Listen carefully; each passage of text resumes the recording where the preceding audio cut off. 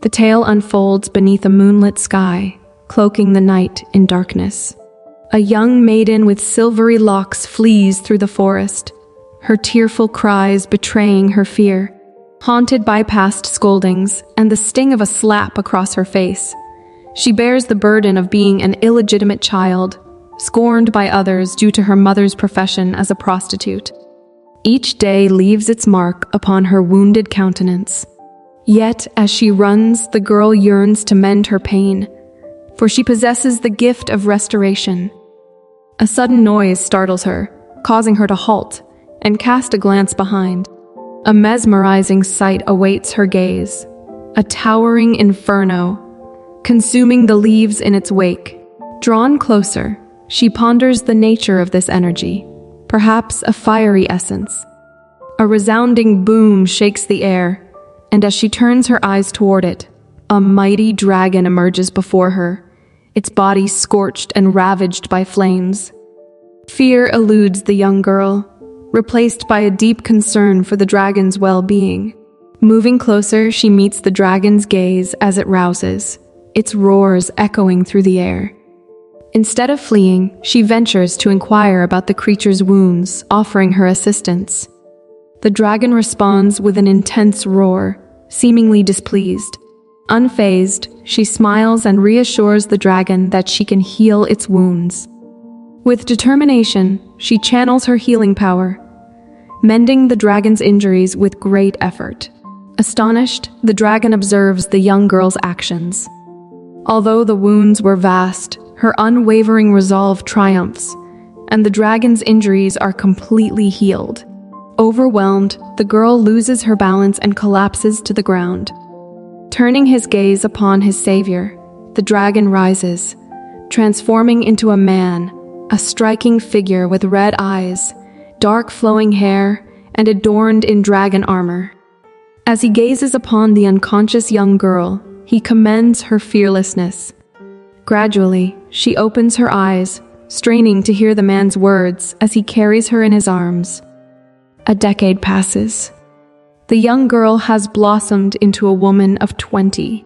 Unfortunately, the hair dye applied by the maids causes an irritating rash on her delicate skin. Sold off to an elderly king with a preference for blondes, her hair is forcibly transformed. She ponders the possibility of escaping 10 years ago, but her encounter with the dragon left her weakened. The maids forcefully apply makeup to conceal the rash on her face.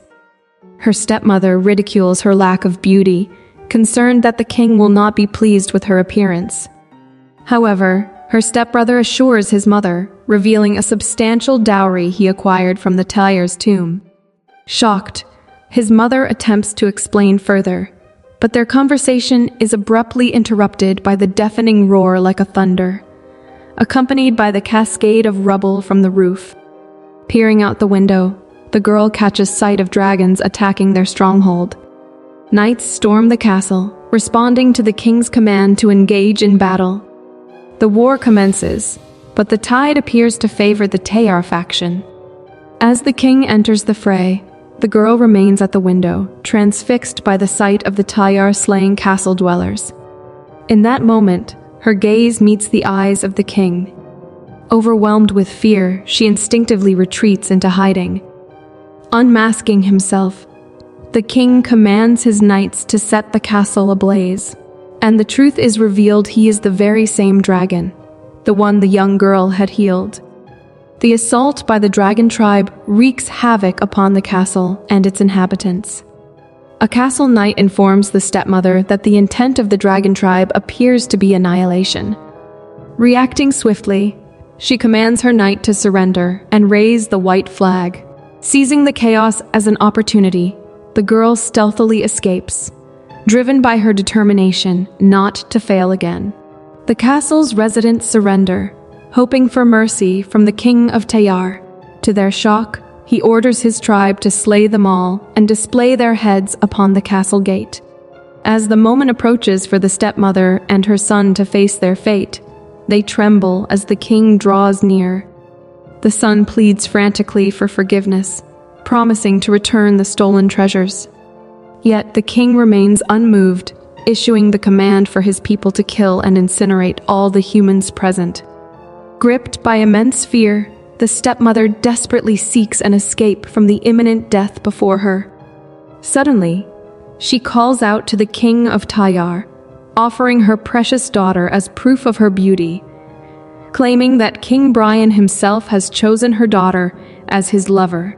At her words, the Tayar's king turns his gaze, confirming the stepmother's assertion that her daughter is King Brian's beloved.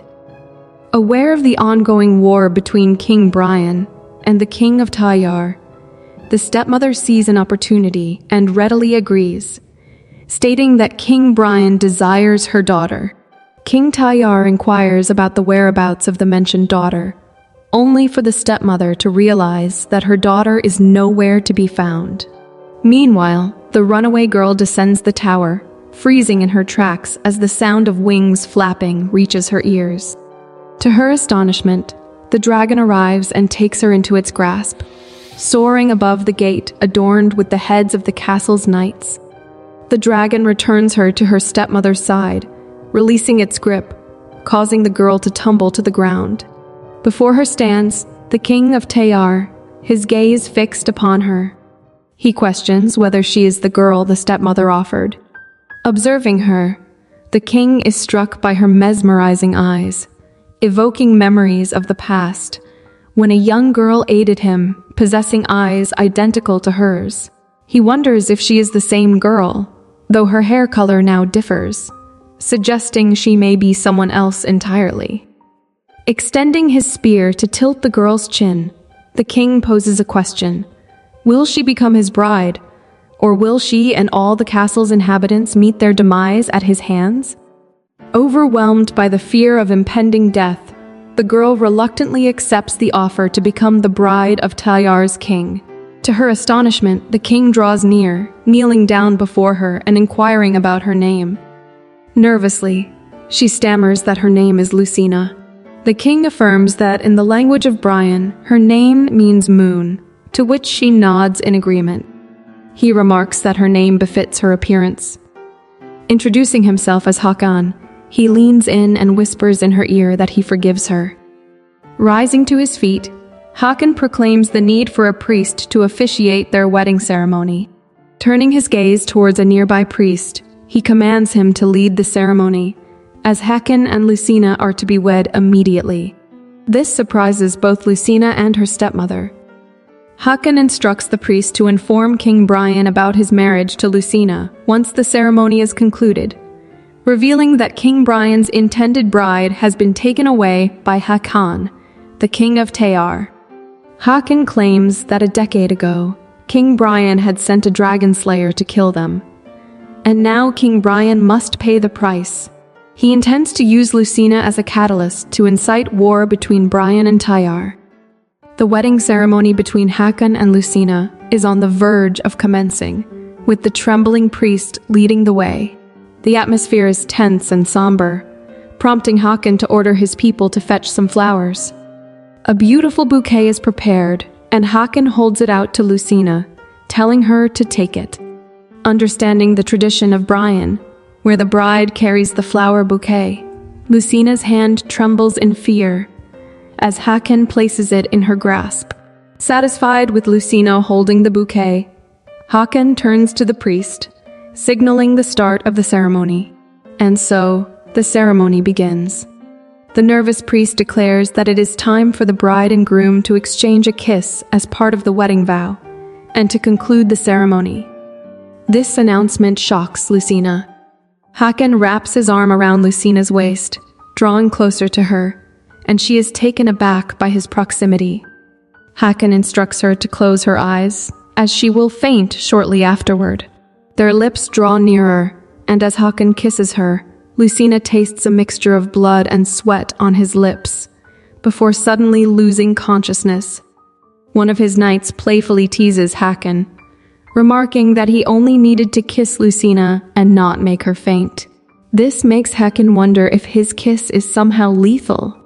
Hakan carries the unconscious Lucina and places her on his horse, declaring his forgiveness towards her family. He warns them that any attempt to harm Tayar's precious gem again will result in their castle being wiped off the map without a trace. With that, Tayar's tribe departs from the castle, leaving behind the chaos. With Tayar gone, the stepmother asserts that they must reclaim Lucina, shouting to her son that King Brian has promised a great fortune if they bring Lucina back to him. This revelation shocks the son, who questions how they can retrieve Lucina when they do not possess a single knight. The stepmother declares that they must hire mercenaries to aid them in their mission.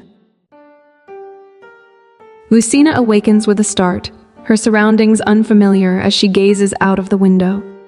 She catches the attention of a knight from Tayar's tribe, who promptly informs Hakan of her awakening. Hakan halts and turns his head, confirming Lucina's consciousness. Anxious, Lucina swiftly closes the curtain. Hakan then instructs his people to prepare a meal and set up camp. Inside the carriage, Lucina still feels uneasy. But to her surprise, the carriage door suddenly opens. Hakan inquires about her well-being, expressing his surprise at her sudden fainting spell earlier. Trembling, Lucina assures him that she is fine. Hakan extends his hand, inviting Lucina to join him for a meal. However, she declines, insisting on staying inside the carriage. Yet, her stomach betrays her with a loud growl. Lucina feels embarrassed, but Hakan chuckles, stating that his wife is shy. He suggests they step outside as he plans to light a bonfire to keep her warm. The aroma of the food entices Lucina, and she reaches out for Hakan's hand, stepping out of the carriage. As they walk toward the camp, Tayar's knight leads them to a ready-made tent. Hakan thanks the knight and dismisses him, urging Lucina to sit inside the tent for a softer seating arrangement. Hakan removes his cloak and wraps it around Lucina, providing her with warmth. As she wears the cloak, Lucina feels the comforting embrace. Hakan offers her a meal, a tuna-stuffed bread that emanates a delightful scent. Unintentionally, Lucina inhales deeply, recalling how she only had dried or old bread in Baron Berg's house. Observing her, Hakan assures her that the bread is not poisoned. Gathering her composure, Lucina begins to eat. The taste of the bread astounds her. It is delicious beyond belief. Seeing her eat heartily, Hakan advises her to eat slowly to avoid any stomachache. He then offers her a glass of milk, assuring her that it is also safe to drink. As Lucina sips the milk, memories flood back of the days in the castle where she had to toil relentlessly for a meager breadcrumb. She can hardly fathom the fact that she can now enjoy such good food. Curious about Lucina's age, Hakan asks her while she still has her mouth full. Lucina responds by gesturing with her finger that she is 20 years old. Hakan's expression darkens slightly, realizing that Lucina is too young to have been King Brian's intended bride. He reminisces about the previous war when King Brian had sent a dragon slayer, which resulted in the loss of his beloved brother, the former king of Tayar. If circumstances had allowed, Hakan would have gone mad and slain King Brian, were it not for his own injuries at the time. He asks Lucina if she regrets not being King Brian's bride. But she shakes her head, confirming that she is better off where she is. Suddenly, Lucina inquires about Tayar, prompting Hakan to expect tears and pleas to return to her family. However, she remains remarkably composed. Breaking off another piece of bread, Hakan explains that the people of Brian perceive Tayar as a haven for monsters, but that perception is incorrect. With a smile, he offers another slice of bread to Lucina, informing her that she will discover the truth for herself. For some reason, Lucina would rather live with Hakan than in Berg. Lucina happily savors the bread, prompting Hakan to inform her that the food will only get better when they arrive in Tayar. Yet, Lucina insists that the current meal is already more than enough. This leads Hakan to realize that Lucina is different from other noble ladies. She possesses humility. He then suggests that Lucina rest after eating, as he needs to remove his armor. Hearing this, Lucina is taken aback. As Hakan begins to unfasten his clothes, Lucina turns around and covers her head, informing Hakan that she will wait outside. Hakan smiles in response, suddenly lifting her up and questioning why she should wait outside when they are husband and wife. Moreover, they will be sleeping together from now on. Lucina is shocked by Hakan's statement. Hakan proceeds to explain that, in Brian, the husband and wife share intimacy on their first night of marriage. Lucina blushes and becomes nervous upon hearing him mention intimacy. Lucina's sudden crying catches Hakan off guard, causing him to reassure her that he was only trying to confirm something. In Tayar, it is customary for couples to engage in intimacy before getting married when the woman is pregnant. Hearing this revelation, Lucina becomes even more shocked. Trying to calm her down, Hakan asks if being with him is better than being King Brian's bride. Still trembling, Lucina confesses that she is simply afraid. Understanding her fear, Hakan swiftly stands up, turns away, and assures her that he won't do anything to her. He suggests that Lucina should rest while he sleeps outside. Tayar's knight, Tayar, is surprised to find Hakan outside and questions why he left the bride alone. Hakan joins Tayar, explaining that he chose to sleep outside because forcing Lucina into anything after she was kidnapped could make her ill. He also warns Tayar to be careful with his words since Lucina is now his wife. Tayar finds it hard to believe, noting that Hakan has changed because of Lucina. Previously, Hakan was known for being cold-hearted, but now he even forgave the Berg people who stole Tayar's treasure. Hakan shares with Tayar that whenever he sees Lucina, he is reminded of his savior from before. He believes the girl must be somewhere near the Berg castle, and decided to spare the Berg people as a way to repay the girl who saved him. The following morning, Lucina wakes up to the sunlight filtering through the tent. Remembering she didn't wash her face before falling asleep, she decides to find water nearby to freshen up. As she washes her face, she notices her reflection in the water, realizing that her rash looks worse without the makeup covering it. However, she remembers Hakan's words and resolves not to heal herself, so that Hakan won't touch her. Suddenly, someone approaches from behind. It's a group of kidnappers sent by Baroness Berg, Lucina's stepmother. Lucina is terrified as she never wants to return to that place. They take her into the nearby forest, and soon it starts pouring rain. According to legend, the Puka elves bring rain when they are not offered peanuts. Drenched by the rain, Lucina feels cold. The kidnappers notice her trembling and, upon seeing the rash on her face, mistakenly believe she has a contagious disease, deciding to abandon her. However, before they can do so, an arrow pierces one of the kidnappers, knocking him down. It turns out that Tayar and Hakan have come to her rescue. Hakan sets Lucina free, his expression filled with concern as he inquires about her well-being. Despite seeing Hakan covered in blood, Lucina no longer feels afraid. In fact, his presence brings her a sense of comfort. Hakan drapes the cloak over Lucina and gently places his hand on her head. Realizing that she is running a fever, he expresses regret, feeling that he may have been slightly delayed, and apologizes to Lucina. Tenderly lifting her in his arms, Hakan assures her to hold on as they will soon emerge from the forest. Lucina experiences a sense of relief, grateful that she did not return to the Berg house, as her desire to be with Hakan permanently strengthens. While wiping her face, Lucina gazes at her reflection in the mug she holds, noticing that her rashes have worsened due to her fever, giving the impression of a genuine illness. Contemplating whether to heal her rash, a mysterious voice unexpectedly advises her against doing so. Startled, Lucina turns around and discovers a little elf standing beside her, introducing himself as Puka. Engaging in playful banter, Lucina teases Puka about being the small elf responsible for rain if peanuts are not offered. However, Puka swiftly warns Lucina against utilizing her healing power, emphasizing its rarity and the attention it could attract. Puka observes that Lucina has become more talkative and inquires about her previous reticence. Lucina confesses her nervousness when faced with many people, fearing their anger and potential harm if she were to speak her mind. She admits feeling more at ease conversing with non-humans.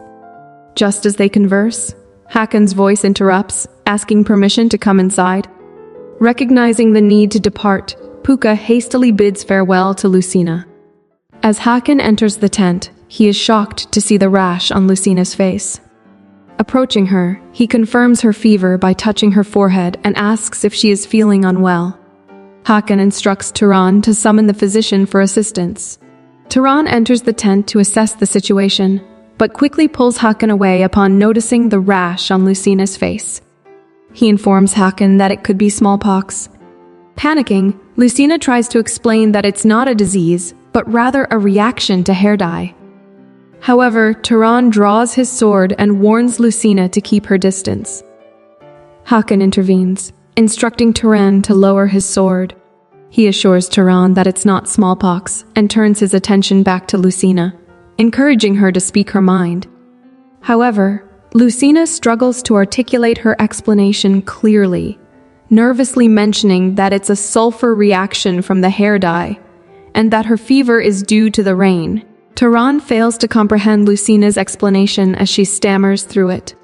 Feeling unheard, Lucina stops trying to explain. Tayar suggests that they couldn't take Lucina to Tayar if she has a contagious disease. Lucina senses her life is in danger and contemplates using her healing spell to cure her rash, but she remembers Puka's earlier warning. While Lucina grapples with her decision, Hakan advises her to stay calm and speak slowly so he can understand. Tayar cautions Hakan against getting closer to Lucina, but Hakan assures him that it's not smallpox, pointing out the different symptoms. Turning to Lucina, he gently encourages her to speak, assuring her that nobody will get angry with her.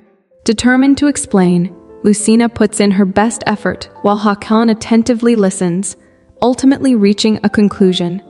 The rash on Lucina's face is a result of the hair dye, worsened by the rain-induced fever. Putting his sword away, Tayar is convinced by Hakan's explanation.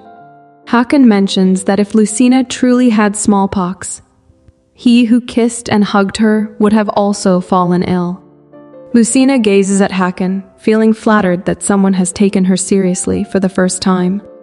Hakan gently places Lucina inside the tent, and one of his knights informs him that the kidnapper was acting on Baroness Berg's orders. Enraged, Hakan vows to return to Berg Castle and punish them. Concerned for the innocent people who might suffer, Lucina grabs Hakan's arm and pleads with him. Hakan is puzzled by Lucina's unexpected worry for others over her own family. Realizing Hakan's confusion, Lucina kneels down and begs for forgiveness on behalf of her family, concealing her true identity as an illegitimate child. Hakan instructs her to rise, lifts her up, and playfully suggests that he can only forgive those who touch his wife if she offers something in return. Lucina promises to do whatever he desires. With a smile, Hakan reveals his request, a kiss from Lucina. Hesitant at first, Lucina summons her courage and kisses Hakan on the lips. As they part, Hakan feels overjoyed and embraces Lucina. He then instructs his knight to present the kidnapper's head to Baroness Berg as a warning against further encroachments on Tayar. As Lucina lies on the mat, Hakan sits beside her, ensuring her safety as promised. Lucina expresses her gratitude, but Hakan playfully teases her, suggesting that she can thank him by kissing him again. Surprised, Lucina reacts, but Hakan was merely teasing her, prompting him to tell her to rest while he watches over her from outside. Hearing Hakan humming, Lucina wonders what brings him such happiness. Lucina awakens to the sensation on her forehead and opens her eyes to find Hakan tending to her fever by her side.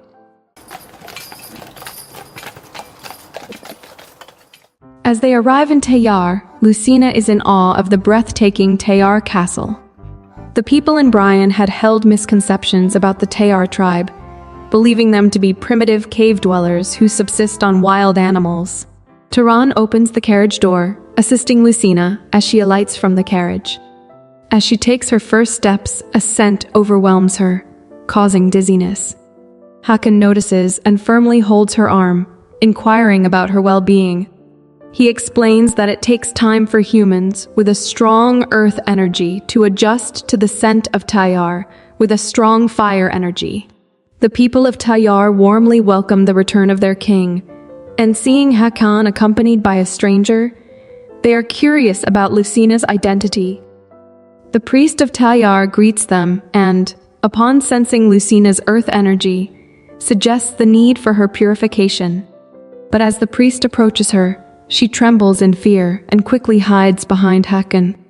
Hakan reassures her that the priest's intentions are welcoming, not harmful.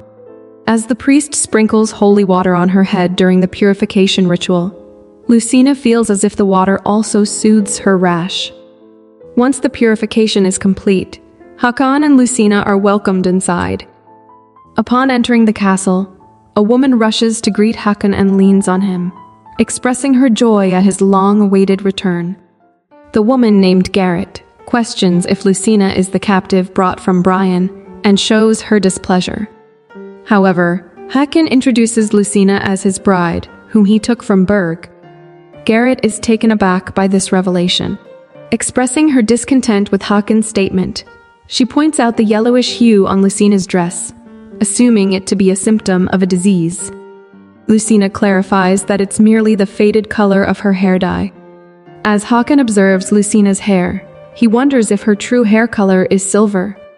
Hakan then assures Garrett that there's no cause for concern, but Garrett counters, stating that her worry is not for Lucina, but for Hakan himself. With an intense gaze, Garrett implies that Lucina may not be capable of shouldering the same obligation as she has done. As Lucina inquires about the obligations Garrett mentioned, Hakan deflects the question and suggests that she change her dress. He then commands Garrett to provide Lucina with a maid. An attendant named Titi is tasked with accompanying Lucina to the palace. Overhearing Titi mention the late queen to Garrett, Lucina speculates that Garrett might have been the wife of Hakan's deceased brother from a decade ago.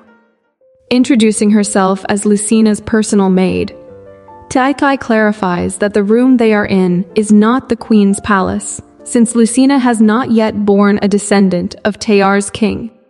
Lucina comprehends that the obligation Garrett referred to is the expectation for her to give birth. While changing her clothes, Lucina recalls the purifying holy water from before, which not only faded her hair dye, but also healed her rash. Curious, she asks Titi if it is possible to obtain the holy water again. After Titi leaves the room, a small bird enters and begins to speak, transforming into the elf Puka. Delighted by Puka's return, Lucina expresses her comfort in Tayar compared to Berg. However, Puka raises concerns about Lucina having a child with Hakan. Lucina admits her worries, but quickly dismisses the thought, deciding to think about it later. Just then, Titi returns with permission to use the holy water. Meanwhile, Hakan removes his armor while Tayar informs him that the Dragon Knight has returned from Berg Castle and carried out Hakan's orders.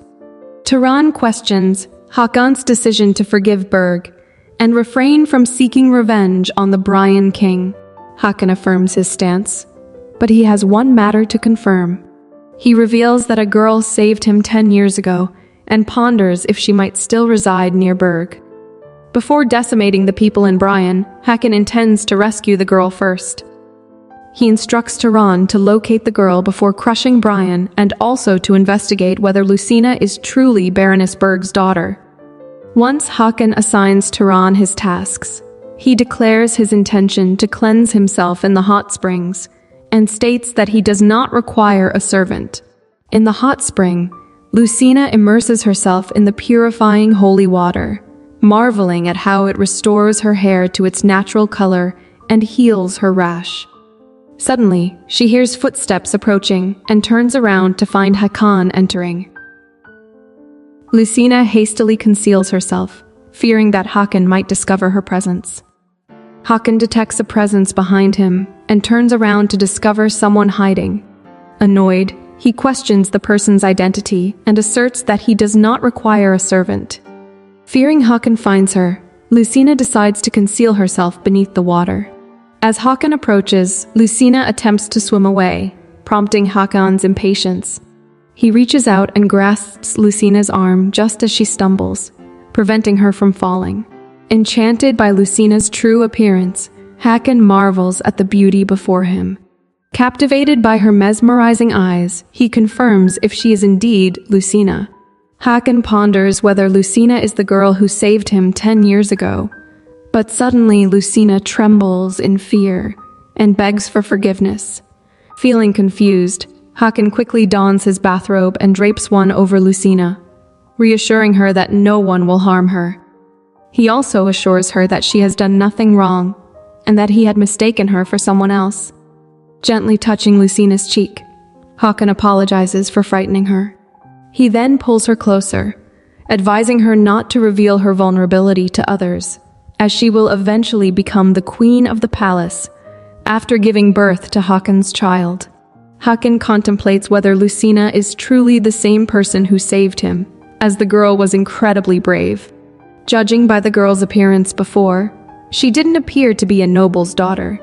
And if Lucina is indeed the girl, she must have already healed her own rash. Uncomfortable with the close proximity, Lucina requests permission to leave. However, Hakan suddenly embraces her from behind, tenderly carrying her in his arms and offering to escort her. Confused, Lucina inquires about their destination. With a mischievous grin, Hakan assures her that they are heading to their room and playfully asks if she is still afraid of him. Feeling overwhelmed, Lucina's heart races, leaving her speechless.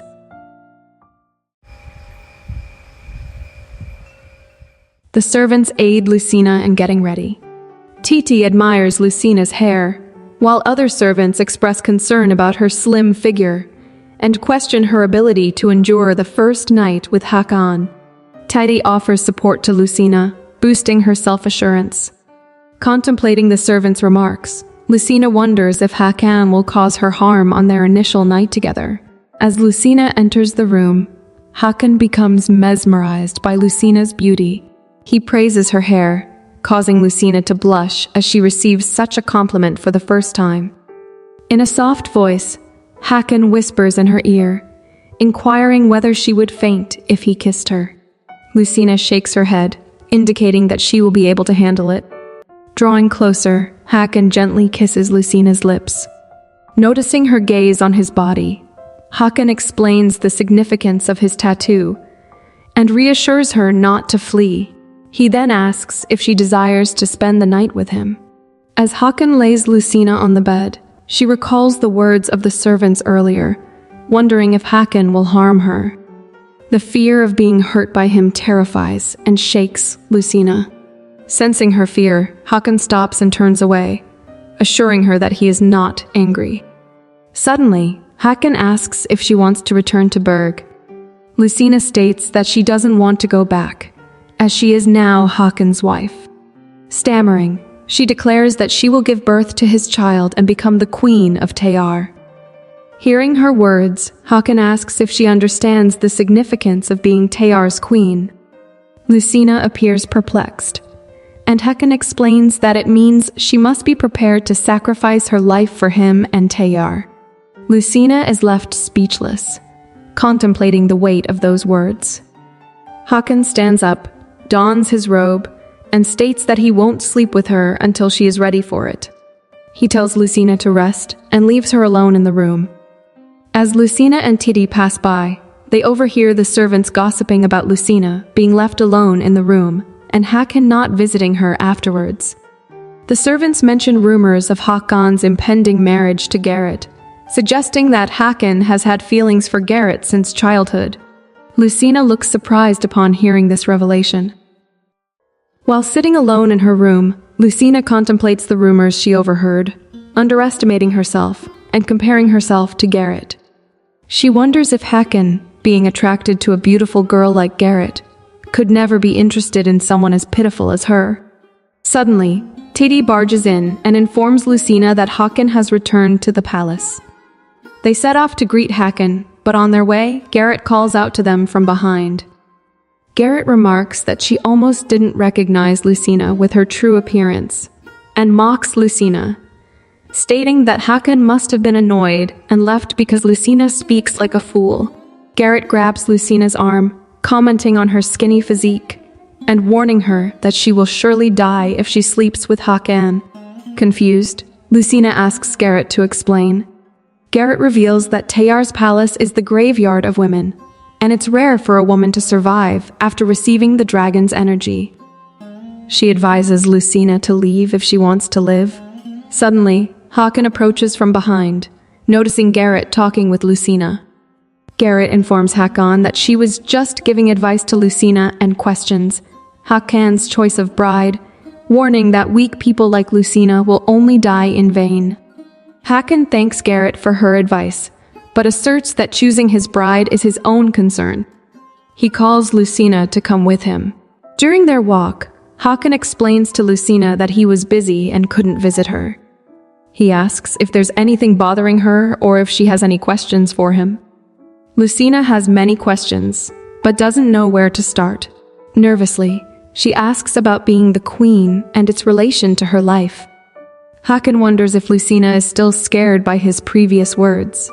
He clarifies that being the dragon's bride means she must be willing to risk her life, saying that from Lucina's perspective, Hakan may appear similar to King Brian. Lucina grabs Hakan's arm and claims that he is different, explaining that he is the one who listens to her. Hakan questions why no one listened to her, despite being the only daughter of Barenberg. Lucina admits that it's because she speaks like a fool. Hakan touches her hair and remarks that the people of Berg are strange. He kisses her hair and tells her that if he had a beautiful daughter like her, he would cherish her and listen to whatever she says. Suddenly, a guard informs Hakan that Adar is missing, prompting Hakan to apologize to Lucina and says he must go now. While seeing Hakan's off, Lucina is still flattered by the compliment Hakan gave her earlier, causing her to blush. Studying her reflection in the mirror, Lucina is overwhelmed by Hakan's compliment on her beauty, experiencing it for the first time in her life. Suddenly, she remembers Garrett's words about not being able to survive after receiving the dragon's energy, and Hakan's explanation about the risks involved in becoming a mate of the dragon race. Still uncertain about the meaning behind those words, Lucina turns to Titi and asks her to explain what receiving the dragon's energy entails. Tayar hesitates at first, unsure if she should reveal this information to Lucina since Hakan hasn't informed her yet. Eventually, she clarifies that it means becoming pregnant and giving birth to a healthy child for the dragon race. Lucina inquires if she will die after giving birth, to which Titi reluctantly responds that it's common because it's not an easy task to give birth to a strong child of the dragon race. Lucina wonders if Garrett believed she would immediately die due to her slender physique. Titi further elaborates that whoever gives birth to the king's child becomes a queen since it's a challenging endeavor. Garrett herself was once a lowly maid from a humble background, but became a queen after giving birth to the late king's child. Lucina realizes that all she needs to do is have a baby, and her background won't matter anymore. Meanwhile, Hakan pays a visit to his mother, Adar, who's lying on her bed. Hakan assumes that Adar sought him out because he had been away at war, and she was concerned about losing her remaining son. Adar, Hakan's mother, once a revered queen, celebrated for giving birth to 2 sons of the dragon race and receiving the blessings of the fire god, has since succumbed to madness. Consumed by grief over the loss of her beloved son, the late king and Hakan's brother, 10 years ago, she has refused to accept reality and give him a proper burial. Adar fears that his body will be taken away, and thus, her son has been preserved in a sacred cave, where she believes he will awaken and open his eyes. Hakan returns to the main palace, where Tayar questions why he didn't go to Lucina's place. Hakan replies that he's not in the mood at the moment, causing Tayar to raise his voice and urge Hakan to consider Garrett instead if he has no interest in Lucina. Tayar expresses concern about the bloodline of the guardian dragon coming to an end if Hakan doesn't have a child. Hakan asserts that he has already chosen his mate. However, Tayar elaborates, explaining that due to the difficulty of conceiving a child of the dragon race, the late king spent his life with numerous women until he finally had a child with Garrett. Tayar advises Hakan to follow the same path. Hakan, infuriated by Tayar's suggestion, raises his voice and confronts Tayar, accusing him of suggesting that Hakan should witness countless women's deaths, stating fiercely that he could never do such a thing. Tayar questions why Hakan doesn't consider remarrying Garrett, emphasizing that she has already given birth to a child of the dragon race, making her chances of success the second time around quite high. As Tayar speaks, Hakan's mind drifts back to his childhood memories when his brother showed him how much he loved Garrett. Hakan expresses his dislike for Garrett and lets out a sigh, pondering why the dragon race must take so many women's lives to conceive a child. Tayar explains that the dragon race serves as guardians, keeping Tayar in peace by instilling fear in the Brian people with their fiery nature. Tayar reminds Hakan of his duty as the king and urges him to go to Lucina. However, Hakan worries about Lucina's well-being, recalling her as his savior every time he sees her. Meanwhile, Titi bursts into Lucina's room, informing her that Hakan is on his way to see her. Surprised by the news, Lucina watches as Hakan enters the room with a flushed face, carrying 2 glasses and a bottle of wine, and asks if she is still awake. Approaching Lucina, Hakan compliments her beauty and asks if she felt sad when he didn't visit. Seeing Lucina blush, Hakan suddenly kisses her. As they share the kiss, Lucina feels a warm sensation and nervously asks for more, which prompts Hakan to inquire if she is no longer afraid of him. Lucina, wrapping her arms around Hakan's neck, kisses him in response. While they continue kissing, Hakan carries Lucina to the bed and places her there. Seeking reassurance, Hakan asks if Lucina is now prepared to risk her life for him and Tayar. As Lucina ponders her response, she abruptly asks Hakan if she is pretty. Drawing closer to Lucina, Hakan assures her that she is indeed beautiful. However, the rumors about Hakan and Garrett suddenly flood Lucina's mind, and she asks Hakan if he also has feelings for Garrett. Confused by her question, Hakan wonders what she means, emphasizing that he is with Lucina now. Lucina, feeling nervous, continues to mention Garrett and her doubts about Hakan's feelings. Annoyed by the topic, Hakan warns Lucina that he will leave if she keeps bringing up Garrett. Believing that Hakan didn't deny it, Lucina expresses her belief that Garrett is prettier than her. This statement infuriates Hakan, who angrily questions if Lucina truly wants him to go. Disappointed, Hakan leaves Lucina, stating that she should simply tell him if she doesn't want to be his bride, instead of provoking his anger. Lucina is left unable to properly articulate her thoughts, feeling bewildered by the situation. Days later, Garrett's servants inform her that Hakan has not visited Lucina's room since their last encounter. Assuming that Lucina must be frightened of Hakan, Garrett feels a sense of arrogance, believing that Hakan will soon lose interest in Lucina because he dislikes cowardly women. Encouraged by her loyal servants, who are aware of Hakan's admiration for Garrett since childhood, but acknowledges that he suppressed his feelings due to his brother, Garrett confidently asserts her position. Reflecting on her past encounters with Hakan, particularly the times she caught him stealing glances at her, only for him to blush and shy away when she looked back, Garrett is convinced that Hakan will eventually come to her and choose her as his mate. She firmly declares that she will not allow anyone but herself to be with Hakan. Feeling remorseful about her previous interactions with Hakan, Lucina regrets not expressing her true feelings, and instead provoking his anger. Realizing that she needs to change her approach, Lucina turns to Titi for assistance, seeking guidance on how to rectify the situation. Titi is taken aback by Lucina's request to help her improve her speech. Surprised but willing to assist, Titi suggests practicing with her to enhance Lucina's speaking skills.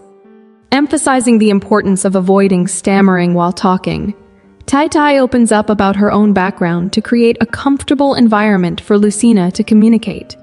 However, their practice is interrupted when a servant knocks on the door, informing Lucina that Garrett has summoned her. Inside the Queen's palace, Titi encourages Lucina to apply their practice techniques. Garrett explains that she called Lucina to present her with a suit for an upcoming royal event. The suit happens to be black, which traditionally symbolizes mourning in Brian. Lucina is curious if the symbolism differs in Tayar, but then confirmed by Titi's question to Garrett about the suit's resemblance to a funeral outfit. Garrett clarifies that she personally selected the suit for Lucina because she noticed Lucina's avoidance of the king of Tayar and her longing for her homeland. By gifting her the suit, Garrett intends for Lucina to convey to the king her desire to leave Tayar soon. Additionally, Garrett expresses her pity for Lucina and insists that she accept this gesture of honesty. Titi can't help but worry about Lucina wearing the black suit, concerned that it may create a misunderstanding for Hakan, making him think that Lucina blames him for the deaths in Berg.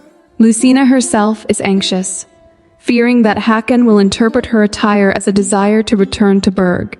However, their conversation is interrupted by a voice calling out to Lucina. It's Adar, whose identity remains unknown to both Lucina and Titi, as they are both new to the palace. Adar notices Lucina wearing the black suit and assumes she is mourning someone. Lucina clarifies that she is wearing it for the royal party. In return for helping fix the suit, Adar requests food. Meanwhile, Garrett and her servant are informed of Adar's arrival and entry into the palace. Believing that Adar will visit Lucina, Garrett insists on escorting her back and instructs the servants not to inform the king. After satisfying her hunger, Adar begins working on fixing the suit. Lucina and Titi express their concern as they watch Adar cut the fabric. However, Adar reassures them to trust her, promising that she will make Lucina stand out in the suit. Garrett observes them from the partially open door and then departs. Lucina feels a sense of embarrassment as she covers herself with a cloth.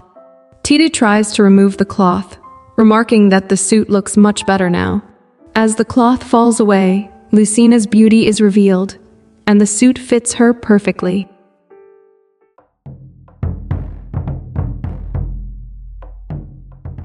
The royal party has commenced. Hakan inquires about Lucina from his guard, but suddenly Garrett intervenes, suggesting that Lucina might feel uncomfortable around Hakan, and may be avoiding him due to her fear. Sensing Hakan's displeasure, Garrett offers to perform a dance for him. Meanwhile, at the entrance, Lucina and Titi are denied entry to the party. The guard informs them that Lucina cannot enter because she is not wearing the suit from the late queen. Titi explains that it is the same suit with a slight modification. Following Garrett's instructions, the guard blocks their entry and forcefully pushes Titi, causing both Titi and Lucina to fall to the ground. The guard believes that he doesn't need to treat Lucina kindly, assuming Hakan mistreats her as well. Suddenly, a bird, Puka, flies nearby. Noticing the bird, Lucina hopes for assistance from Puka, while Hakan, with a flushed face from drinking wine, watches Garrett's dance performance in front of him. He reminisces about his childhood with his brother, Rakan, when he idolized Rakan, who was a great knight that unified Tayar's tribes to form a single kingdom and earned the title of the king. Rakan was loved and respected by all, and Hakan admired everything that belonged to Rakan: his weapons, his wife, and even the throne. Hakan imagined himself in Rakan's position, possessing everything Rakan had. He believes it is his karma for his ambitious desires, as Rakan died protecting him. Even in his dying moments, Rakan expressed his desire to see Garrett. After the loss of the king, Hakan was forced to produce an heir, and Tayar suggested Garrett as his mate. However, as Hakan was about to sleep with Garrett, he remembered Rakan's love for Garrett and told her she didn't have to do it since her love belonged to Rakan. Garrett surprised Hakan by embracing him from behind and confessing her love for Hakan as a man, stating that Rakan was her love as a king. Shocked by her words, Hakan was assured by Garrett that she wanted to become queen again. These memories leave Hakan feeling dizzy. Suddenly, he catches a glimpse of silver hair. It's Lucina, captivating with her stunning appearance, standing before Hakan.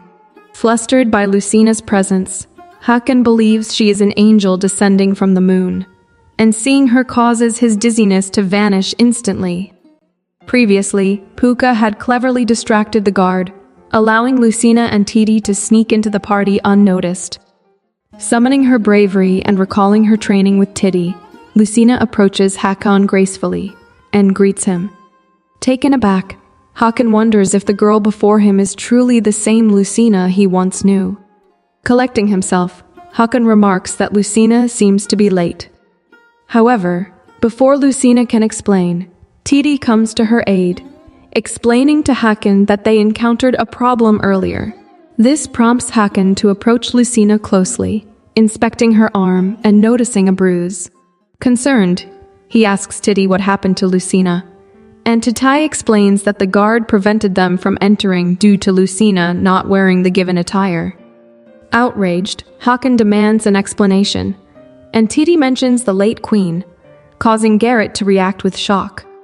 Without hesitation, Garrett slaps the guard, asserting that the suit she gave Lucina is the correct one, and feigns care for Lucina's well-being. Garrett then apologizes to Hakan, clarifying the misunderstanding and offering to handle the guard. However, Hakan insists that Garrett need not intervene and commands Tayar to give him his sword. Approaching the guard, Hakan unsheathes his sword, declaring that the guard had the audacity to harm his wife and disrespect the king of Tayar, tarnishing the kingdom's name. He proclaims that such crimes must be paid for with the guard's life. Witnessing this, Lucina assures Hakan that she is unharmed. As Hakan drapes his cape around Lucina, he assures her that within the castle, nobody can touch her except for him. Drawing Lucina closer, Hakan explains that anyone who disrespects her also disrespects the king, and disloyalty will result in their lives being forfeit. Terrified, the guard kneels and pleads for forgiveness, begging Garrett to intervene. Reluctantly, Garrett asks Hakan if executing the guard during the party is truly necessary. Hakan responds coldly, questioning whether it was Garrett's order to prevent Lucina from attending the party. Taken aback, Garrett realizes that she had mistakenly assumed Hakan had lost interest in Lucina. Now, she contemplates how to adapt to the current circumstances. Maintaining a smile, Garrett claims that she would never do such a thing to Hakan's chosen woman. She accuses the guard of arrogance, asserting that he mistakenly interpreted her orders, and encourages Hakan to proceed with the punishment. Hakan then instructs Lucina to close her eyes and ears, urging her to stay back as he carries out the execution. He orders another guard to dispose of the body in the Valley of Fire. Turning to Lucina, Hakan carries her and proclaims that the party is over, as he intends to take Lucina with him, instructing others not to interfere. As Hakan carries Lucina, who still has her ears covered and eyes closed, he instructs her to open her eyes and ears.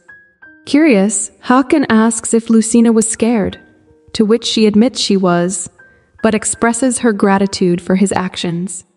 Flattered, Hakan apologizes to Lucina for raising his voice during their previous encounter. He explains that he had intended to apologize earlier, but didn't know how to express himself, leading to the delay. He also apologizes for not keeping his promise to visit her frequently. In reality, Hakan was apprehensive about visiting Lucina and apologizing because he feared that revealing the possibility of her death after spending the night with him would make her resent him and long to return to Berg. He dreaded the thought of losing her forever, causing him to postpone the visit. Suddenly, Lucina interrupts, apologizing for talking foolishly and annoying Hakan.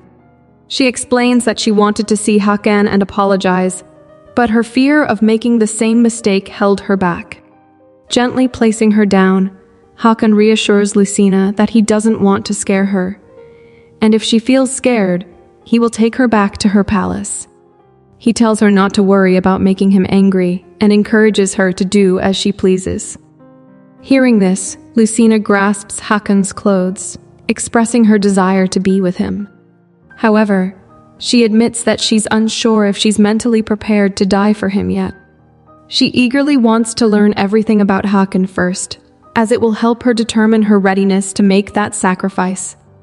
Lucina's words leave Hakan stunned, but he laughs and gently caresses her face. He agrees with her sentiments, acknowledging the need to truly understand each other before making such commitments. They then proceed to Hakan's room. Once inside, Hakan compliments Lucina's beauty, confessing that his eyes were solely fixed on her when she entered the party. Drawing closer to her ear, he requests that she never wears the suit again, as he dislikes others seeing her in it. Hakan's face draws nearer to hers, and as Hakan gently wraps his arm around Lucina's waist, she flinches, causing Hakan to inquire if his touch bothers her. Lucina quickly clarifies that it's not that she dislikes it, but that she simply wishes to talk with him today. Seeing her response, Hakan laughs and assures her that he understands. He then retrieves glasses and a bottle of Tayar's wine, pouring it into each glass. Hakan invites Lucina to sit and asks what she would like to know about him. Lucina hesitates, but remains determined, having practiced with Titi. She swiftly drinks the wine and asks Hakan's current age. While pouring another glass for Lucina, Hakan responds that according to human age, he is now 29. Lucina recalls Titi's advice on getting closer to someone by sharing likes and dislikes, so she inquires about Hakan's likes. Hakan playfully teases her, stating that he likes Lucina.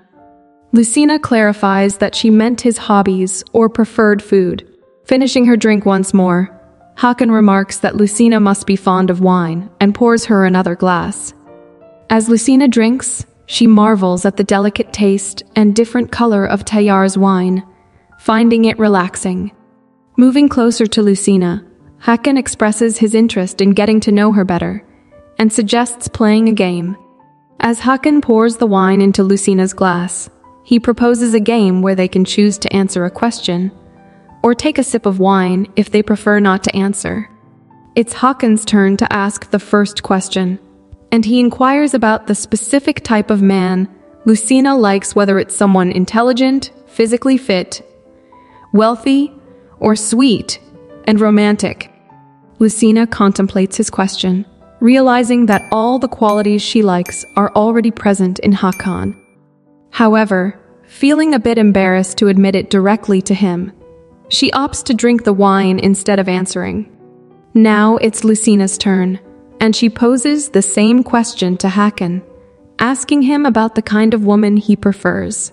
Hakan responds by saying he admires a woman who isn't afraid of him and loves him for who he truly is, rather than just seeing him as a king. Hakan then declares that it's his turn to ask a question. He wonders if Lucina is genuinely skilled at conversation, or if her quietness stems from being in an unfamiliar environment.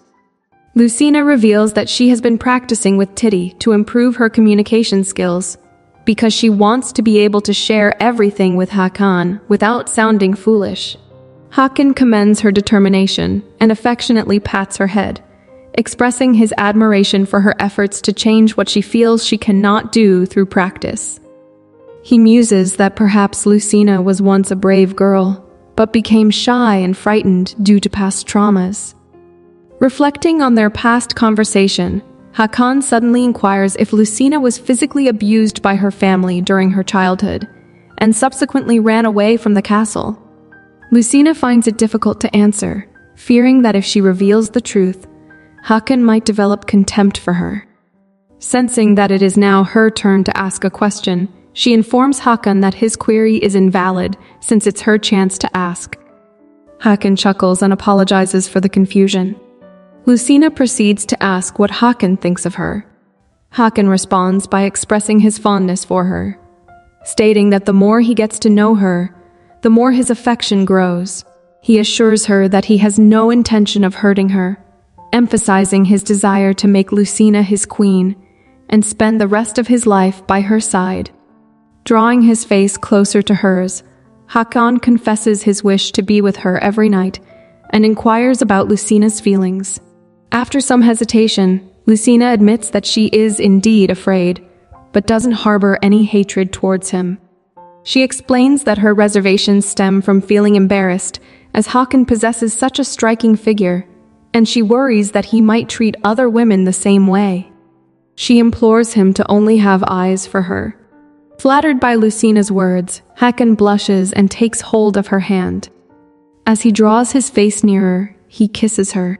Holding her in his arms, Hakan asks her to promise that she won't engage in similar actions with other men. While contemplating whether to disclose the truth to Lucina, Hakan ultimately decides to reveal the secret of the Tayar's tribe, specifically about the guardian dragon who possesses the most potent fire energy. He explains that women from other tribes cannot withstand this energy, resulting in numerous deaths during pregnancies or childbirth, with some even perishing during intimacy. Initially, Hakan had no intention of sharing this truth, as he planned to eliminate all the people from Berg. However, as his feelings for Lucina grew, he became afraid that if she discovered the truth, she would flee from him. Acknowledging his cowardice in concealing the truth, Hakan apologizes to her, assuring her that he won't harm her and would even return her to Berg if she desires. But as Hakan is about to inquire if she is willing to take the risk and potentially sacrifice herself for him, he realizes that Lucina has been snoring all along. Calling her name, he confirms that she has been fast asleep throughout his revelation. Tenderly placing Lucina on the bed, Hakan covers her with a blanket and kisses her forehead. The following day, Garrett's servants inform her that Lucina and Hakan spent the entire night together in Hakan's bedroom, and it is speculated that they engaged in intimacy, marking the first time a woman has ever stayed overnight in Hakan's room. Upon hearing this news, Garrett expresses her displeasure. As the sun's rays burst into the room, Lucina finds herself in the midst of a dream, where a large apple awaits her bite. Just as she opens her mouth, she abruptly awakens, startled to see Hakan sleeping beside her. A throbbing headache overwhelms her, and she recalls the events of the previous night when she engaged in conversation and shared wine with Hakan. Observing Hakan's peaceful slumber, she cautiously slips out of the bed and makes her way to the door. Outside the room, Titi and Tayar anxiously await, concerned about Lucina's well-being. To their surprise, Lucina emerges from the door, remarking that she feels as if she's on the verge of death. Titi and Tayar rush to her side, eagerly inquiring about her condition. Lucina implores Titi not to shout, explaining that her head is pounding with pain. Worried, Titi asks if Lucina is injured, to which Lucina replies that it feels like being stabbed and that she's having difficulty walking. Tayar, unable to believe that Hakan could leave Lucina unable to walk properly, expresses his disbelief. Meanwhile, Titi asks if this has happened multiple times before. Confused by the question, Lucina assumes Titi is referring to the wine she consumed and admits to having done it 3 or 4 times. Upon hearing this, Tayar and Titi burst into tears of joy, relieved that Lucina has survived despite engaging in intimate moments multiple times. Still feeling dizzy and unable to speak much, Lucina requests some water. Titi guides Lucina while Tayar calls out to Titi, urging her to take care of Lucina as she carries the seed of the Tayar lineage. In his room, Hakan finds himself humming joyfully. Tayar enters, assuming that Hakan has had a delightful night that has left him glowing with happiness. Intrigued by Tayar's remark, Hakan playfully asks if he is handsome, recalling Lucina's words from the previous night when she had complimented his look. Tayar is left speechless, witnessing Hakan's confident assertion that among all the dragons, he possesses the most captivating physique. Seeking clarification, Tayar asks if Lucina had indeed made such comments to Hakan, to which Hakan bashfully nods, confessing that Lucina was simply amazing during their time together. Hakan declares that Lucina was as stunning as the moon goddess herself and as courageous as a valiant knight. Misinterpreting Hakan's words, Tayar congratulates him and enthusiastically suggests that they now need to patiently await Lucina's pregnancy. Hakan, caught off guard by Tayar's early arrival, curiously questions the reason for his presence. Tayar proceeds to deliver the information Hakan had requested, disclosing the existence of 2 additional women in Berg with striking silver eyes and hair, apart from Lucina. Sadly, one of them had succumbed to illness, while the other, an orphan, had been taken to the temple in Brian. Tayar speculates that the latter might be Hakan's savior and have been whisked away due to the revelation of her unique powers. Hakan's mind races as he confirms that Lucina is just similar to the girl who saved him. Tayar goes on to reveal a startling truth. Baroness Berg is not Lucina's biological mother. Although Lucina is indeed Baron Berg's daughter, her birth mother was a renowned prostitute, whose exquisite beauty had captivated King Brian. However, the whereabouts of Lucina's biological mother remain unknown. Tayar further explains that Lucina was subjected to harsh treatment from an early age, enduring countless wounds on her face. Astonishingly, it appears that Lucina was treated even worse than a mere servant. Upon hearing the shocking revelation, Hakan's heart fills with sadness. Finally understanding why Lucina always appears fearful. Empathizing with her pain, Hakan implores Tayar to maintain the utmost secrecy regarding this revelation, emphasizing that he himself will pretend to be unaware of it as well. Although such matters may not hold much significance in Tayar, where the priority lies in Lucina's ability to bear the dragon race, Hakan takes into account Lucina's emotions and fears the disgrace she would face if her background were exposed. He vows to shield her from further suffering and devotes himself to her happiness. Tayar, sensing Hakan's concern, offers an apology for his audacity and raises another pressing matter. The officials are inquiring about the proper burial of the late king alongside their ancestors in Mezarlik. Additionally, they claim that Adar has insulted the deceased king, and this situation could spell trouble for Adar. Understanding the gravity of the situation, Hakan turns away, but not before Tayar informs him that Lucina is currently at the hot spring. Tayar suggests that Hakan join her there, as it could be a chance for relaxation and a further conversation with Lucina. Blushing with a hint of shyness, Hakan agrees, realizing he still has more to discuss with her. Entering the hot spring, Hakan scans the surroundings, searching for Lucina's presence. Hakan discovers Lucina with Titty, who is gently brushing her hair. Startled by Hakan's presence, Lucina happily greets him. Apologizing for falling asleep abruptly the previous night, Lucina rushes towards Hakan, and he assures her with a smile that it's all right, as he enjoyed watching her peaceful slumber. Noticing Lucina's damp hair, Hakan offers to help her dry it. Titty promptly hands him a towel and informs them that she will wait outside. Hakan takes a seat and invites Lucina to join him. Confused as the only chair is occupied, Lucina hesitates until Hakan kindly offers his lap. Nervously, Lucina sits on Hakan's lap as he dries her hair with the towel. Curious about her well-being after getting drunk the previous night, Hakan inquires, and Lucina explains that she feels better after immersing herself in the hot spring. Tenderly tilting Lucina's chin, Hakan shares his experience with Tayar's wine, noting its sweet taste but also the subsequent morning headache. Drawing her closer to his chest, Hakan compares the wine to Lucina, confessing that even though he saw her all night, the moment she disappeared from his sight, he already missed her, making him crave her presence throughout the day. Overwhelmed by Hakan's words, Lucina impulsively kisses him and confesses her reciprocated feelings. Wondering if Lucina's suffering in Berg led her to easily give her heart to someone who took her to an unfamiliar place, Hakan resolves to make Lucina endure more. He then invites her to his room later that night, as he has something important to share with her. Hakan and Lucina stroll back from the hot spring together.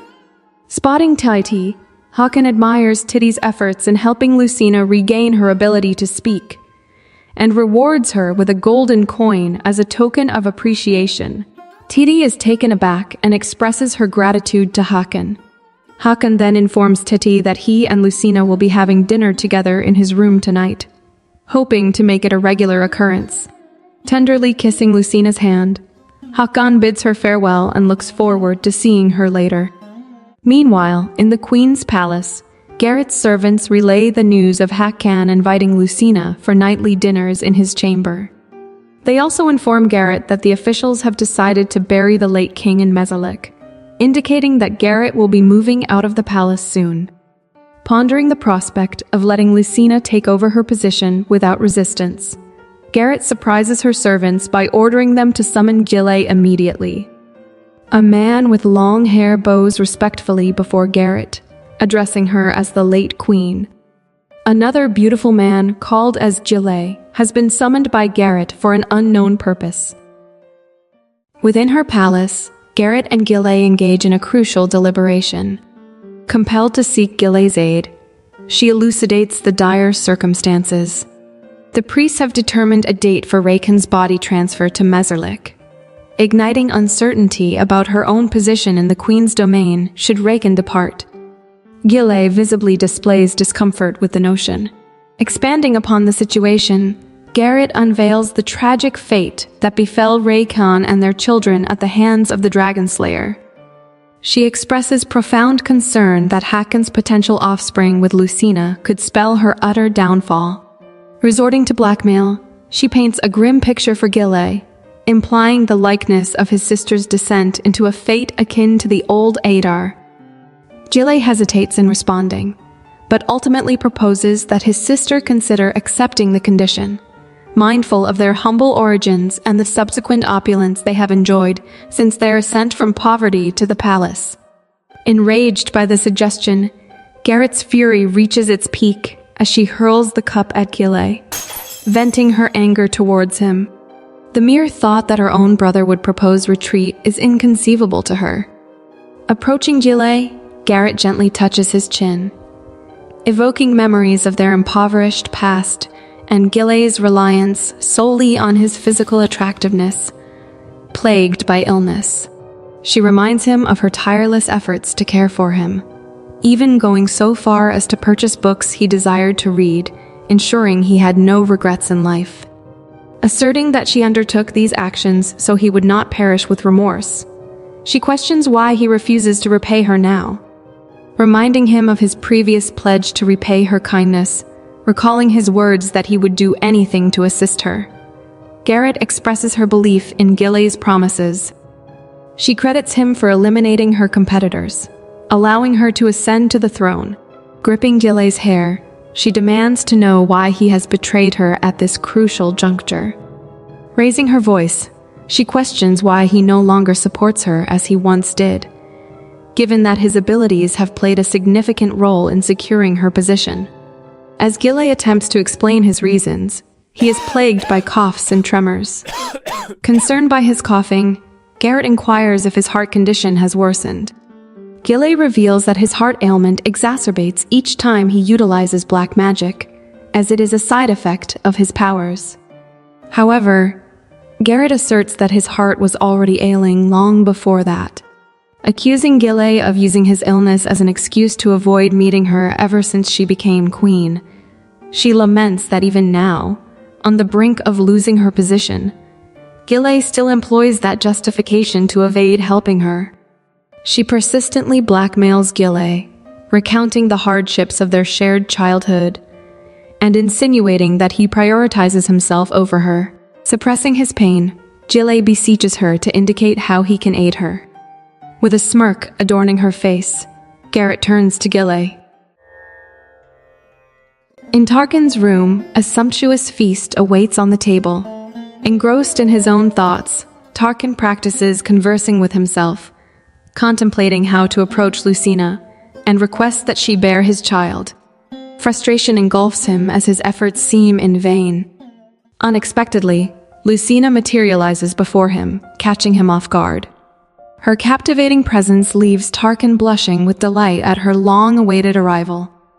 He graciously invites Lucina to take a seat, anxiously inquiring if the food pleases her palate. Seemingly out of nowhere, Lucina embraces Hakan, entwining her arms around his neck and planting a gentle kiss on his lips. After their tender exchange, Lucina confesses that she missed him.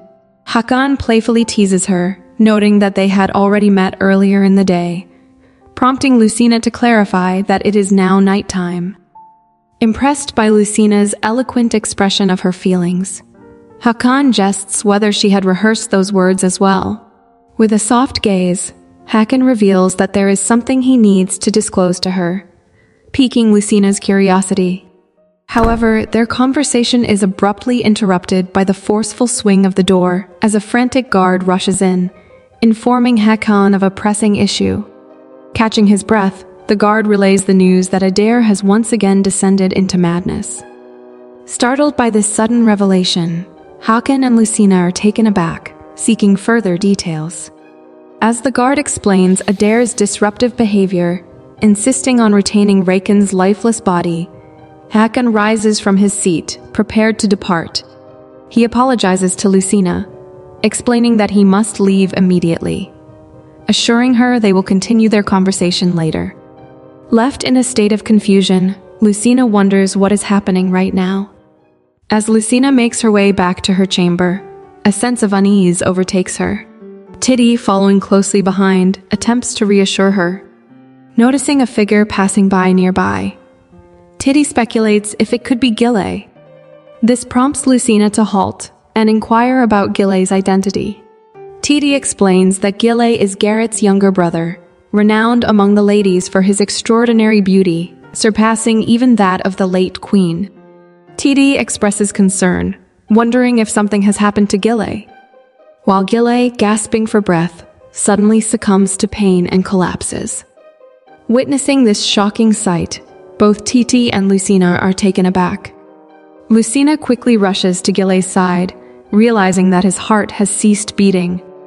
She realizes the urgent need to heal Gile, fearing the consequences if her abilities were to be discovered by others. Struggling with her decision, Lucina resolves to assist Gile. Instructing Titty to seek help, she promises to stay by Gile's side. Lucina carefully surveys her surroundings, ensuring there is no one nearby. Without delay, she places her hand on Gile's body, channeling her healing abilities. As Lucina tends to the unconscious Gile, she observes that his illness has reached an advanced stage, wondering if it will require multiple healing sessions. Throughout the process, Gile experiences intense sensations, as if his heart is being tightly squeezed, perceiving it as a penance for fulfilling his sister's desires. However, a sudden influx of moonlight engulfs his heart, seemingly washing away his sins. Startled, Gile opens his eyes in disbelief. Lucina, barely visible to him, inquires if he is awake. Overwhelmed, Gile wonders if Lucina possesses saintly powers. Gile sits up, realizes the absence of pain and questions what has transpired, as he believed his heart had stopped beating and anticipated his impending demise. Turning to Lucina, he asks if she was the one who healed him. Lucina, taken aback by his inquiry, swiftly devises an explanation, stating that she merely found him unconscious on the ground. Gile contemplates the severity of his illness, which had proven resistant to various medications, yet Lucina effortlessly cured him, leaving him astounded. Suddenly, Gile tightly grasps Lucina's hand, urgently questioning if she possesses healing powers. Lucina is rendered speechless, her mind racing with concern that her secret ability has been uncovered. Gillet assumes that Lucina hails from Brian, a land known for its individuals endowed with holy powers capable of reviving the dead. Clutching Lucina's shoulders, he insists on knowing if she employed such powers on him. Sensing the danger of the situation, Lucina cautiously retreats, freeing herself from Gillet's grip. She denies his assumptions, asserting that she merely stayed by his side, waiting for someone else to provide assistance. Expressing genuine worry for his well-being, she dismisses any notion of possessing extraordinary abilities. Gillet, however, remains convinced that only the holy powers of Brian's priests could have healed his illness so effortlessly. Puzzled by this revelation, as he was unaware that Hakan's betrothed possessed such powers, Gillet begins to suspect that Lucina is concealing her true abilities. He probes further, questioning why she would waste her extraordinary gift, suggesting that she could lead a life of freedom anywhere in the world, far from the constraints of being the dragon's mate. He then implores Lucina to escape with him, extending a helping hand in her endeavor. His thoughts drift toward a wicked desire for a life, devoid of suffering, envisioning it alongside Lucina. He reassures her, urging Lucina to flee with him and promising to assist her in their shared pursuit of liberation. Nevertheless, Lucina resolutely declares her desire to remain by Hakan's side, driven by her determination to become the queen. Unyielding, Gillet persists in his efforts, warning Lucina about the peril she would face by carrying a guardian dragon's child. He raises his voice in excruciating pain that would engulf her entire being. Perplexed, Lucina seeks clarification, urging Gillet to explain the meaning behind his words. Pausing briefly, Gillet's expression transforms into a sly smirk as he probes Lucina, insinuating that Hakan has been concealing the truth from her all along. In another wing of the palace, Adar brandishes an arrow, threatening to kill anyone who dares to approach Raken's lifeless body. The guards tremble in fear, recognizing the black arrow as the very weapon that claimed the dragon's life, the same arrow that now symbolizes Raken's demise. Despite her trembling state, Adar adamantly insists that Raken is merely slumbering, convinced that he will awaken once more. Rushing to his mother's side, Hakan calls out to her, desperately attempting to pacify her escalating emotions. He pleads with Adar to let go of her attachment to Raken. However, Adar's fury intensifies abruptly, accusing Hakan of being the one responsible for Raken's death. Hakan is stunned, devastated to hear such accusations from his own mother. As he sinks into despair, the other guards frantically attempt to reason with Adar, reminding her that Raken fell victim to the Dragonslayer's attack. Yet, still consumed by rage, Adar lunges closer, proclaiming that it was Hakan's actions that led to Raken's demise, and expressing her desire for him to perish as well. As Lucina's mind races with doubts about Hakan's honesty, Gillet provides further explanation. He reveals that women who become mates to guardian dragons experience excruciating pain and often meet a tragic end, with only a fortunate few surviving by sheer luck. When these women become pregnant, the majority of them suffer from deadly agony that ultimately claims their lives. Gillet also speculates that Hakan brought Lucina, a woman from Brian, as his bride to prevent causing harm and death among his own people in Tayar. Accusing Hakan of concealing the truth, Gillet suggests that Hakan's intentions were to avoid complicating the situation. Lucina's disappointment deepens upon hearing these revelations from Gillet, who reassures her that she should not misinterpret Hakan's intentions and actions towards her.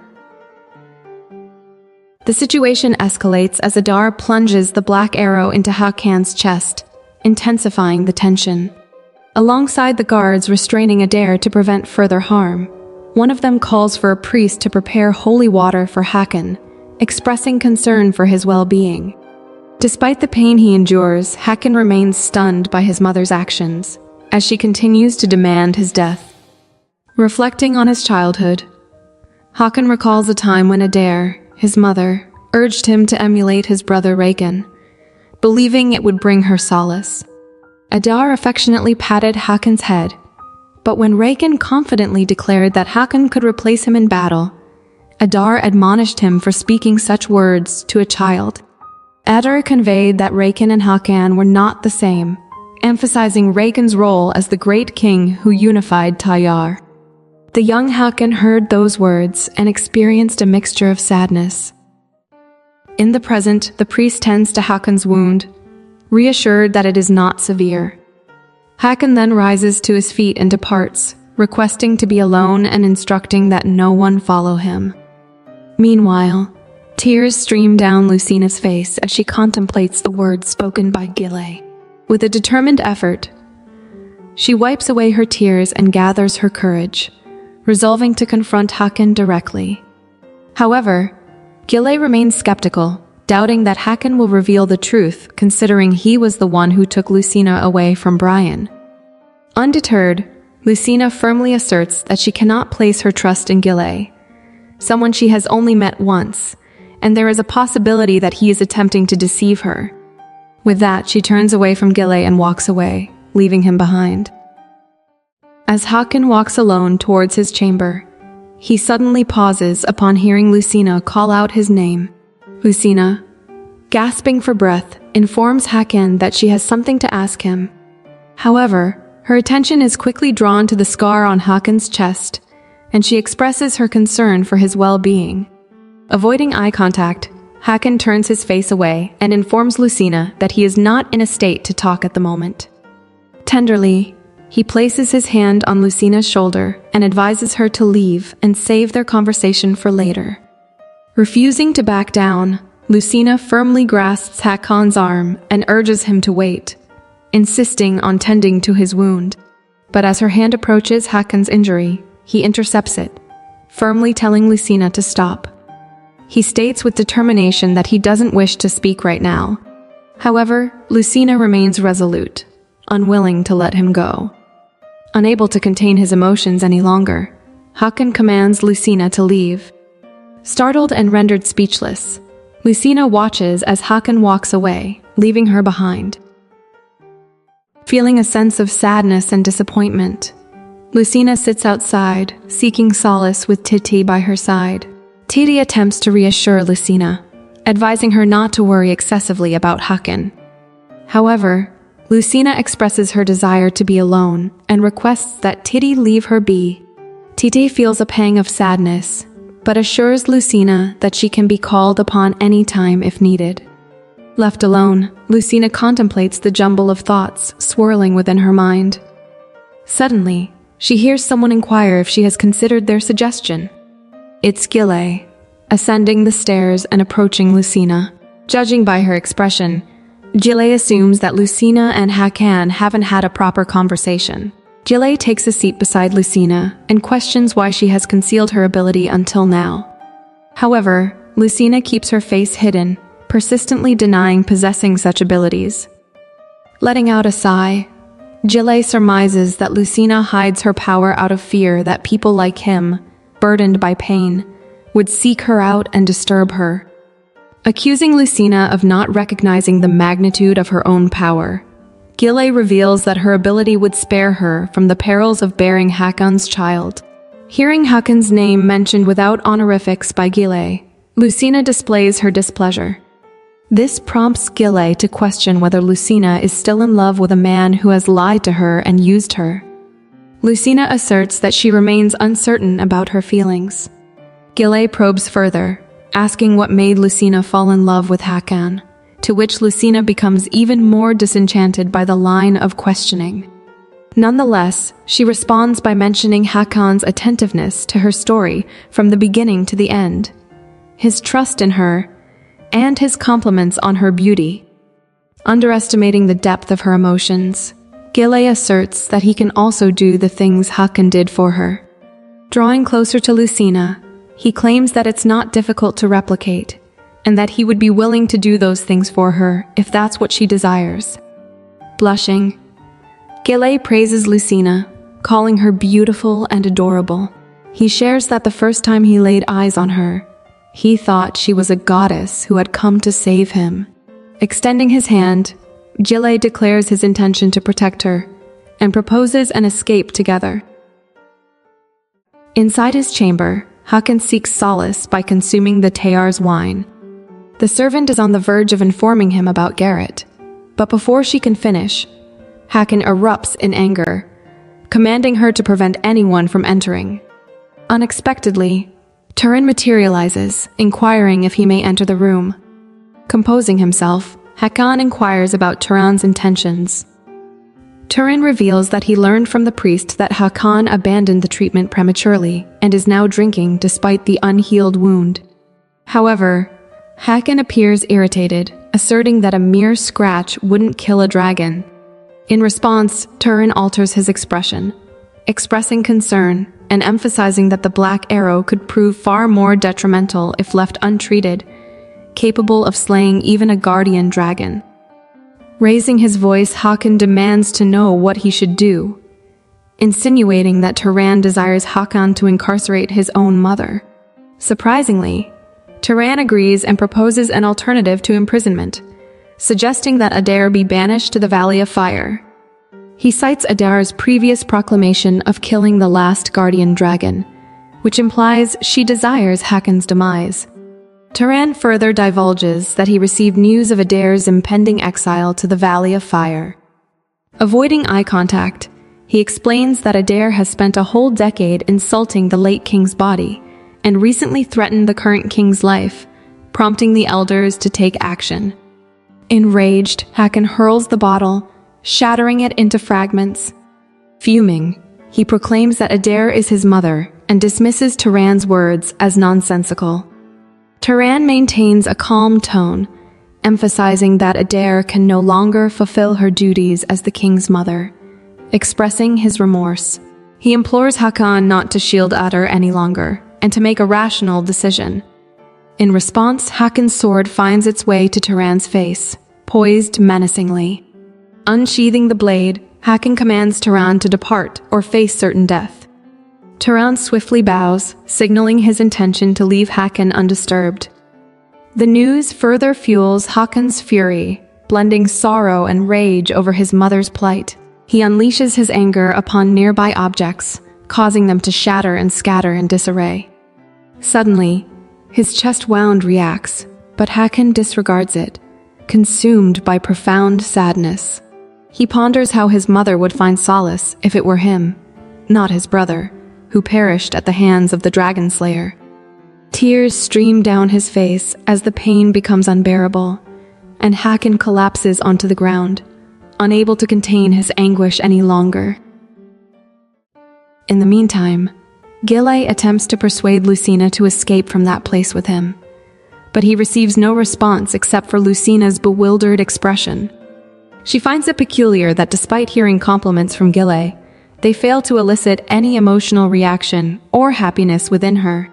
However, when she hears similar words from Hakan, it seems to ignite a passionate response in her. Suddenly, Lucina rises abruptly and informs Gile that she intends to visit Hakan. Despite Gile's negative remarks about Hakan, stating that he is no better for not telling her the truth, Lucina averts her gaze and expresses concern for Hakan's well-being, acknowledging the pain he must be experiencing. Without hesitation, she leaves Gile behind. In Adar's chamber, Adar remains consumed by rage, seemingly having lost her sanity. She continues to shout, accusing Hakan of killing Rakan, claiming she witnessed it herself when Hakan released an arrow towards Rakan. However, her aggression subsides as she notices her cherished doll falling to the ground. It appears that Adar regains her composure, her expression softening as she gazes at the fallen doll. She realizes that her previous accusations were unfounded, as she firmly believes that Hakan would never harm Rakan. Clutching the doll in her arms, Adar comprehends that Hakan had been doing everything in his power to assist his brother in the war, and that Rakan sacrificed his life to protect Hakan, fulfilling his promise to Adar. Memories of the past flood Adar's mind, recalling when Hakan playfully teased her, stating that she couldn't bear to see Hakan suffer even a little, but she could endure the pain if it was Hakan who got hurt. Adar explained at that time that as the king, Hakan had a duty to safeguard Tayar, so she could endure the tears. However, if anything unfortunate were to befall her beloved Hakan, she couldn't even fathom it. In response, Hakan offered his mother reassuring smiles, pledging to protect Hakan with unwavering dedication. He also assured her that their cherished Hakan would live a life of freedom, liberated from the burdens of kingship. Now, firmly grounded in the present, Adar has fully regained her senses, acknowledging the unjust actions she directed towards Hakan in her state of mindlessness. Expressing her profound regret, she shouts that her previous behavior was a result of her temporary insanity and declares her desire to apologize to Hakan. She pleads with the guards stationed outside her door to grant her permission to meet Hakan. However, the guards remain unresponsive, not even flinching at her plea. Amidst the remnants of the black magic ritual, Garrett praises Garrett for his accomplishments. Garrett takes delight in receiving the news of Adar's descent into madness and her subsequent attack on Hakan. Meanwhile, Garrett busies himself with tidying up his book of black magic rituals, recognizing Hakan's long-standing vulnerability when it comes to his mother. Garrett believes that this turmoil will deter Hakan from moving Hakan's body to Mezar-like. With a hint of hesitation, Garrett shares the news he heard about Adar potentially being sent to the Valley of Fire, expressing his concern that such a fate would surely lead to her demise. However, having witnessed many individuals lose their sanity and depart from the palace due to Garrett's black magic, Garrett questions why he would be bothered by yet another impending death. With her malicious thoughts at work, Garrett contemplates that even in the midst of this significant incident, Hakan would not send his mother to jail, but rather return her to her rightful place. She begins to devise her own schemes, foreseeing personal benefits arising from the situation. As Hakan teeters on the edge of death, he experiences vivid hallucinations of the moment he was wounded by the Dragon Slayer. Helpless and unable to move, he longed for assistance until suddenly, the young Lucina appeared. In the present, Lucina finds herself inside Hakan's room and discovers him lying on the ground. Gently caressing his head, she senses the intense heat emanating from his body. Lucina's expression turns sorrowful as she contemplates whether she can trust Hakan and stand by his side.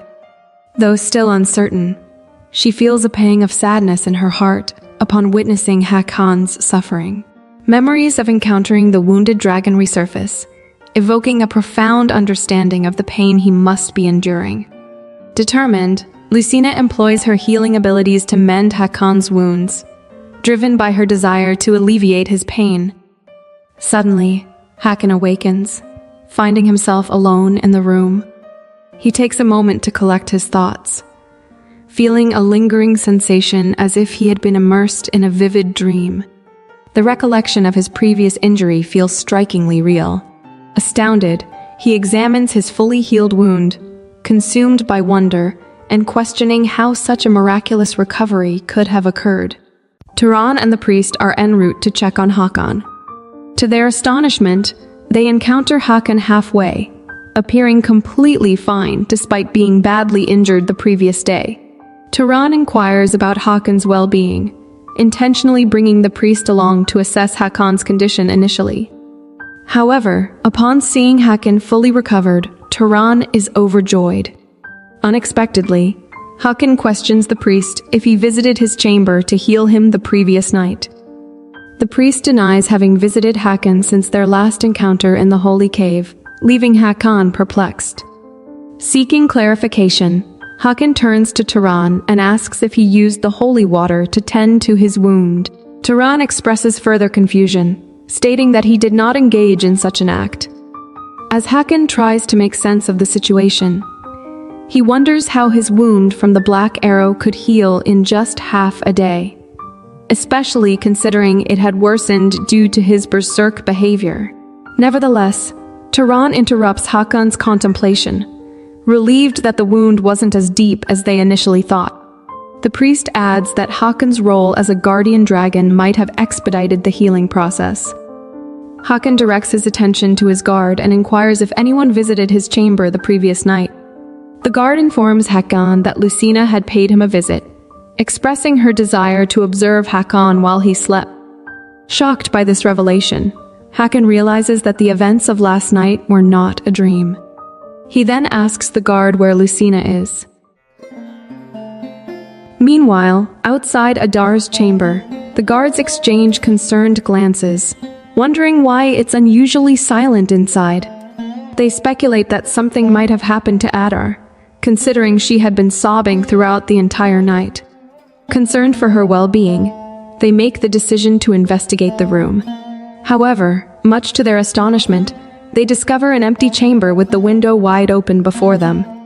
Their anger builds up, realizing that Adar has fled.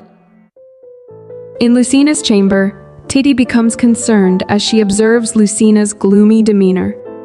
Attempting to uplift her spirits, Titi presents her with a book detailing the history of Tayar and its dragons. Handing the book to Lucina, Titi suggests that it would be beneficial for Lucina to familiarize herself with the subject, considering her future role as the Queen of Tayar. However, Lucina's primary focus is to ascertain the veracity of Gile's words. As she flips through the pages, Lucina grows perplexed, realizing that the book contains only written text without any illustrations. Lucina explains that she is unable to read the words, as her stepmother, Baroness Berg, never taught her literacy skills.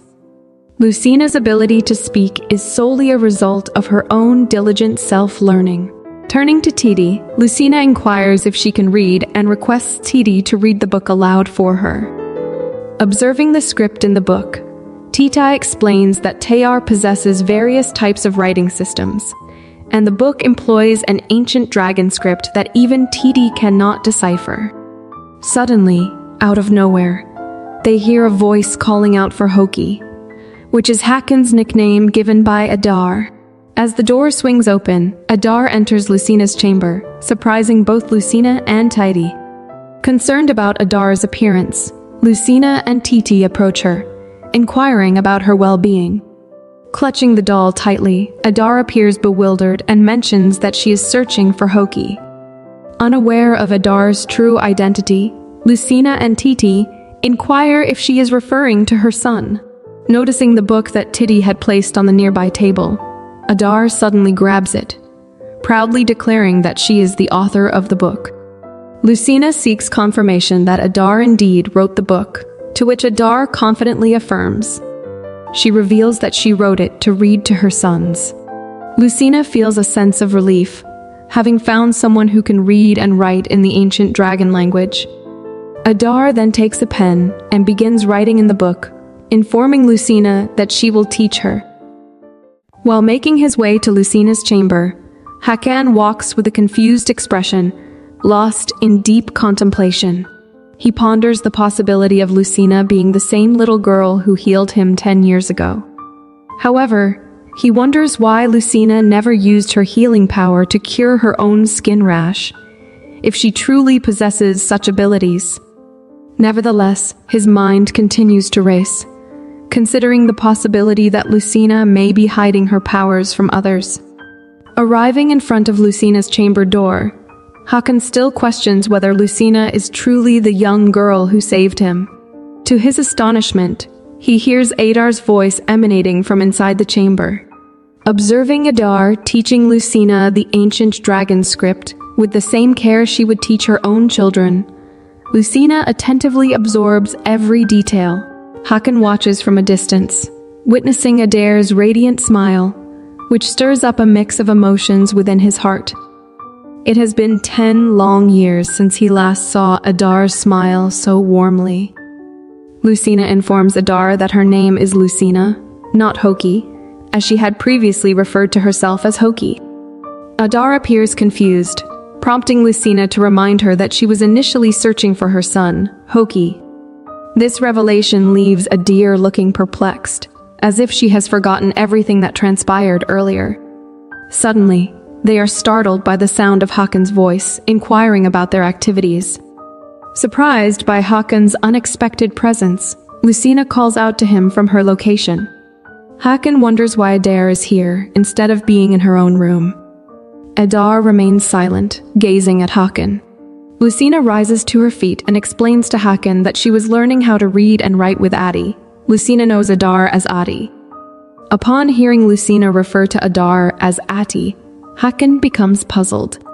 Lucina then clarifies that Adi was the one who had helped her in the past, asking Hakan if he knows Adi. Observing Hakan's formal language and respectful demeanor towards Adi, Lucina wonders if Adi holds a high position. As Lucina and Hakan converse, Adar continues to appear perplexed. Suddenly, it dawns on her that the person before her is Hakan. Adar calls out to Hakan, tears welling up in her eyes as she remembers that she was indeed searching for Hakan. Adar regains her composure, tears streaming down her face as she expresses deep regret for her previous actions. Witnessing this scene from her vantage point, Lucina is filled with confusion. Within the confines of the Queen's palace, Garrett descends the stairs leading to a hidden chamber, deep in contemplation over the report relayed by her servant. The servant diligently followed Garrett's instructions, ensuring the window in Adar's quarters remained open, allowing Adar to escape. Additionally, the servant witnessed Adar making her way towards Lucina's palace, and later observed King Hakan also heading in that direction. Seeking guidance from Garrett, the servant inquires about the next course of action. Upon entering the room, Garrett directs her attention to Gile, posing the question of his readiness. Gile, seated on the ground amidst the preparations for the black magic ritual, trembles hesitantly but confirms that he is ready. Despite his trepidation concerning his sister, Gile attempts to express his opinion to Garrett. He voices his concern that Adar has already lost her sanity, warning that subjecting her to further black magic will permanently sever her ties to reality. However, Garrett forcefully nudges Gile's head, firmly stating that Adar opposes her union with Hakan and has made attempts to oust her from the Queen's palace. Garrett insists that Adar must never regain her sanity, threatening that failure to comply will result in her demise. After being forcefully pushed by Garrett, Gile stumbles and falls to the ground. Under the weight of Garrett's threats, Gile reluctantly begins casting the black magic spell, carefully pouring the liquid into the water-filled plate that he had prepared. As the liquid settles, the reflection on the water surface reveals Adar, Hakan, and Lucina. Suddenly, a vision floods Adar's mind, depicting Lucina aiming a black arrow at a young Hakan. Consumed by rage, Adar raises her hand, clutching the pen tightly, and launches an attack on the speechless Lucina. Witnessing the escalating situation before him, Hakan swiftly intervenes, restraining Adar and prying the pen from her grasp, tossing it aside. However, as Hakan turns his attention to Lucina, he is struck with shock when he sees her covering one of her eyes in disbelief. Opening her hand, a scar etches across her face. Hakan seethes with anger, witnessing the harm inflicted upon his beloved. Meanwhile, Adar, still lost in her deranged state, shouts accusations, blaming Lucina for the deaths of her son, and expressing her twisted desire to kill her. Hakan, rendered speechless, holds the trembling Lucina tightly in his arms, his heart shattered by Adar's actions. He calls out for the guards, urgently requesting their assistance, while cradling Lucina protectively. Devastated by Adar's actions, Hakan believes that now Adar also seeks to harm his beloved. He reconciles with the fact that if Adar vented her anger on him, he could bear it, as he already carries guilt for his brother's death. As the guards restrain Adar, tears streaming down Hakan's face, he commands them to take her to the Valley of Fire. With unwavering resolve, he declares that anyone who harms the king or his spouse will face severe punishment. The guards obediently escort the weakened Adar away, her strength depleted. Continuing to cradle Lucina in his arms, Hakan instructs Titi to summon the priest. Avoiding direct eye contact, Hakan feels a profound sense of guilt that Lucina has been hurt, blaming himself for not properly dealing with the criminal. Hakan promises that such an incident will never happen again. In the armory, Tayar enters, expressing disbelief as he confirms with Hakan if Adar is truly going to be sent to the Valley of Fire. Tayar's expression reveals his shock. Hakan, with a stoic expression, states that the elders should find solace in knowing that the one who threatened the last guardian dragon will soon be eradicated. Before Tayar can argue further, Hakan forcefully slices through a straw man, declaring that anyone who attempts to harm the king and his spouse will be cast into the Valley of Fire, emphasizing that this is how Tayar's law functions. Tayar continues to try and change Hakan's mind, raising concerns about the potential guilt Lucina may feel if she discovers that the king's mother is being punished because of her. Hakan firmly asserts that no one within the palace should utter a word about it. He proclaims that everything regarding Adar will be erased from their discussions, forbidding any mention of her, and warns that severe punishments await those who violate this decree. Meanwhile, in another part of the palace, Garrett walks alone, occasionally coughing, questioning if he had lost consciousness after employing black magic. Noticing the presence of servants nearby, Garrett inquires if anything significant occurred while he was absent.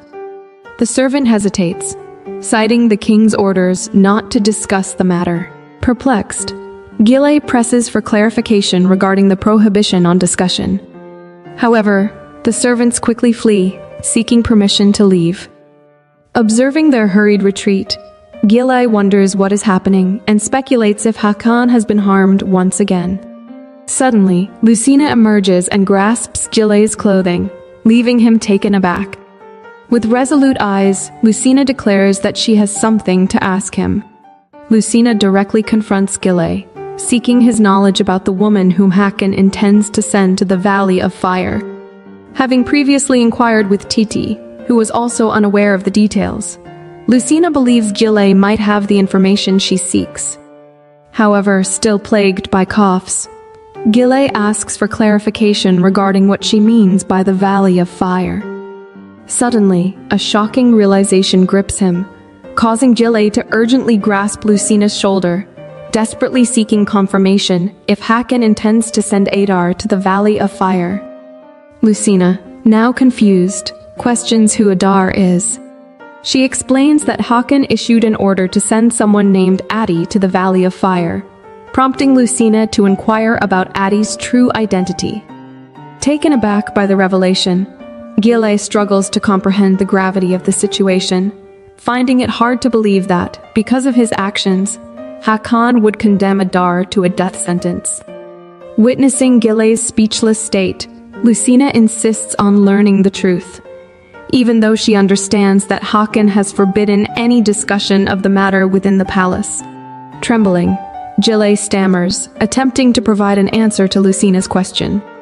However, before he can complete his response, someone calls out for Lucina.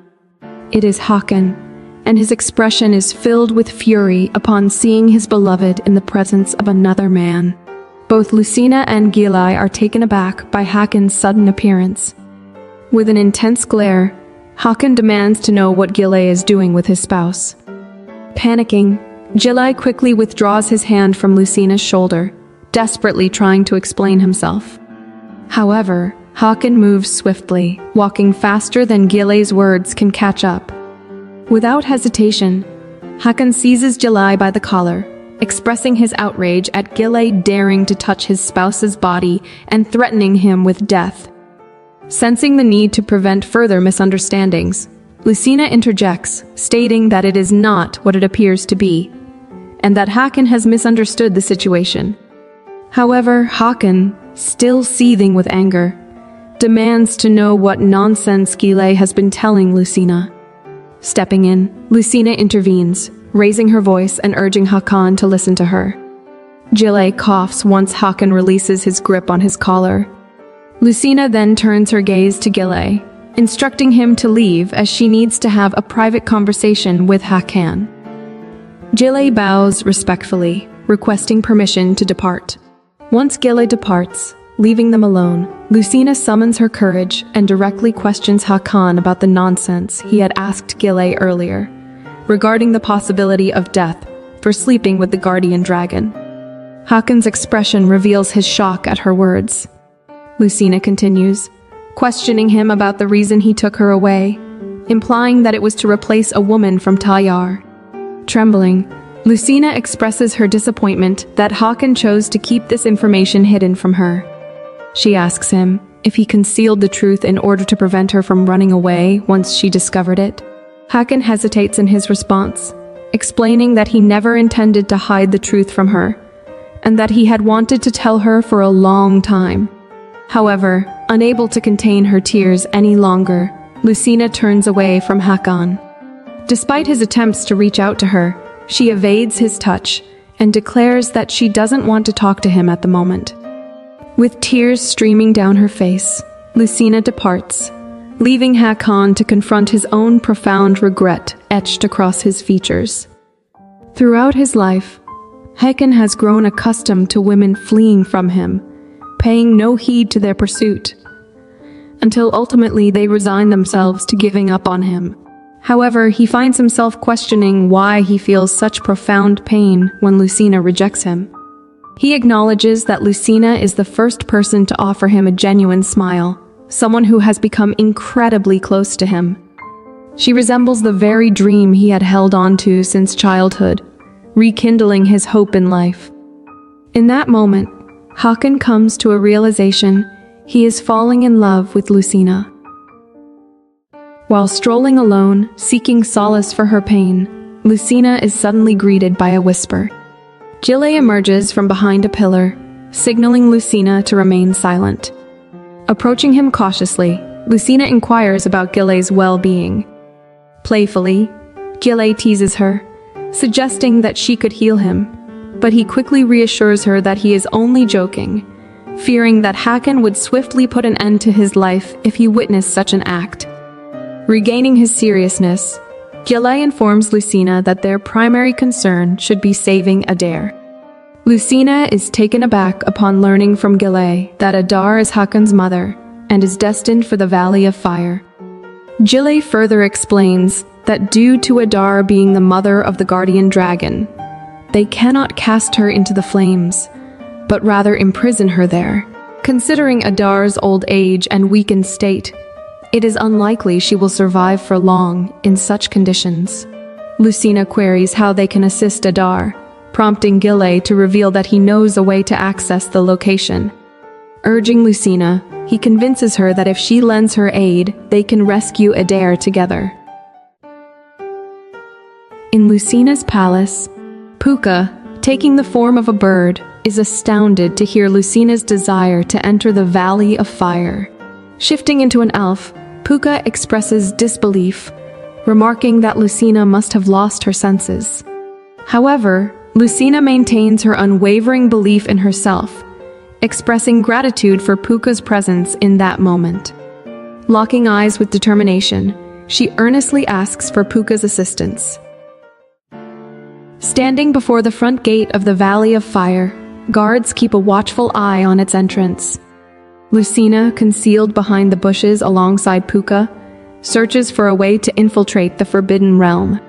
Clutching the key provided by Gillet, which unlocks Adar's prison door, Lucina patiently awaits the opportune moment to make her move.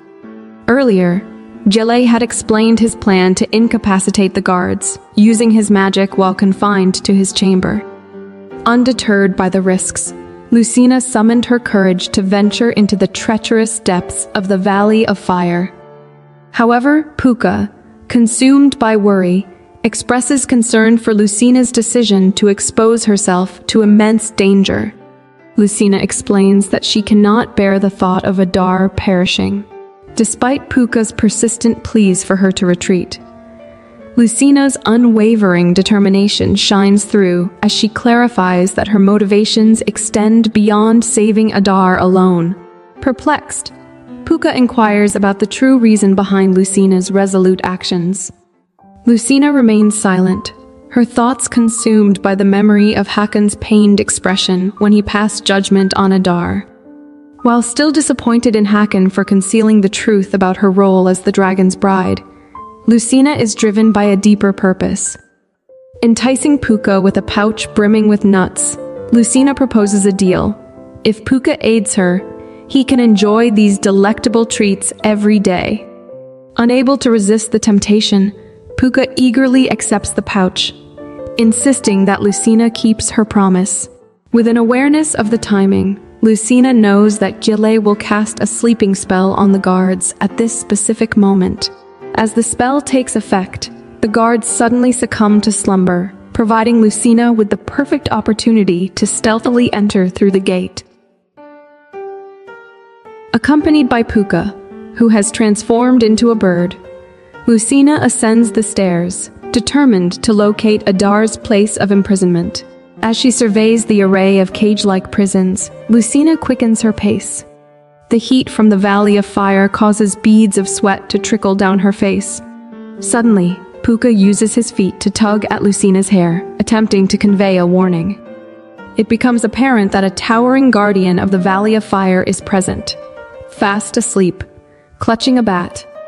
Realizing the urgency, Lucina instructs Puka to hasten their progress before the guardian awakens. Stealthily maneuvering past the slumbering giant guard, Lucina meticulously searches for Adar's prison. When she finally locates it, she dashes towards Adar's confinement, driven by the desire to set her free. The prison is designed like a cage, meant for one person, and there sits Adar, utterly defenseless, tightly embracing her doll. Without wasting another moment, Lucina promptly unlocks the prison door using the key Gilai had entrusted to her, freeing Adar from her confines, aided by Puka. Placing her hand on Adar's forehead, Lucina assesses her condition, noting that Adar has fainted and is battling a high fever.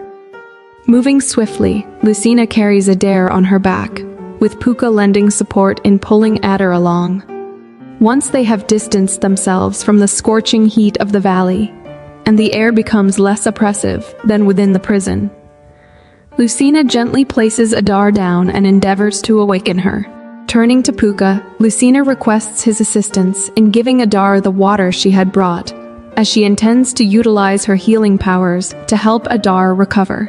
As previously explained by Gile, Adar's punishment entailed being confined in the Valley of Fire for a single day. If Adar could survive, she would emerge from the ordeal alive. With Lucina's healing powers, Gile held firm belief in Adar's ability to endure. Lucina begins casting her restorative magic on Adar, wondering why she has not yet awakened. However, their focus is abruptly interrupted when Puka reacts to the thunderous roar of the enormous guard approaching from behind. Lucina turns to find the giant guard standing there, seething with anger. Recalling Gile's earlier warning, Lucina remembers that the guard awakening signifies Gile's loss of consciousness.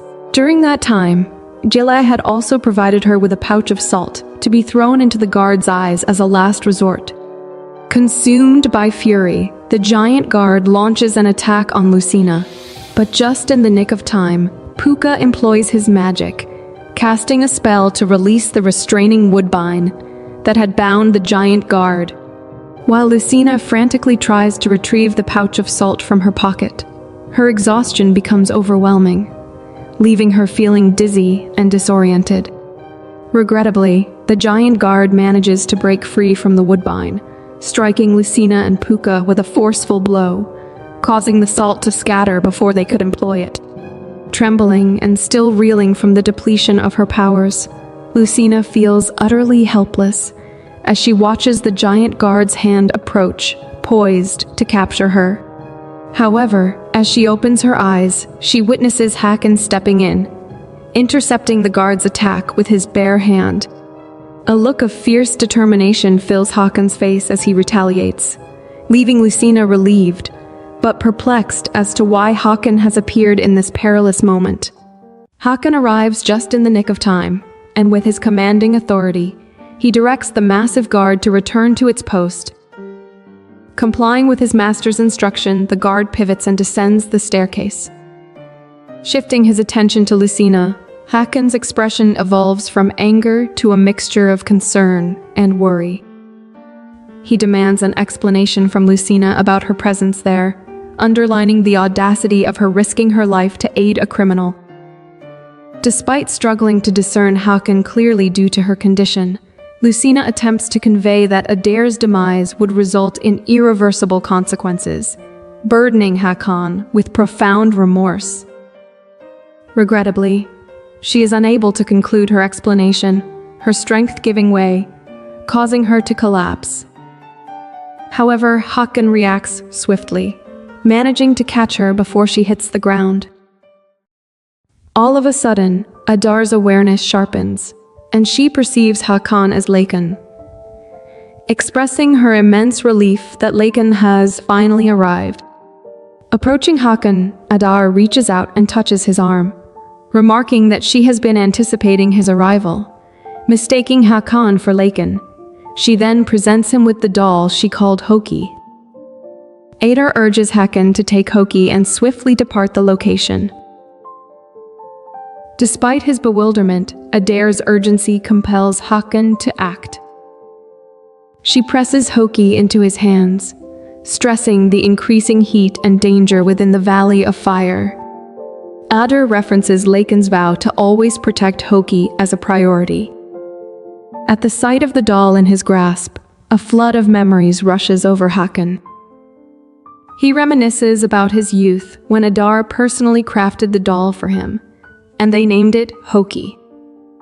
During that time, young Hakan was brimming with joy, tightly embraced by Adar, who affectionately shared that Hoki was his nickname, even before his birth. Hakan trembles, his emotions entwined in a complex web. Adar, however, persists, urging him to depart swiftly, reassuring him that she can manage on her own. This way, he can lead Hoki and Lucina out of the perilous situation. She emphasizes that any harm befalling Hoki would render her incapable of carrying on.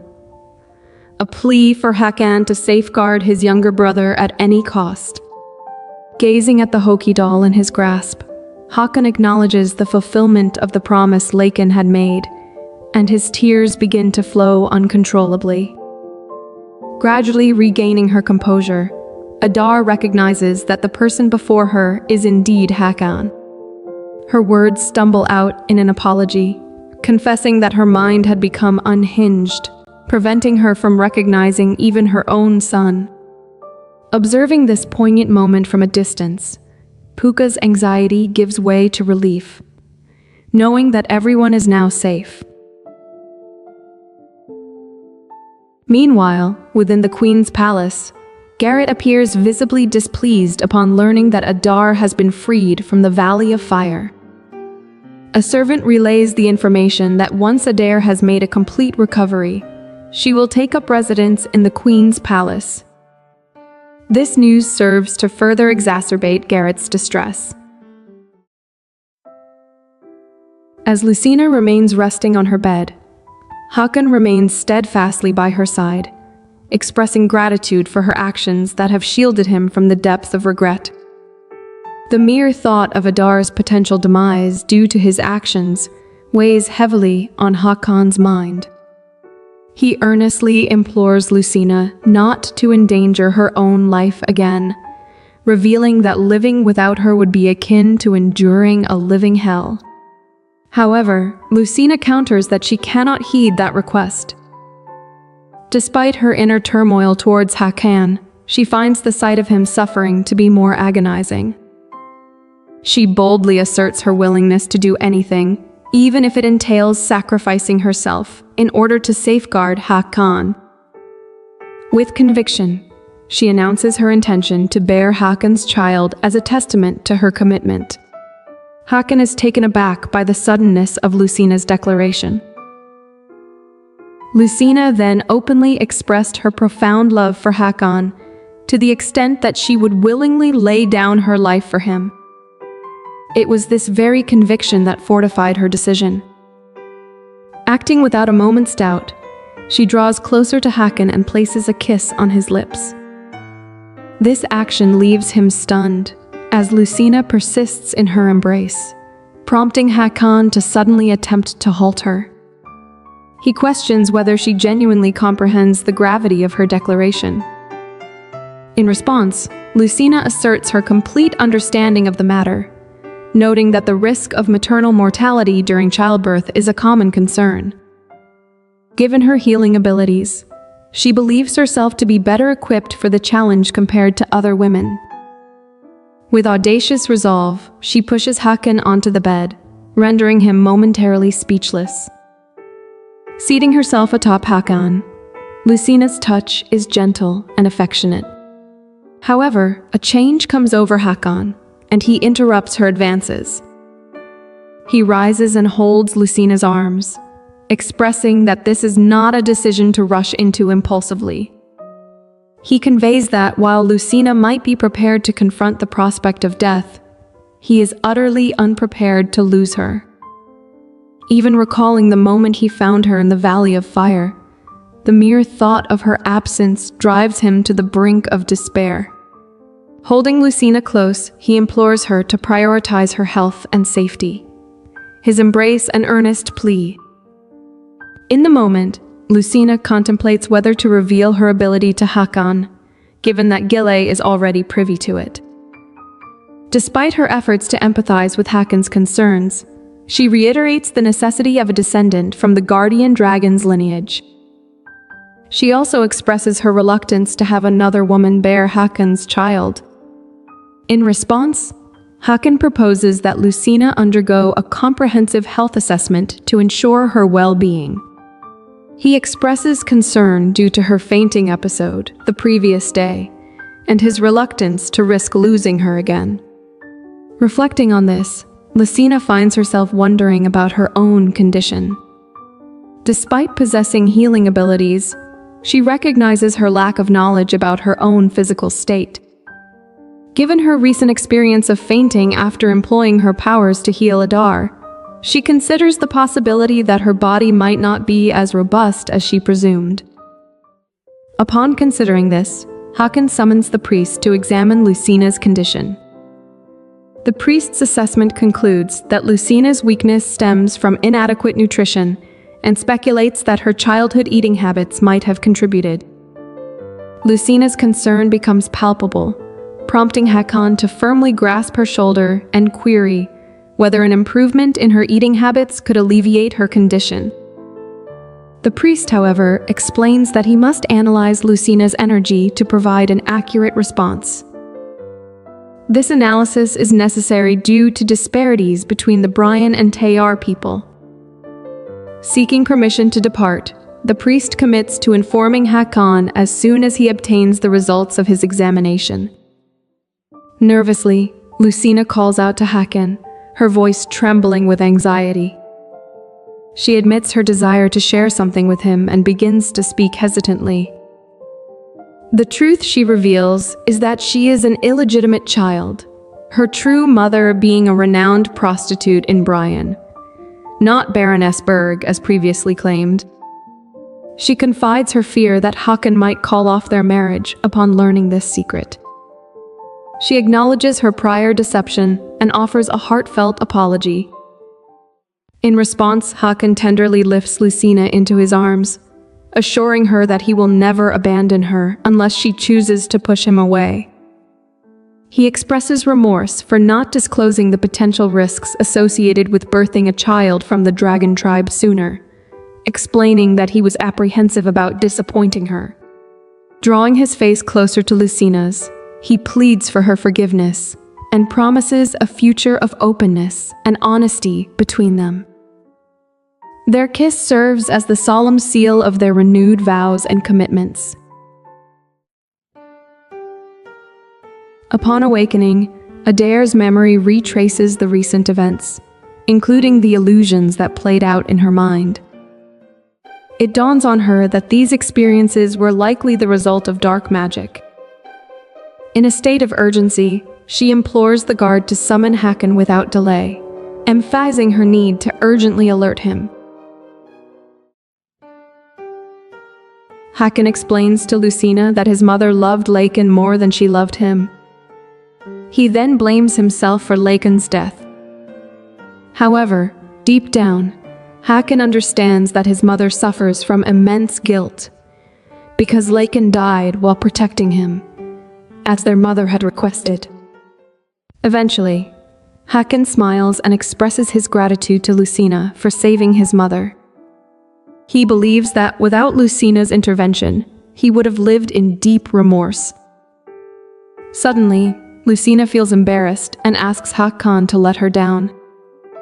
Hakan reasons that due to her weakened body, as the priest had mentioned earlier, Lucina shouldn't push herself. Despite this, Lucina gives her best effort and mentions that it's all right, even if they're just walking, as she hasn't taken a single step today. Out of nowhere, a guard arrives with a radiant smile, informing Hakan that Adar has regained consciousness. As a result, they make their way to Adar's chamber. Upon seeing Adar asleep, Hakan's expression becomes one of confusion. Unexpectedly, a sound from behind calls out to him, catching him off guard.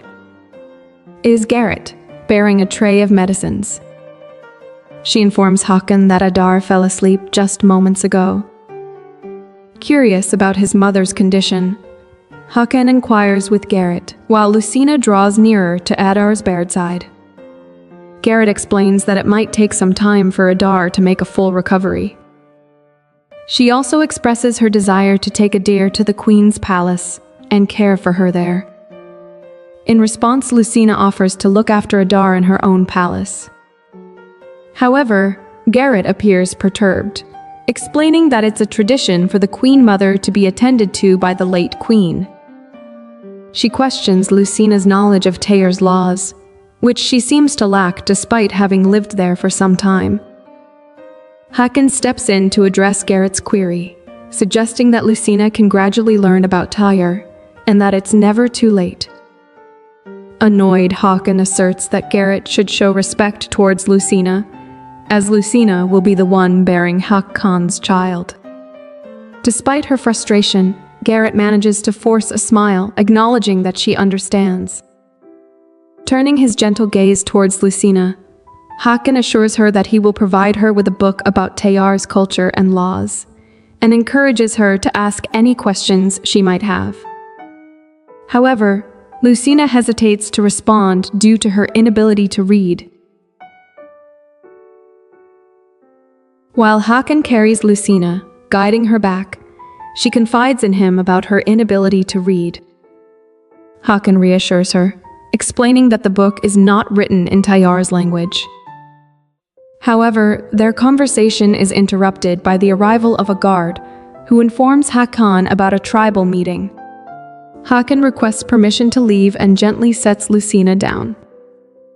As Hakan departs, Lucina's gaze shifts downward. Unexpectedly, a voice emerges from behind, inquiring about Lucina's troubled expression.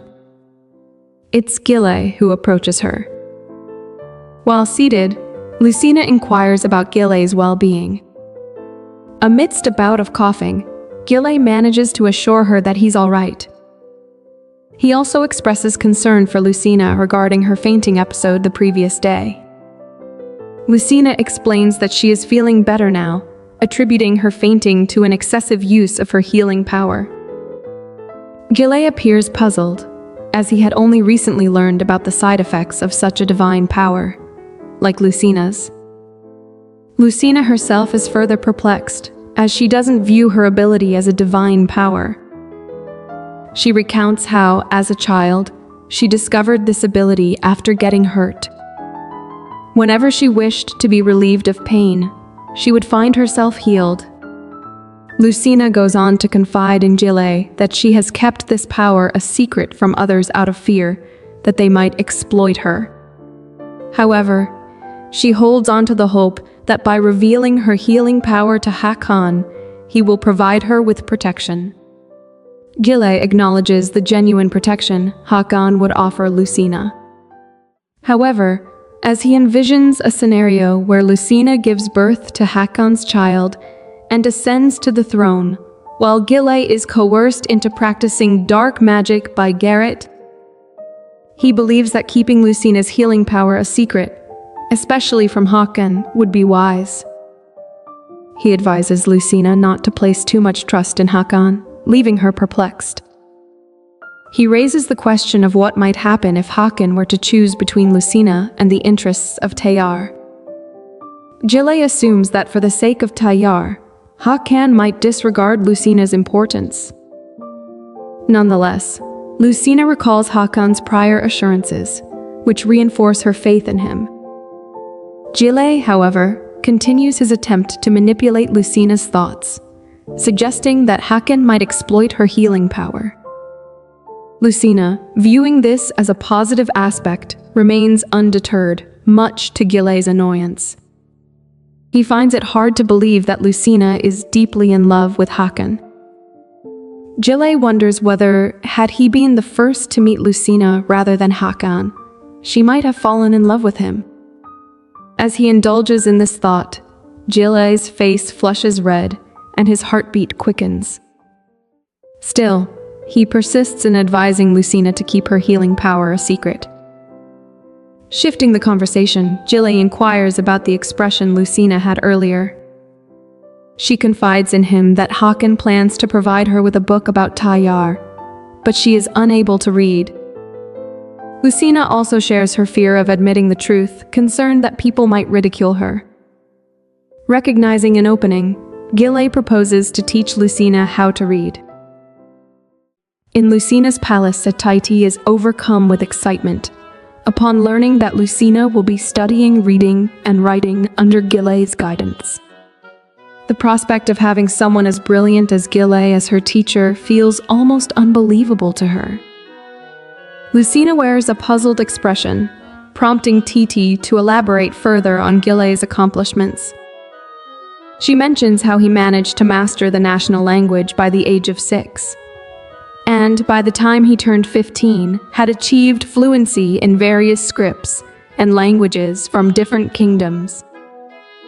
Titi emphasizes that there's no one else as intelligent as Gile, and she admits to feeling envious of Lucina's opportunity. Upon hearing this, Lucina asks if Titi also desires to learn.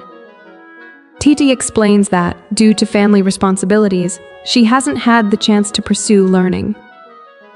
Nevertheless, Lucina persistently asks if Titi would like to learn alongside her, as she had already requested Gile to teach Titi as well.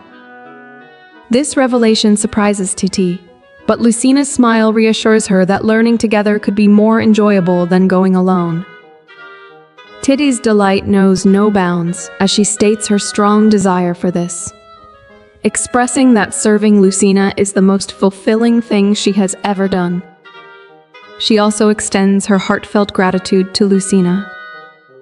Lucina experiences a sense of happiness seeing Titi's enthusiastic response. Deep in thought while walking, Gile recalls the moment when Lucina expressed her eagerness to learn alongside him. Reflecting on it causes Gile to blush. For him, teaching reading and writing comes effortlessly. He also entertains the idea that by growing closer to Lucina, he might eventually have a chance to escape with her. Upon reaching the front door, Gile comes to a sudden halt. He is taken aback by the sight of Garrett welcoming him there, Adar resting on a bed nearby. Garrett proceeds to signal the servants to exit the room, leaving only the two of them. Gile stammers, questioning the reason for Adar's presence. With confidence, Annette explains that the Queen Mother is to be attended to as per the tradition of the late Queen's service. Although Garrett's statement is valid, Gile raises a point of curiosity, asking why Garrett has chosen to adhere to this tradition after a decade has passed. Garrett's demeanor turns serious as she informs Gile that Adar has regained her senses. She explains that Adar spoke of the black magic that had caused chaos within the palace and insisted on summoning Hakan. Garrett realizes that the illusions created by Gile's black magic will gradually fade from people's memories. For those unaware of their situation, it might appear as if they had lost their minds and then fled. However, Adar's case is different. She managed to endure for the past decade without succumbing to this illusion. Garrett speculates that Adar possesses some level of resistance, allowing her to recall the actual events. This revelation fills Gile with fear, but Garrett offers reassurance by revealing her plan. She possesses a sedative that, when consumed, induces a deep sleep and clarifies the mind. She intends to administer this sedative to Adar through her food consistently. She subsequently resolves to cease employing black magic on Adar, opting instead to direct her efforts towards Lucina. Upon hearing this, Gile promptly declines the proposal. However, Garrett probes his rationale, prompting Gile to swiftly concoct a reason. He expresses concern that he's uncertain about the effects of his black magic on the people of Brian. He worries about the possibility of Lucina recalling the illusions he's crafted and then disclosing them to Hakan, a scenario he deems unsafe for them.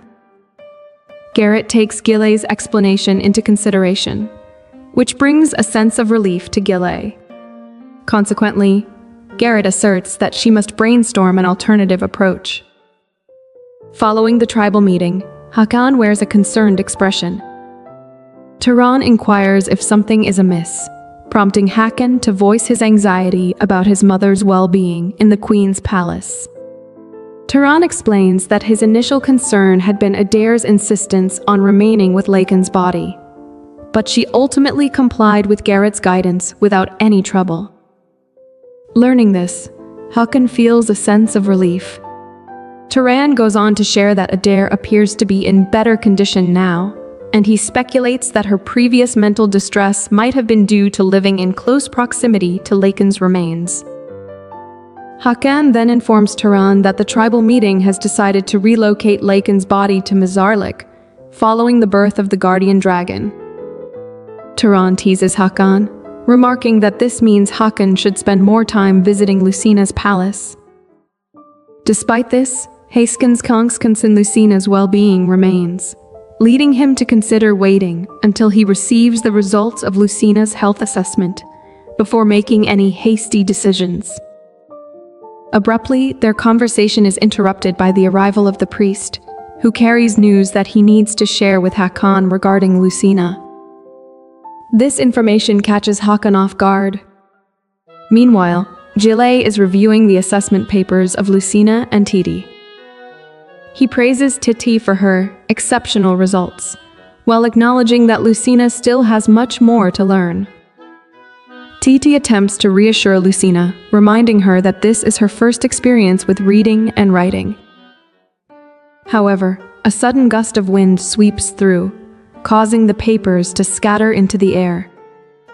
Lucina feels something enter her eye and attempts to rub it out. Gile intervenes swiftly, preventing her and offering to assist by blowing away the debris from her eye. From a distance, Hakan observes Gile's close proximity to Lucina, igniting a surge of anger within him. Burning with anger, Hakan demands to know what Gile and Lucina are up to. Startled by Hakan's voice, Lucina and Gile turn toward him in shock. Hakan, still seething with rage, approaches them menacingly. Lucina and Gile are gripped by fear as they remember the last time Hakan was furious with Gile and had grabbed his collar. Determined to avoid a repeat of that situation, Lucina anxiously tries to explain what happened, but her words come out incoherent. Fortunately, Titi steps in as a translator, clarifying that there was dust in Lucina's eyes, and Gile had helped her remove it. Despite her struggles to explain, Lucina also stresses that there is nothing romantic between her and Gile.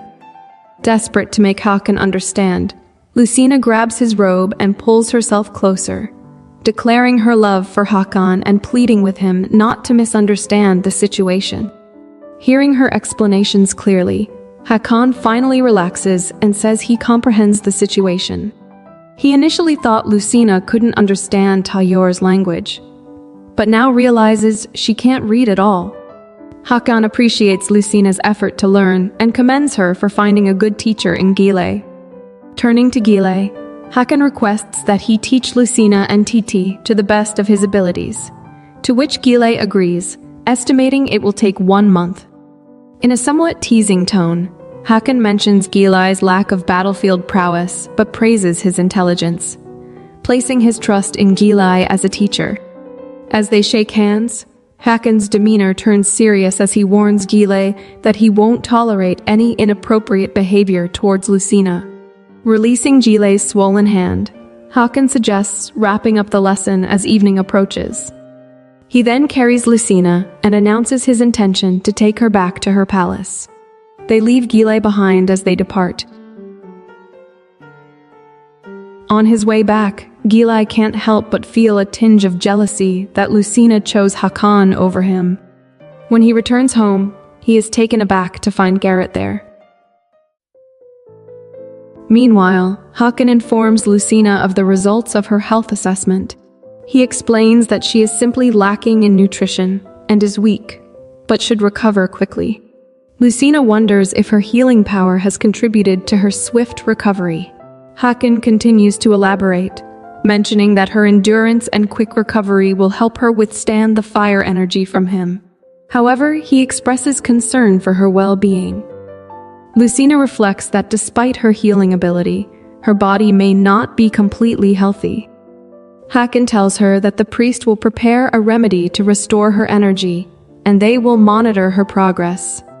He explains that in 2 months' time, his period of prosperity is expected to begin, and he, too, will need to take the remedy to control his fire energy. Confused, Lucina asks about the period of prosperity, and Hakan explains that it's the time when the dragon race has the highest chance of having descendants, due to the increased aura of fire. He gently touches Lucina's face and advises her to assess her health after 2 months to proceed to the next step. As Hakan prepares to leave, Lucina suddenly grabs his robe and asks if they can sleep together. Hakan blushes deeply at the request. Lucina clarifies that she doesn't want to sleep alone for the next 2 months, and simply wishes to have him by her side at night. She emphasizes that it's just about sleeping together. Reluctantly, Hakan agrees. And they find themselves on Hakan's bed, with Lucina overjoyed to have him close. However, Hakan can't help but feel frustrated. Lucina then timidly requests if she can hold Hakan's hand while they sleep, and, blushing, asks if they can share a kiss, emphasizing that it will be just a kiss. Before Hakan can respond, Lucina leans in closer and Hakan struggles to control his desire. And so, they share a passionate kiss. But suddenly, Hakan, overwhelmed by desire, pins Lucina down. He gently strokes her hair, but quickly regains his composure. Stepping back, he acknowledges that what they did was wrong. Maintaining a safe distance, Hakan suggests that they should sleep in separate rooms, his face blushing. He insists it's the best course of action for them at the moment. Hakan also mentions that kissing is prohibited during the next 2 months. Lucina can't help but ask why, to which Hakan explains that he won't be able to control himself if they continue to kiss. Lucina, still hopeful, suggests they could at least hold hands, but Hakan firmly states that they should not sleep in the same room. Disheartened, Lucina questions if, for the next 2 months, they will simply stare at each other, to which Hakan reluctantly confirms, saying it's the only way to ensure their safety. Hearing this, Lucina can't hold back her tears and asks Hakan why he decided this now, after they had held hands and kissed, which he seemed to accept. Frustrated, Hakan suggests that Lucina tie his hands if she wants. He hands her a band and instructs her to tie his hands so she can do as she pleases. However, Lucina finishes tying Hakan's hands. Hakan then tells her that she can do whatever she wishes. Slowly, she draws her face closer to Hakan's, as if she's about to kiss him. Meanwhile, in Gillay's room, Garrett, who has been waiting for him, urges Gillay to use black magic on Hakan. Garrett argues that despite Hakan being a dragon and a great king, he is also a Tayar and thus susceptible to black magic.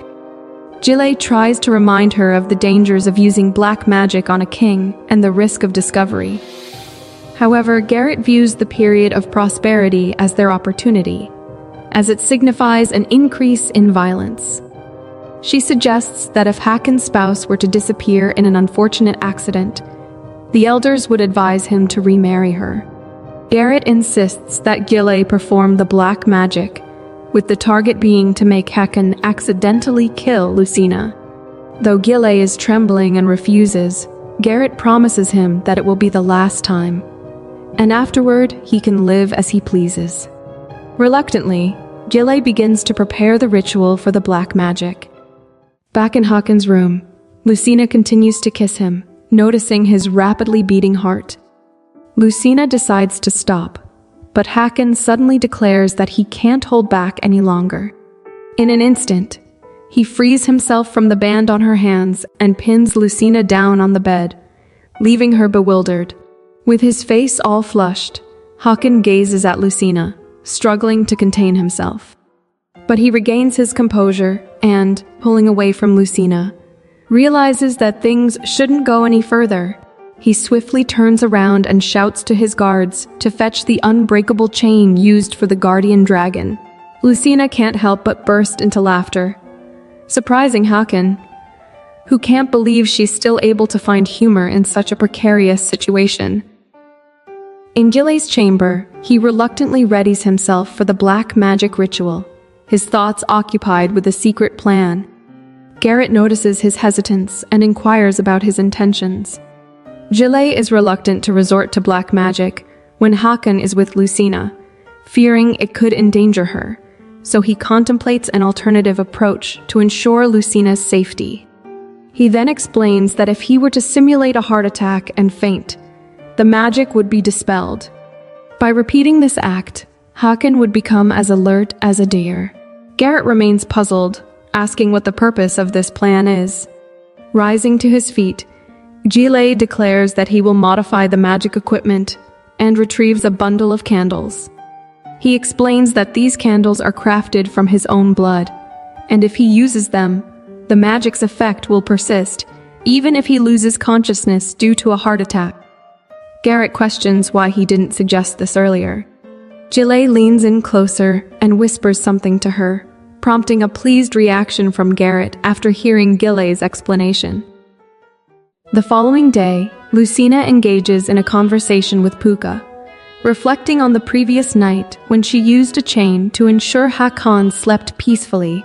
This revelation prompts Puka to burst into laughter. Puka then broaches the topic of whether Hakan and Lucina will indeed abstain from intimacy for 2 months, reminding Lucina of her desire to bear Hakan's child. Lucina explains that Hakan advised her to strengthen her body first because, despite her healing powers, she still lacks physical strength. Hearing this explanation, Puka offers his perspective, suggesting that it might be the earth energy within her body that weakens her. In a counterintuitive twist, having a child with Hakan might actually restore her energy. Lucina still struggles to fully grasp what Puka is trying to convey. Puka adds that a child imbued with the energy of fire could potentially stabilize her energy, and even if there were issues with nutrition, as long as she ate enough, there should be no problem. Lucina's comprehension dawns, and she suddenly becomes excited at the prospect, leaving Puka visibly shocked by her reaction. Seeking reassurance, Lucina inquires about the potential dangers of carrying a dragon's child. Puka clarifies that while it may pose risks for the average person, it should be perfectly safe for her. He goes on to explain that during pregnancy, she won't be able to utilize her healing powers, as they will automatically be directed toward protecting her from the fire energy emanating from the child in her womb. Puka then raises a critical question. Even if she loses her ability to heal, is she still willing to have a child with Hakan? Lucina follows up by asking if her healing powers will return once the child is born. Puka confidently responds with a resounding yes. Lucina can't help but exclaim why Puka didn't share this information with her earlier, despite never explicitly asking him about it.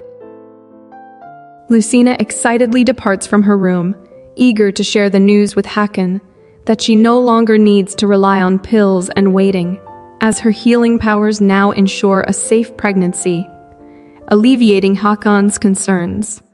Inside Hakan's chamber, the servants deliver the remedy from the priest as planned. Noticing that the servant has brought something else along, Hakan inquires about it.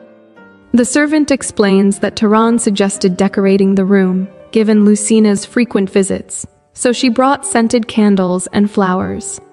Hakan responds with a smile, even acknowledging that Tayar's ideas can prove useful at times. With that settled, Hakan proceeds to take his remedy, while another servant arranges the flowers and candles neatly on the table.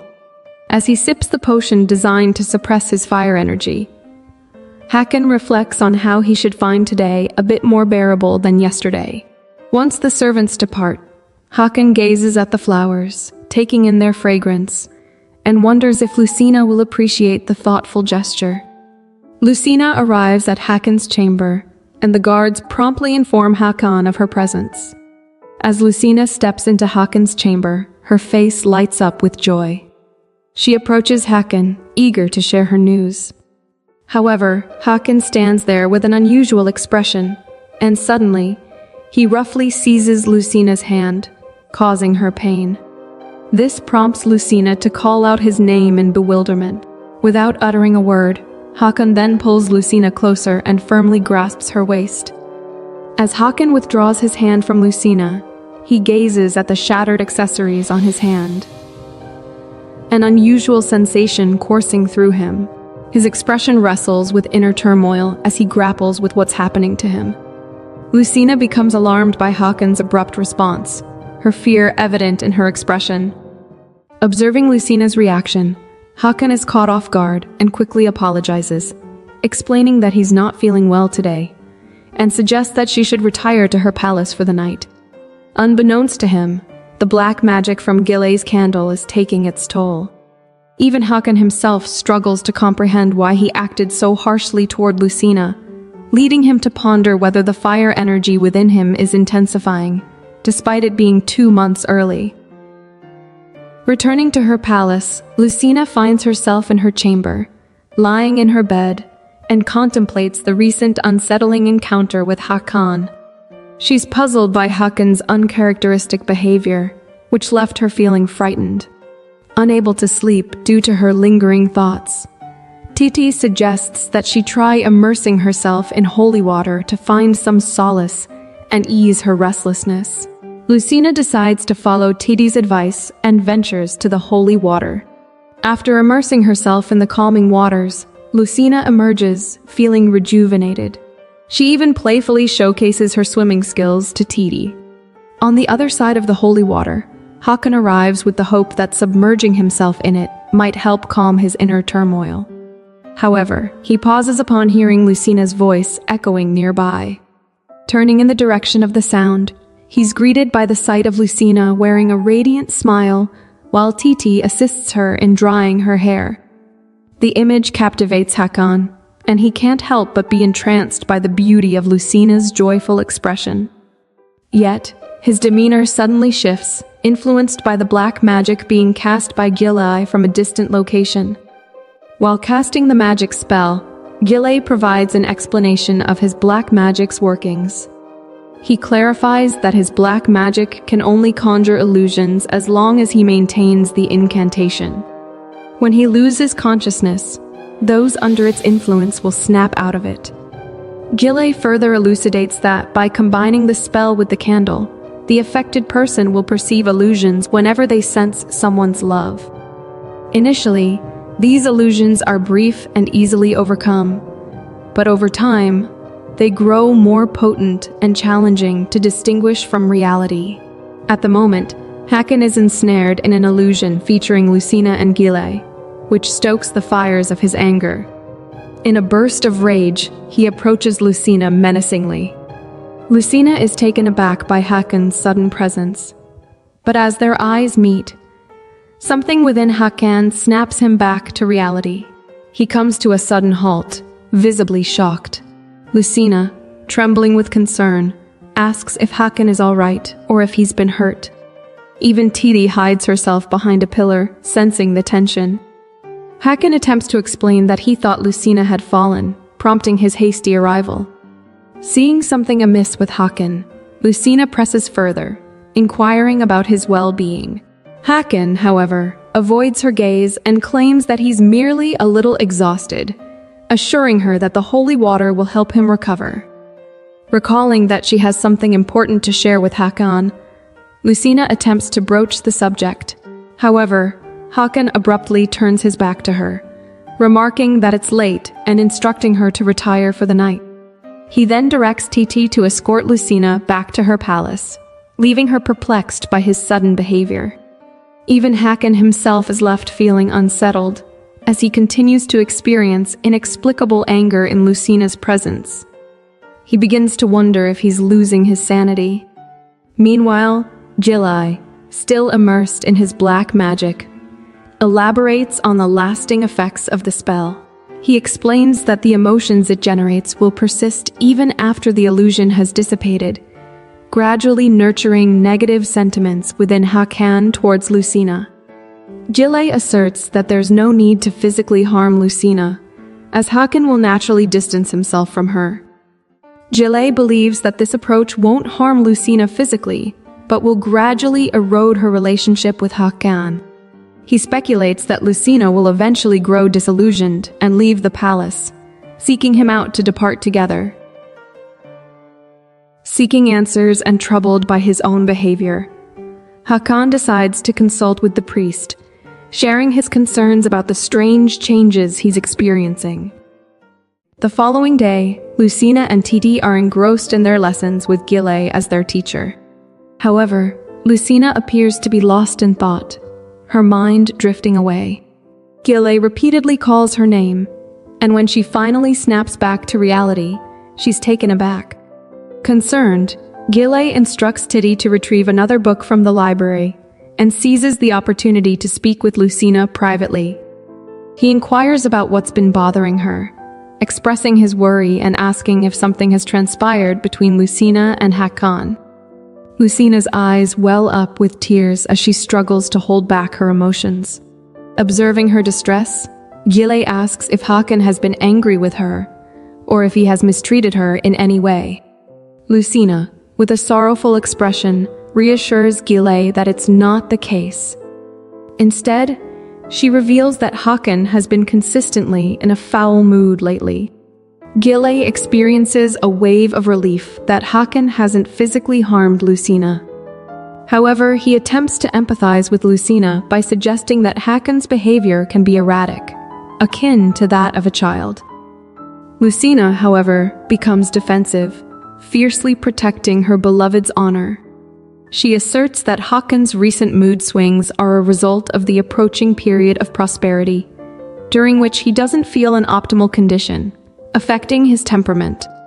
Gile then proposes that Lucina take a break from seeing Hakan for a while. Lucina hesitates, concerned about missing him. Gile pauses for a moment and then suggests that she write a letter to Hakan as an alternative means of communication, allowing them to stay in touch without meeting face to face. Lucina's face instantly brightens with enthusiasm at the prospect of writing a letter to Hakan. Upon completing the letter, Lucina requests Gile's assistance in reviewing it. However, as Gile reads the letter, he appears somewhat taken aback. He carefully rolls up the letter and assures Lucina that it's perfectly fine, offering praise for her effort and telling her that she's done an excellent job. Lucina is elated to hear his words, particularly when Gile adds that Hakan will appreciate it. She holds hope that Hakan will be pleased when he receives her letter. In Hakan's chamber, the priest arrives to assess his condition. He reassures Hakan that his instability is merely a result of the approaching period of prosperity and poses no life-threatening danger. Still, Hakan seeks further clarification, prompting the priest to elaborate. He explains that as the flame's intensity grows stronger, it becomes increasingly challenging to control one's emotions, particularly when harboring special feelings for someone. This is a common experience for everyone. Hakan acknowledges the priest's explanation and grants him permission to depart. As the priest exits Hakan's chamber, a servant enters, bearing a letter from Lucina. Hakan accepts the letter with curiosity, wondering about its contents. The servant inquires whether she should light a candle. He grants permission for the candle to be lit.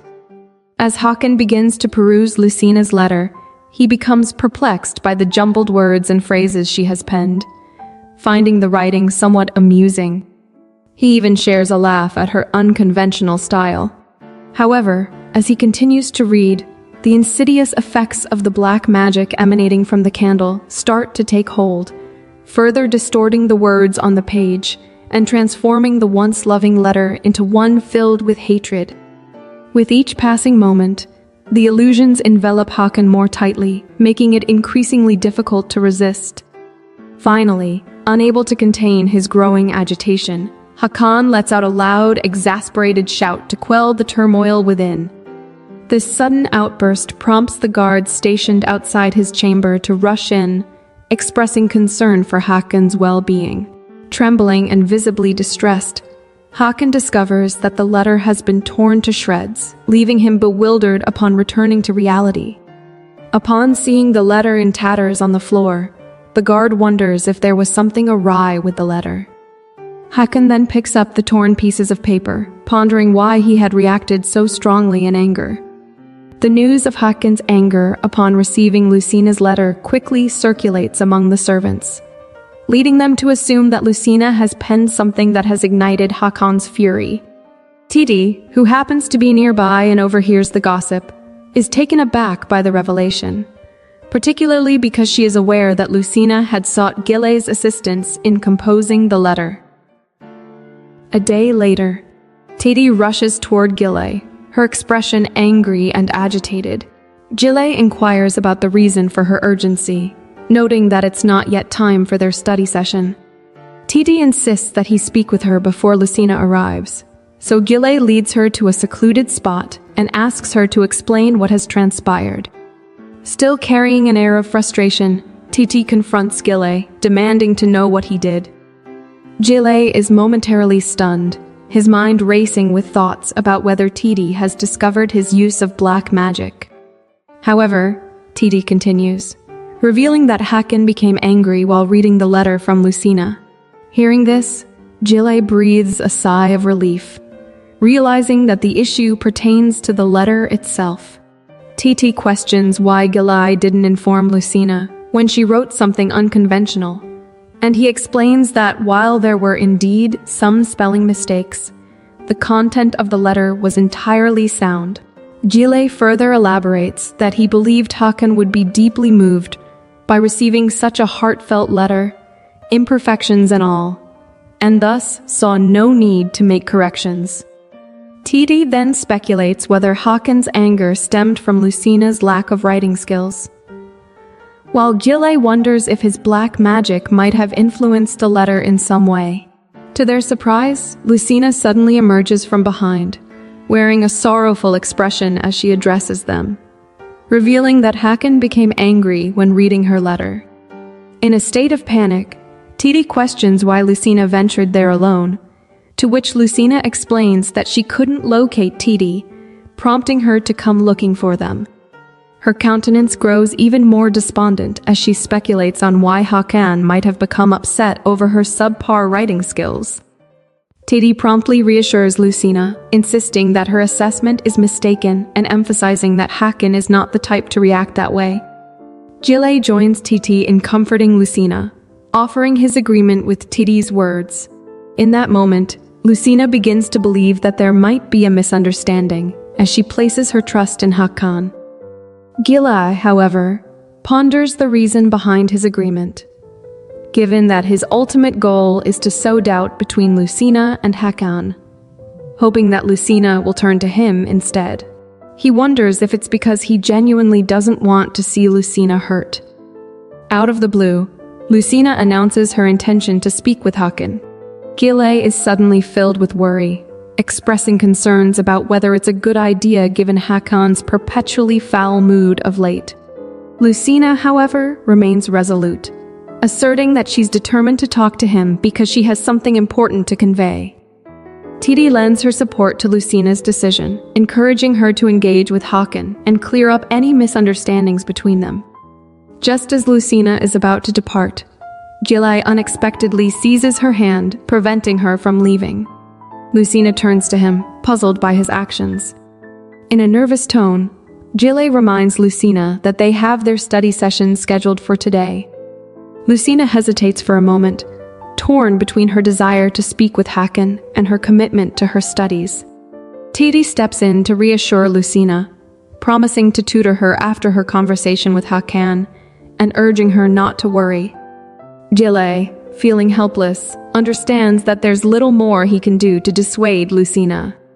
Lucina expresses her gratitude to Titi and then rushes off to Hakan's palace. Watching her depart, Gilai begins to contemplate the need to follow her. In his chamber, Hakan finds himself pondering recent events. Despite the looming period of prosperity, he's been feeling unlike himself lately. He recalls losing his temper, but the reason behind it eludes him. Frustrated and seeking answers, Hakan decides to discontinue his remedy, suspecting it might be the cause, yet the problem persists. His frustration grows as he grapples with the mystery. Suddenly, a memory sparks in his mind, the servant who had delivered the candle. Hakan jumps to his feet and begins to pace as he tries to piece together the puzzle. He remembers reading Lucina's letter with the candle nearby and starts to wonder if there's something amiss with it. Just as he steps out of his chamber, he encounters Lucina rushing toward him. Surprised, Hakan inquires about her presence. Lucina then reveals that she has something important to share with him. Quickly scanning their surroundings, she leans closer to Hakan and suggests that they move inside. Lucina believes it's best to keep her healing ability a secret from anyone else. Hakan, sensing the urgency, agrees to follow Lucina. Now in Hakan's chamber, they sit together near the table with the scented candle still lit. Hakan then tells Lucina to speak her mind, and she nervously begins to voice her concerns. She mentions her worry about Hakan's recent bad mood and his need to take the remedy due to the impending period of prosperity. Gathering her courage, Lucina makes a heartfelt plea for Hakan to cease taking the remedy, revealing her own healing ability and assuring him that there's no need for concern. However, Hakan's response leaves Lucina bewildered. He remains silent, but something appears to be stirring in his mind upon hearing about Lucina's healing ability. Observing Hakan's expression, Lucina hesitantly inquires why he appears that way. Unfortunately, Hakan's thoughts are ensnared by the dark magic manipulated by Garrett through Gilai. All he can discern now is Lucina apparently confiding in Gilai. Hakan's frustration mounts, and he accuses Lucina of treachery and deception.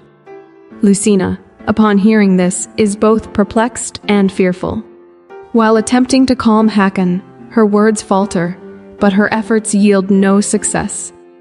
The dark magic further exacerbates Hakan's anger, and he now envisions Lucina alongside Gilai. With an abrupt movement, Hakan rises, teetering on the brink of attacking Lucina. Outside Hakan's chamber, Gilai appears concerned as he approaches. However, Lucina's scream suddenly startles Gilai and the guards. Gilai rushes into Hakan's chamber to find Lucina lying on the ground. He promptly instructs a guard to summon assistance. Turning to Lucina, he inquires about her well-being. Lucina appears terrified and conveys to Gilai her concerns about Hakan's unusual behavior. Gilai, on the other hand, explains that Hakan's aggressive tendencies can surface during periods of prosperity and advises Lucina to keep her distance. Nevertheless, Lucina worries that Hakan may pose a threat to others, and expresses a desire to use her healing powers to aid him. Gilai, however, holds a different perspective, believing it's too risky for Lucina to use her powers in Hakan's current state, despite their potential effectiveness. Out of the blue, Hakan, still ensnared by the dark magic's influence, erupts in rage and seizes Gilai by the collar. Fearing for the safety of others, Lucina utilizes her restorative abilities while attempting to bring Hakan back to his senses. She persists in channeling her healing powers toward Hakan, gradually guiding him back to a state of bewildered clarity. Lucina finally perceives that Hakan is regaining his composure, which provides her with relief. However, having expended a significant amount of energy, she succumbs to unconsciousness due to her depleted power. A worried expression crosses Hakan's face as he ponders what transpired and contemplates Lucina's role in helping him. The servant and the priest eventually arrive, but one of the attendants raises suspicions. Hakan notifies the priest of his intention to accompany Lucina to her room and instructs the priest to attend to Gilai instead. After Hakan and Lucina have exited the room, the dubious servant discreetly dispatches a message using a carrier pigeon. Subsequently, the priest delivers his findings to Hakan, confirming the presence of dark magic within the candles. Hakan also inquires about Lucina's well-being, prompting the priest to inform him that Lucina has sustained a bruise. Overwhelmed by guilt, Hakan makes his way to Lucina's chamber to assess her condition. Inside, Tidi apprises him that Lucina remains unconscious, but offers reassurance, suggesting that Lucina would likely be deeply comforted by his presence when she regains consciousness. Observing Lucina still lying motionless on the bed, Hakan is overwhelmed with guilt, comprehending the role he played while under the dark magic's influence, leading to Lucina's harm. Hakan earnestly implores Lucina to awaken, his heart heavy with the desire to offer her a heartfelt apology. However, a sudden commotion erupts as the guards rush into the chamber in a state of panic, urgently conveying to Hakan that the dragon's hatching fortress is under attack. Earlier, inside Garrett's palace, her servant arrived with a report stating that Hakan had found the candle and disposed of it.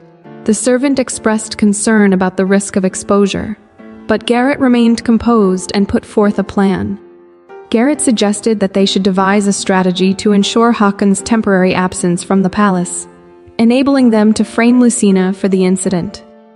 Hurriedly making his way to the fortress, Hakan's anger burns fiercely.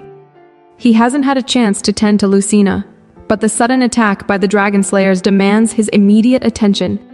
The last time the castle's defenses were breached was a decade ago, resulting in significant damage and the loss of Hakan's own brother in that conflict. Hakan is resolute in his determination to confront and defeat the Dragon Slayers, seeking revenge for the tragic events of the past. Upon their arrival, Hakan inquires about the situation from the guard, who reports that there have been no major attacks except for the breach of the barrier. Hakan is taken aback by this revelation, initially thinking the situation was urgent. However, he begins to contemplate whether the attack was deliberately orchestrated to lure him there. With a sense of caution, Hakan orders his troops to return to the palace, firmly believing that they've fallen into a trap meant to draw him out. As they prepare to depart, the Dragon Slayer who had been involved in the previous attack suddenly appears. Battle ensues, but unfortunately, Hakan is struck by a black arrow wielded by the Dragon Slayer leader. Inside the palace, Lucina awakens and anxiously inquires about Hakan's whereabouts from Tidi.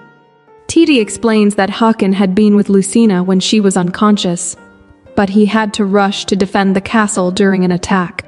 Upon hearing this, Lucina hurries out of her room to search for Hakan.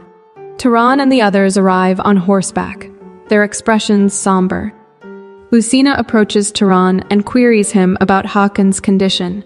Taran informs her that Hakan sustained serious injuries and that he's on his way to see Hakan. Learning of Hakan's peril, Lucina's worry becomes evident. She then informs Tayar that she intends to visit Hakan, stating that she can heal Hakan. Tayar consents to escort Lucina to see Hakan. However, another guard interjects, emphasizing the need for permission to enter, even for Lucina. Tayar counters, asserting that Lucina will soon become Tayar's official queen, and no one else is more qualified to assess Hakan's health. With this, Lucina rides alongside Tayar to the location where Hakan is convalescing, a significant cave protected by dragons, one of Tayar's many sacred sites. Tayar elucidates that this place holds the utmost sanctity, serving as the birthplace of all previous Tayar kings. As Lucina readies herself to enter the cave, Tayar offers a word of caution, emphasizing the absence of light within. Lucina inquires if Tayar will accompany her, but he explains that he cannot enter voluntarily. Lucina takes a moment to contemplate the situation, noting Tayar's faith in her, even if he cannot enter the cave himself. Expressing her gratitude, Lucina thanks Tayar before proceeding into the cave. Unbeknownst to her, Tayar forgets to convey that Hakan is in his true form, hoping that Lucina won't be taken aback. With unwavering determination to heal Hakan, Lucina steps into the dark cave. As she delves deeper, she senses a warmth that strikes her as oddly familiar. This energy draws her in, and she decides to follow it, believing it may lead her to Hakan. However, as she reaches the source of the warmth, she is surprised to find not Hakan, but a wounded dragon. Lucina cautiously approaches, recognizing the dragon from her childhood. The dragon opens its eyes upon her approach, and without hesitation, Lucina inquires if the dragon remembers their encounter from 10 years ago. She also asks if the dragon is the guardian of the cave. The dragon Hakan, in his true form, is puzzled by Lucina's statement that they had met a decade ago. Lucina then discloses her purpose in seeking her husband. However, upon noticing the dragon's injury, Lucina extends her hand, offering to heal it. At that moment, Hakan finally recognizes Lucina as the girl who had healed him a decade ago. Unable to believe that he hadn't realized her identity, despite her constant presence by his side, the dragon turns to reveal its wound to Lucina. And without hesitation, she employs her healing abilities to mend the dragon's injury. Suddenly, the dragon undergoes a transformation, shifting into Hakan's human form. Lucina, baffled by the sudden disappearance of the dragon and the emergence of Hakan, searches around in perplexity. Without delay, Hakan embraces Lucina, expressing his gratitude for her salvation, just as she had done for him 10 years earlier. Lucina seeks confirmation, asking if the dragon was indeed Hakan. Hakan affirms this, acknowledging that Lucina has saved his life on 2 occasions. He carries a heavy burden of remorse for his actions under the dark magic's influence, and the harm he had intended to cause Lucina. As Lucina comprehends the circumstances that led to Hakan's past actions, she finds relief, understanding that it wasn't his true will. Acknowledging the dragon as Hakan, Lucina begins to feel a sense of relaxation. With a cheerful disposition, she reassures Hakan that she is all right. Recognizing that being under the spell is not something he could control, she notes the synchronicity in their connection, stating that healing Hakan again, much like 10 years ago, seems like fate intertwining their lives. Lucina expresses her happiness in being the one to save Hakan once more. Lucina reiterates her special gift, explaining that her healing abilities will ensure a safe childbirth for their child, relieving Hakan of any further worry or suffering on her behalf. Overjoyed, Hakan expresses his happiness with a passionate kiss on Lucina's lips. After a while of waiting outside, Tayar spots Hakan carrying Lucina, and both appear to be in perfect health. Tayar's face lights up with joy as he comprehends that Lucina possesses healing abilities. Hakan, still holding Lucina, instructs Tayar to prepare his room as soon as they return to the palace. Confused by Hakan's request, Tayar seeks clarification. Hakan, gazing at Lucina, elaborates on their plans to engage in something they were unable to do before. Initially puzzled, Lucina's face flushes with embarrassment as she grasps the meaning behind Hakan's words. In Lucina's chamber, Titty is surprised to discover that Lucina and Hakan never had their first night together. Lucina confides that she was intoxicated during that time. Lucina proceeds to alleviate Titi's concerns, assuring her that she won't die even if she bypasses her first night. Feeling reassured, Titi now becomes enthusiastic about transforming Lucina into the most resplendent lady in the entire palace. After completing the preparations, Lucina is now prepared to make her way to Hakan's chamber. Lucina proceeds to enter Hakan's chamber, finding him already there, seated on his bed, waiting for her. As she approaches Hakan, her nerves are palpable. He pulls her closer, seating her on his lap, and playfully inquires if she's feeling shy. Hakan expresses his concern about potentially hurting Lucina, but she reassures him once more, reminding him of her healing ability. This reassurance prompts Hakan to burst into laughter as he teases Lucina. Hakan gently places Lucina on his bed and draws his face nearer to hers, bestowing a soft kiss on her lips.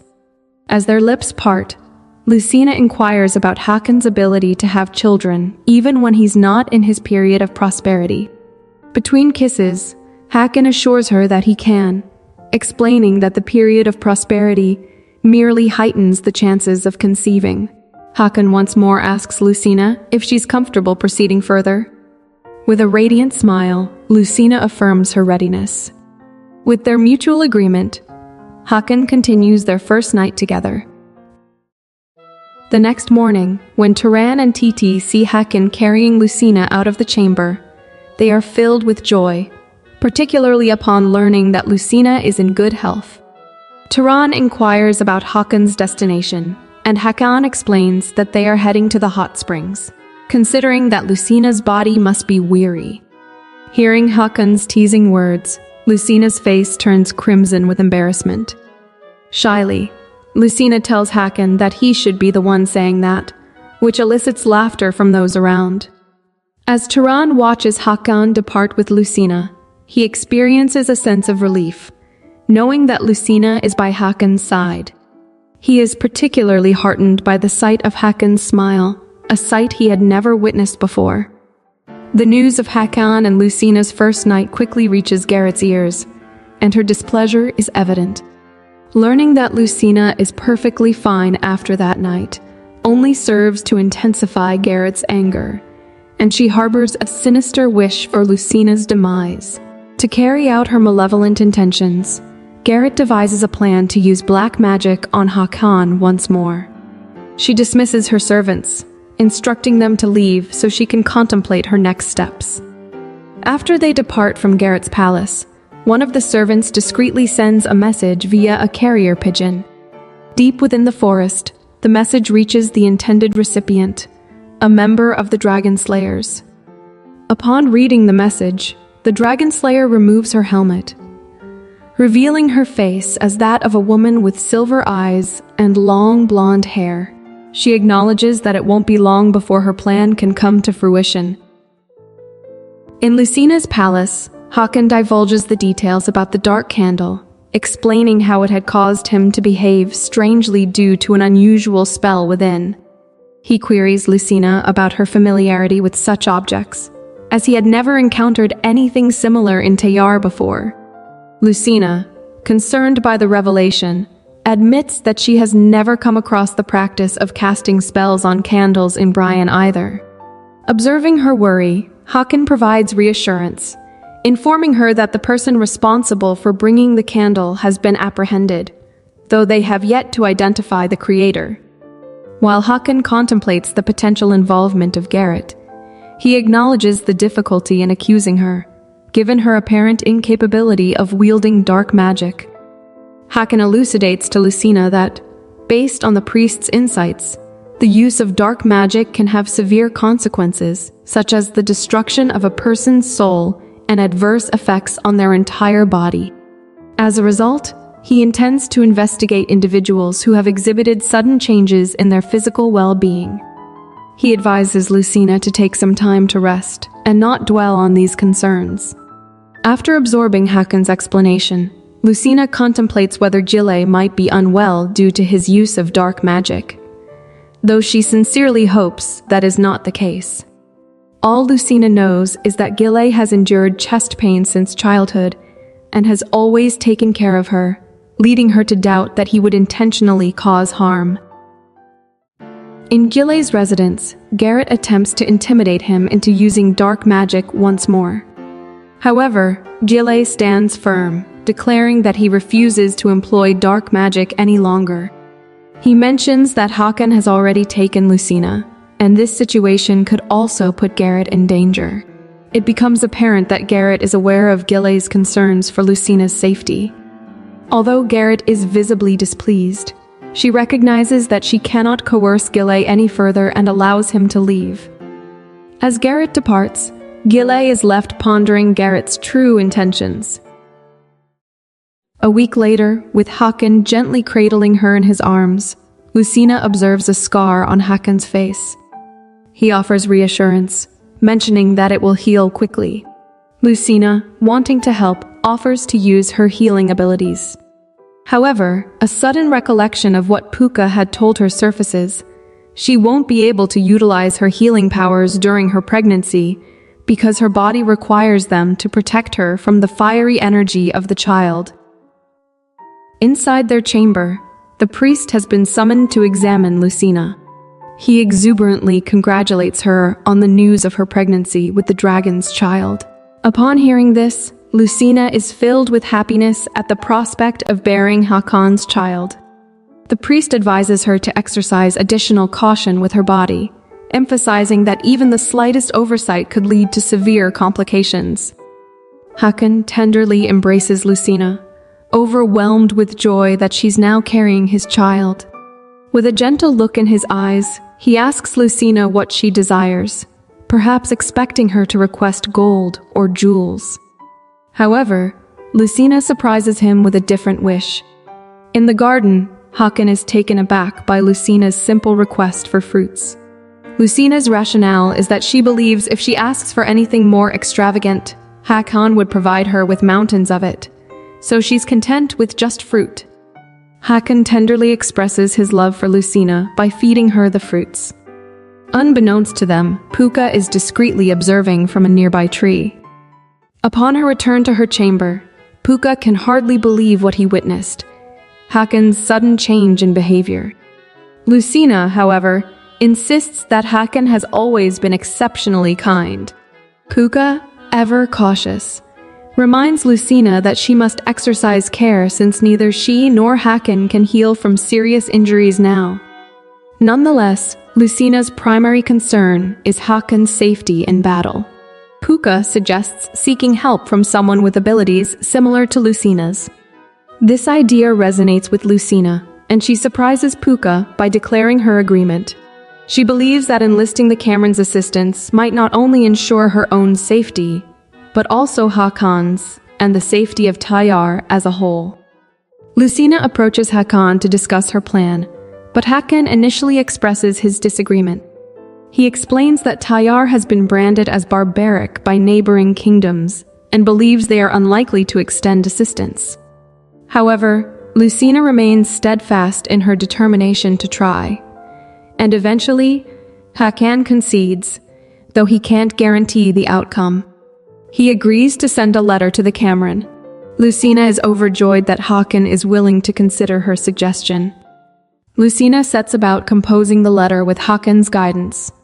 He playfully teases her, remarking that her writing skills have improved considerably since before. Lucina counters by accusing Hakan of implying that she used to be terrible at writing. Not wanting to upset Lucina, Hakan assures her that it's not what he meant. As Lucina concentrates on writing the letter, she is seated on Hakan's lap. He leans in closer, observing how beautiful she appears when she's focused. Showering Lucina with kisses, Hakan suggests they complete the letter and spend some quality time together. Lucina, however, remains resolute in her task of finishing the letter. Hakan has no choice but to comply, patiently waiting until she completes it. Out of the blue, Hakan broaches the topic of their unborn child, asking Lucina if she has a preference for a boy or a girl. After a moment of reflection, Lucina turns the question back to Hakan, who expresses a wish for a girl. He elaborates, explaining that a dragon's daughter is considered exceedingly precious, as they are a rare occurrence, and they are expected to bear healthy offspring of their kind. Upon hearing this explanation, Lucina affirms that, for her, the gender of the child doesn't matter. Her primary concern is their well-being. Hakan chuckles in agreement with her sentiments, also underscoring that once Lucina gives birth, she will rightfully become the queen of Tayar. As they engage in conversation, a guard stationed outside the chamber interrupts, informing Hakan that Garrett is requesting permission to speak with him. Hakan promptly conveys his response, instructing the guard to tell her to leave. However, Lucina assures him that it's okay, assuming that Garrett must have something important to discuss. Reluctant, but influenced by Lucina's concern, Hakan consents to Garrett's entrance. Given the late hour, Garrett apologizes for her untimely visit. Noticing Lucina's presence, Garrett attempts to be polite and inquires whether she is interrupting. Lucina, puzzled by Garrett's sudden change in attitude towards her, responds that she is not disturbed. Hakan then urges Garrett to divulge her intentions. However, Garrett insists that what she has to share is for the king's ears only, and requests Lucina to leave. Hakan, undeterred, asserts that Lucina should remain, as she is Tayar's future queen, and there should be nothing she cannot know or hear. With that, Garrett reveals that one of the servants who provided the dark candle to Hakan had frequent contact with Gile, suggesting that Gile was the one behind the candle. Upon hearing this revelation, Lucina turns pale, unable to believe that Gile is the true culprit behind the use of dark magic. The next day, Garrett leads Hakan and Tayar to the basement, explaining that she noticed Gile frequented this place and it raised suspicions. She further mentions that she was never able to ascertain the contents of this location. Upon their arrival, they find the door locked, and Tayar uses his axe to break it open. Garrett is confident that even if she betrays Gile, he won't be able to betray her in return. Upon entering the room, they discover an array of tools related to dark magic. Hakan is astonished that he was unaware of the existence of such a place. However, he remains suspicious of Garrett's motives in exposing this. Consequently, Hakan decides to apprehend Gile immediately. With Gile now imprisoned, Hakan and Tayar pay him a visit for questioning. Tayar discreetly suggests to Hakan the possibility that Garrett might have betrayed her own brother to avoid punishment. While Hakan entertains the same thought, they lack concrete evidence to accuse her. Hence, they proceed with the interrogation of Gile, hoping he will divulge the truth. However, despite subjecting Gile to torture, he remains silent and does not implicate Garrett in any way. Hakan and Tayar find this hard to believe, particularly Hakan, who is convinced of Garrett's involvement. While walking, Tayar inquires about the meeting concerning Laken's remains, and Hakan explains that it was decided to expedite the process of placing Laken's body in Mezerlik. Typically, this is done after the new guardian dragon is born, but Hakan believes it's best to address the matter before he becomes too preoccupied. Hakan then conveys to Tayar that he needs to inform Lucina about all the details. Hakan begins to worry, pondering whether Lucina will be shocked upon learning that her teacher is the culprit. Furthermore, he is concerned about not being with her during such trying times, fearing that it might only intensify Lucina's distress. Hakan pays a visit to Lucina, and she warmly welcomes him, mentioning that she's been practicing her writing with Titi. However, Hakan's demeanor suddenly darkens as he delivers the distressing news about Gile. Lucina's expression turns sad, finding it hard to believe that Gile truly intended to harm her and Hakan, despite her previous trust in him. In an attempt to console Lucina, Hakan wraps his arms around her in a comforting hug. But there's more news to deliver, and Hakan hesitates before sharing it. Lucina notices his expression and prompts him to reveal what's troubling him. With a heavy heart, Hakan informs her that he needs to leave the palace temporarily, even though he wishes to stay by her side and protect her. He explains that he has to oversee the transfer of Laken to Mezarek, a process that will take approximately 1 week. To ease Hakan's worry, Lucina smiles and assures him that she will be just fine during the week without him. A few days later, the day of departure to Mezarek arrives. Hakan, accompanied by his guards, is prepared to leave and is on the verge of bidding farewell to Lucina. He draws nearer, gently caresses Lucina's face, and plants a kiss on her lips. However, Turan reminds him that they need to depart immediately. Though Hakan is filled with concern, he has no option but to leave. Unbeknownst to Hakan, Garrett, aware of his absence, is ready to set her plan in motion to frame Lucina. A few days after Hakan's departure, Lucina, confined to her chamber, grows increasingly bored and impatient, longing for Hakan's return.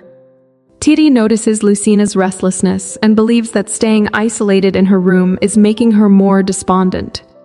To lift Lucina's spirits, Titi suggests they go outside for a walk together. Initially hesitant, Lucina eventually agrees. And as they leave her room, someone takes the opportunity to enter it. While they are enjoying a walk in the fresh air, a guard suddenly approaches them, urging Lucina to accompany him and grabbing her arm. Lucina is taken aback by the sudden and forceful encounter. Titi intervenes, pushing the guard away and inquiring about the situation. The guard explains that they discovered a suspicious object in Lucina's room and insists on inspecting it with her. Lucina is left confused and frightened by this unexpected turn of events, insisting that she doesn't understand what's happening and that no one has entered her room in the past few days. Titi firmly supports Lucina, asserting that it must be a misunderstanding. However, the guard remains indifferent, forcibly pulling Lucina's hand and insisting that she goes with him. Titi attempts to shield Lucina, but the guard pushes her to the ground and continues to press Lucina to accompany him. The guard forcibly ushers Lucina inside the room, where Garrett awaits with a devious expression on her face. She casually mentions that the guard discovered something unusual in Lucina's room. The guard proceeds to present Lucina with the item, and it is revealed to be a dark candle. Confused, Lucina questions the presence of the candle, but Garrett seizes this opportunity to accuse her. Lucina attempts to defend herself, explaining that she has no knowledge of the candle. However, Garrett counters her with evidence, claiming that the temple's examination confirmed the candle contained some form of magic. Garrett coldly asserts that, in accordance with the law, until Hakan returns, Lucina must remain confined to her room. This news terrifies Lucina, causing her to tremble with fear. Meanwhile, in Mezarek, after placing Laken's body there, Hakan pays his last respects to Laken, vowing to bring the murderer to justice. He instructs them to proceed with the procedure immediately and to return as soon as they are finished. Hakan can't help but express his concern about leaving Lucina alone, fearing that something might happen to her in his absence. Back in the palace, Lucina is consumed by depression following the recent events. She is so lost in her thoughts that she doesn't even notice Puka's presence as he comes to visit her. Puka watches her from the window, clearly concerned about her well-being. Suddenly, 2 masked men approach Lucina's room from the outside. Sensing a dangerous situation, Puka decides to take flight and find Hakan. The window in Lucina's room shatters, and the assassins make their way inside to abduct her. Lucina desperately tries to call for help, but her cries go unanswered. Garrett, who orchestrated this scheme, smirks with satisfaction as she believes that Lucina has been taken away by the assassins and will soon meet her demise, making it nearly impossible to find her body. The assailants forcefully take Lucina on horseback, covering her mouth and binding her hands. Puka watches in growing concern. However, a sudden downpour prompts them to seek shelter in a nearby cave. Realizing the opportunity to escape, Lucina gathers her courage and makes a run for it. Unfortunately, she trips and falls, injuring herself and causing her to bleed, which only heightens her fear. As the assassins prepare to carry out their deadly intentions, a group of knights arrives and quickly eliminates them. Lucina wonders if Hakan has come to her rescue. However, as the knight draws near and removes his helmet, Lucina is taken aback when she recognizes him as her stepbrother from Berg. In the Tayar palace, Hakan has returned earlier than expected. As he walks through the palace, he encounters a concerned guard who seems troubled by Hakan's arrival. On his way to visit Lucina, he crosses paths with Titi and inquires about any recent developments during his absence. Titi explains that Garrett has accused Lucina of using dark magic and subsequently confined her to her room. Upon hearing this, Hakan's anger flares, finding it hard to believe that anyone would give credence to Garrett's claims. He swiftly makes his way to Lucina's chamber, and as he opens the door, he is met with the shocking sight of an empty room with shattered windows. Prior to this, Lucina's stepbrother had encountered an unknown wizard who presented him with a solution to his ongoing predicament. His life had taken a turn for the worse after the last attack by Tayar, and the wizard assured him that the king's anger would soon subside if he brought Lucina to him. This is why he is now saving Lucina from the assassins with the wizard's assistance. The wizard conducts a quick examination of Lucina's unborn child, and they receive the reassuring news that the baby is in good health. Lucina's stepbrother expresses his relief upon hearing this, though it leaves Lucina puzzled as to why he is so concerned about her child's well-being. As Lucina's stepbrother instructs his knights to take her with them, she adamantly refuses, insisting on returning to Tayar. His patience wears thin, and he berates her for enjoying a life of happiness in Tayar, while he and his mother have been living in poverty. He raises his hand to strike her, but their confrontation is interrupted by a resounding roar from above. In a surprising turn of events, Hakan, in his dragon form, appears flying overhead. As he spots Lucina on the ground, he descends rapidly.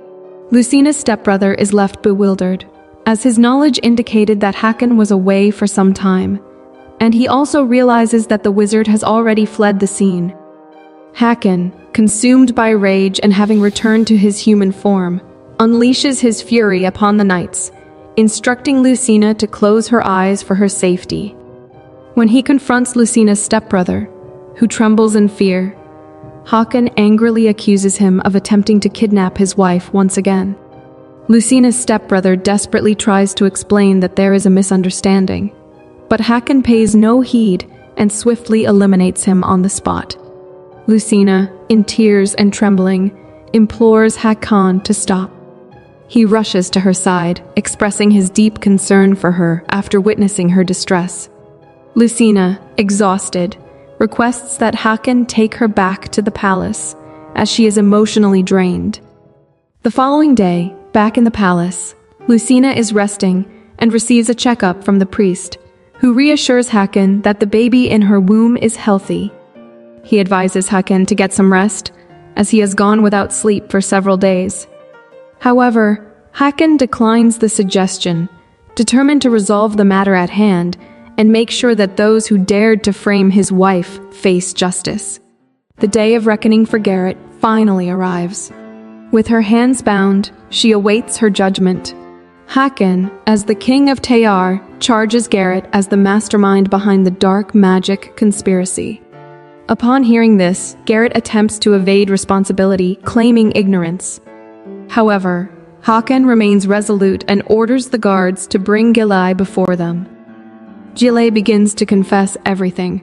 He admits to practicing black magic at his sister's behest for a prolonged period, even as he suffered from the adverse effects of dark magic. Despite Gilai's testimony, Garrett still clings to denial, insisting that it's all a falsehood. Unmoved by her protests, Hakan reveals that Garrett's own maids have provided incriminating statements, Garrett, now pallid and terrified, faces her sentencing. Hakan, taking into account her use of dark magic to harm Tayar's queen and king, strips her of her former queen consort title and sentences her to death. However, Gillet pleads with Hakan to consider his sister's punishment, acknowledging his own complicity in her actions and her dedicated service to Tayar. Other attendees also join in, beseeching Hakan to reconsider. In light of these pleas, Hakan revises Garrett's sentence. Instead of death, he orders her to be imprisoned in the southern palace, marked as a reminder of her crime. Gillet, too, faces consequences, but because he fully confessed his actions, Hakan decrees that he shall bear a visible mark on his body and endure hard labor as his punishment. A few days later, in Lucina's chamber, her somber mood persists due to the news about Gillet. Recognizing her distress, Hakan attempts to lift her spirits with some heartening news. He reveals that, during a meeting, it was decided that Lucina would be appointed as the temporary queen. The notion that she would become queen, even if only temporarily, overwhelms Lucina with disbelief. However, there's a catch. She can assume the role of queen after the wedding ceremony. Hakan's eagerness grows as he alludes to another surprise in store. He signals for Titi to open the door, revealing Adar's presence. Lucina's face lights up with joy at the sight of Hakan's mother. Yet, it becomes apparent that Adar hasn't fully regained her mental faculties, as she struggles to recognize Lucina. The lingering effects of black magic continue to cloud Adar's mind, and Hakan is determined to help her break free from its influence. Lucina, eager to offer assistance, extends an invitation for Adar to reside with her in the palace. She suggests that they seek Gillet's help in dispelling the lingering black magic, reasoning that the one who cast it may also possess the knowledge to undo its effects. Although initially hesitant, Hakan ultimately agrees with Lucina's proposal. In Berg, Lucina's stepmother, Baroness Berg, paces anxiously, awaiting her son's return, when a woman with striking features, blonde hair, and silver eyes, accompanied by her retinue of knights, approaches her. Baroness Berg is both startled and angered by this unexpected arrival. The woman greets Lucina's stepmother with an air of casual familiarity, only to have her shocked questions regarding her abandonment of her own daughter hurled back at her. It is then revealed that this enigmatic woman is Lucina's birth mother, and she coldly informs Baroness Berg that her husband and son have already met their demise. Baroness Berg is devastated and refuses to accept this grim news. However, her denial is abruptly cut short as she begins to cough up blood, collapsing to the ground. Lucina's birth mother, wielding dark powers, is responsible for her sudden and fatal affliction. Lucina's birth mother, undaunted, asserts that with Lucina's child safely on the way, she is poised to become the genuine queen of Tayar, rendering the Berg family no longer of use to her. She coldly declares that, once Lucina's child is born, Tayar will unquestionably belong to her. A month following Lucina's assumption of the temporary queen role, tranquility reigns within the palace. However, a notable disturbance arises as King Hakan requests Gillet's assistance in dispelling black magic from Adar. Gillet informs the king that Adar's consciousness is gradually returning, yet full liberation from the dark enchantment remains incomplete. Upon this revelation, Hakan instructs the guards to return Gillet to confinement. When Gillet encounters Lucina, he attempts to avoid eye contact, burdened by guilt for his actions. Subsequently, Hakan extends an invitation to Lucina to accompany him on a visit to Adar. As they stroll together, Lucina discerns a troubled look on Hakan's face, prompting her to inquire whether he harbors any reluctance to see Adar. Hakan confides in her, expressing regret that he couldn't personally attend to Adar and delegated the responsibility to Garrett, leading to the imposition of the black magic on Adar. In response, Lucina offers words of comfort, assuring Hakan that Adar will not hold any resentment towards him. Upon entering Adar's room, Hakan and Lucina are taken aback as Adar unexpectedly recognizes Hakan, evoking a deep emotional response from him. Although Hakan expresses regret for not arriving sooner, Adar, in turn, laments the loss of control over her own mind, causing harm to Hakan.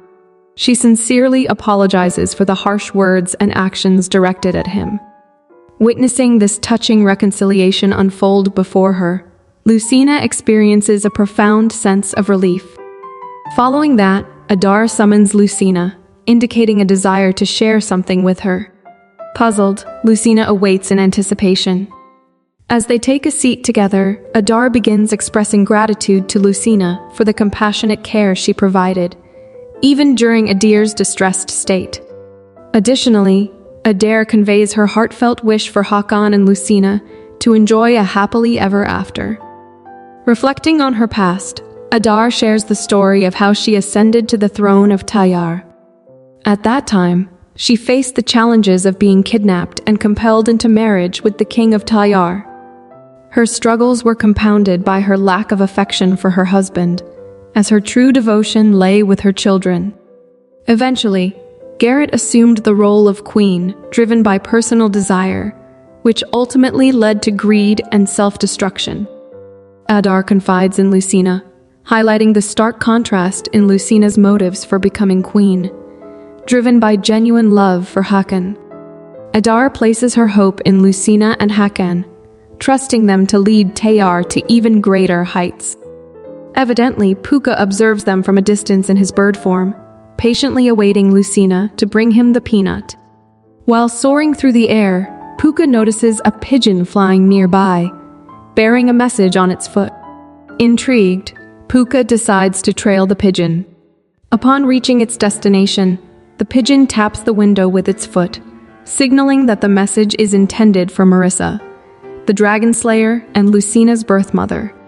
The contents of the message detail the current situation in Tayar. Watching from a distance, Puka ponders the identity of the woman who bears an uncanny resemblance to Lucina. Upon hearing the woman mention Lucina's name, Puka ponders whether she is acquainted with Lucina. To his astonishment, Puka almost becomes visible to the woman. He swiftly conceals himself and hastily returns to Tayar.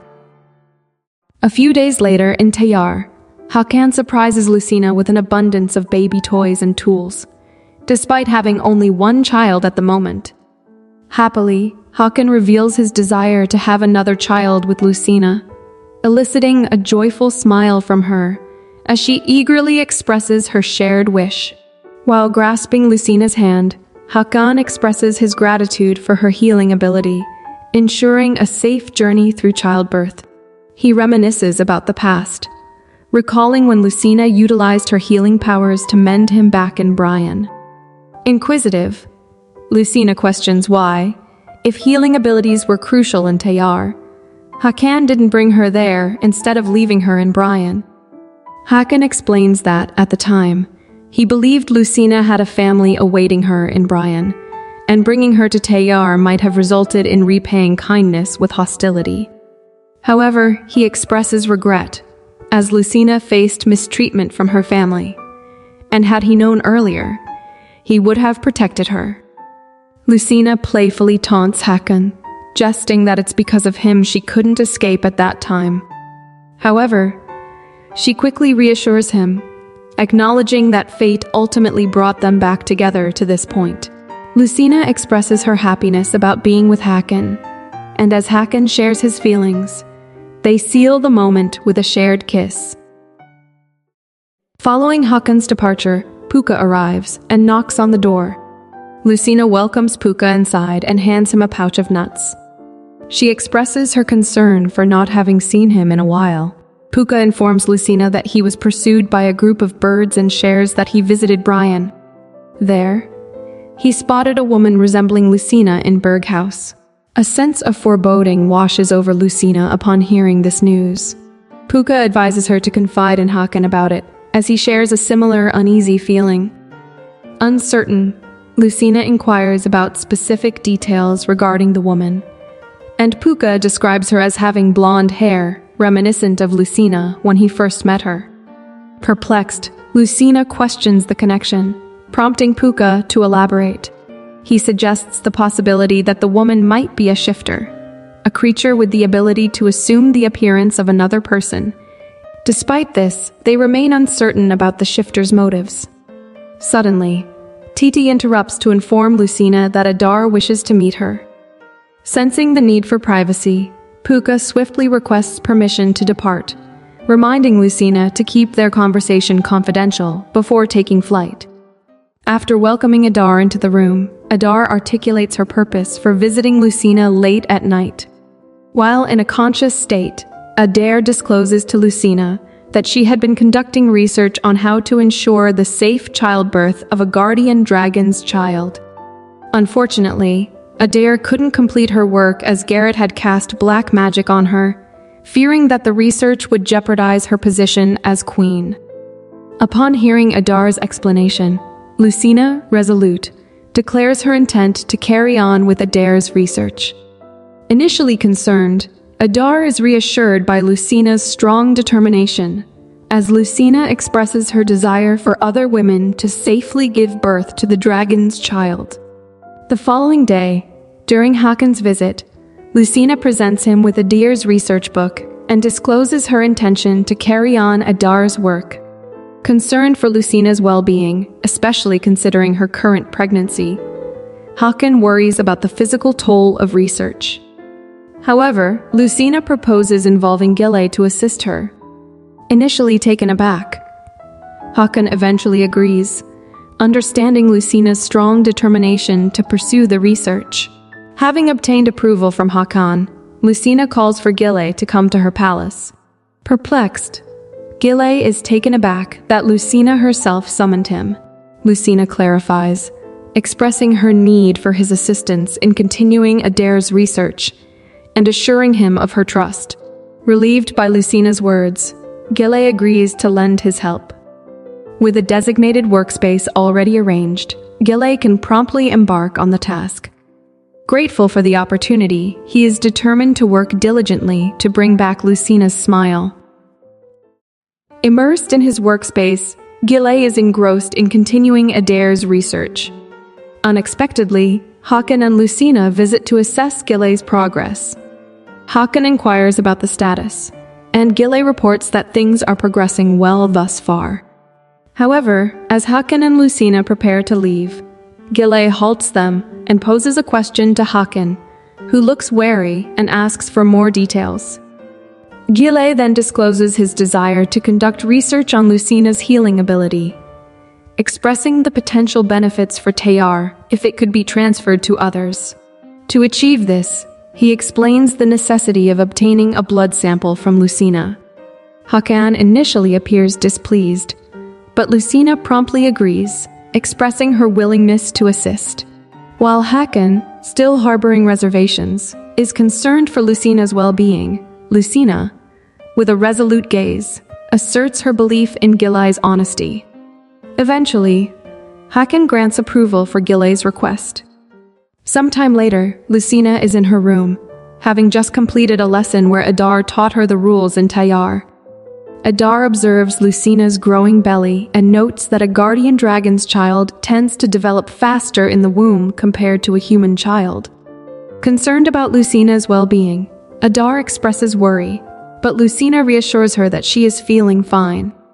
Subsequently, Adar requests permission to take her leave, contemplating whether her healing ability contributes to her overall well-being during pregnancy. Lucina is interrupted by a knock on the door. Hakan, wearing a bright smile, enters, revealing that he has completed his tasks, even though Tehran is seeking him out for additional work. Lucina anticipates news about a response from Cameron, but Hakan, brimming with excitement, shares a different piece of good news. He enthusiastically describes plans for a new queen's palace for Lucina, adorned with gold. Despite Lucina expressing contentment with the current palace, Hakan insists on providing her with the very best. aspiring for Lucina to be hailed as the greatest queen in Tayar's history. While Hakan continues detailing his plans for the new queen's palace, Lucina abruptly interrupts with a question about the response letter from Cameron. Hakan's demeanor becomes somewhat subdued as he conveys that they have not yet received a response from Cameron. This news causes Lucina to feel concerned, wondering if Cameron has chosen not to assist them. Meanwhile, in Jillay's workspace, he is deeply engrossed in his research on Lucina's healing ability. Utilizing Lucina's blood sample and mixing it with the provided liquid, Jillay is taken aback when a surprising reaction occurs, leaving him shocked. Jillay finds it hard to believe, based on his knowledge. The reaction indicates that Lucina possesses the blood moon.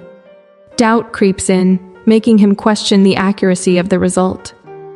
Just as he contemplates the possibility of error, a guard interrupts his deep thoughts, inquiring about the progress of the research. Jillay hesitates to disclose his recent discovery, but ultimately opts to keep it concealed. Instead, he informs the guard that he requires more time to finalize the research. In her chamber, Lucina appears deeply engrossed in reading Adar's research notes.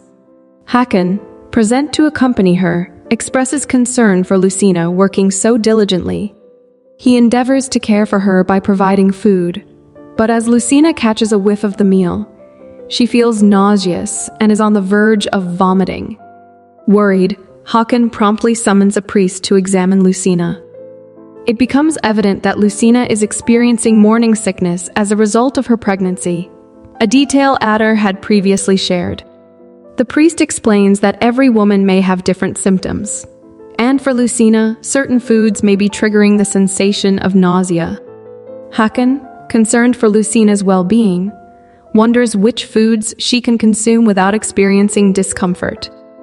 As Hakan walks alongside Turan, his contemplative demeanor catches Turan's attention, prompting concern for his well-being.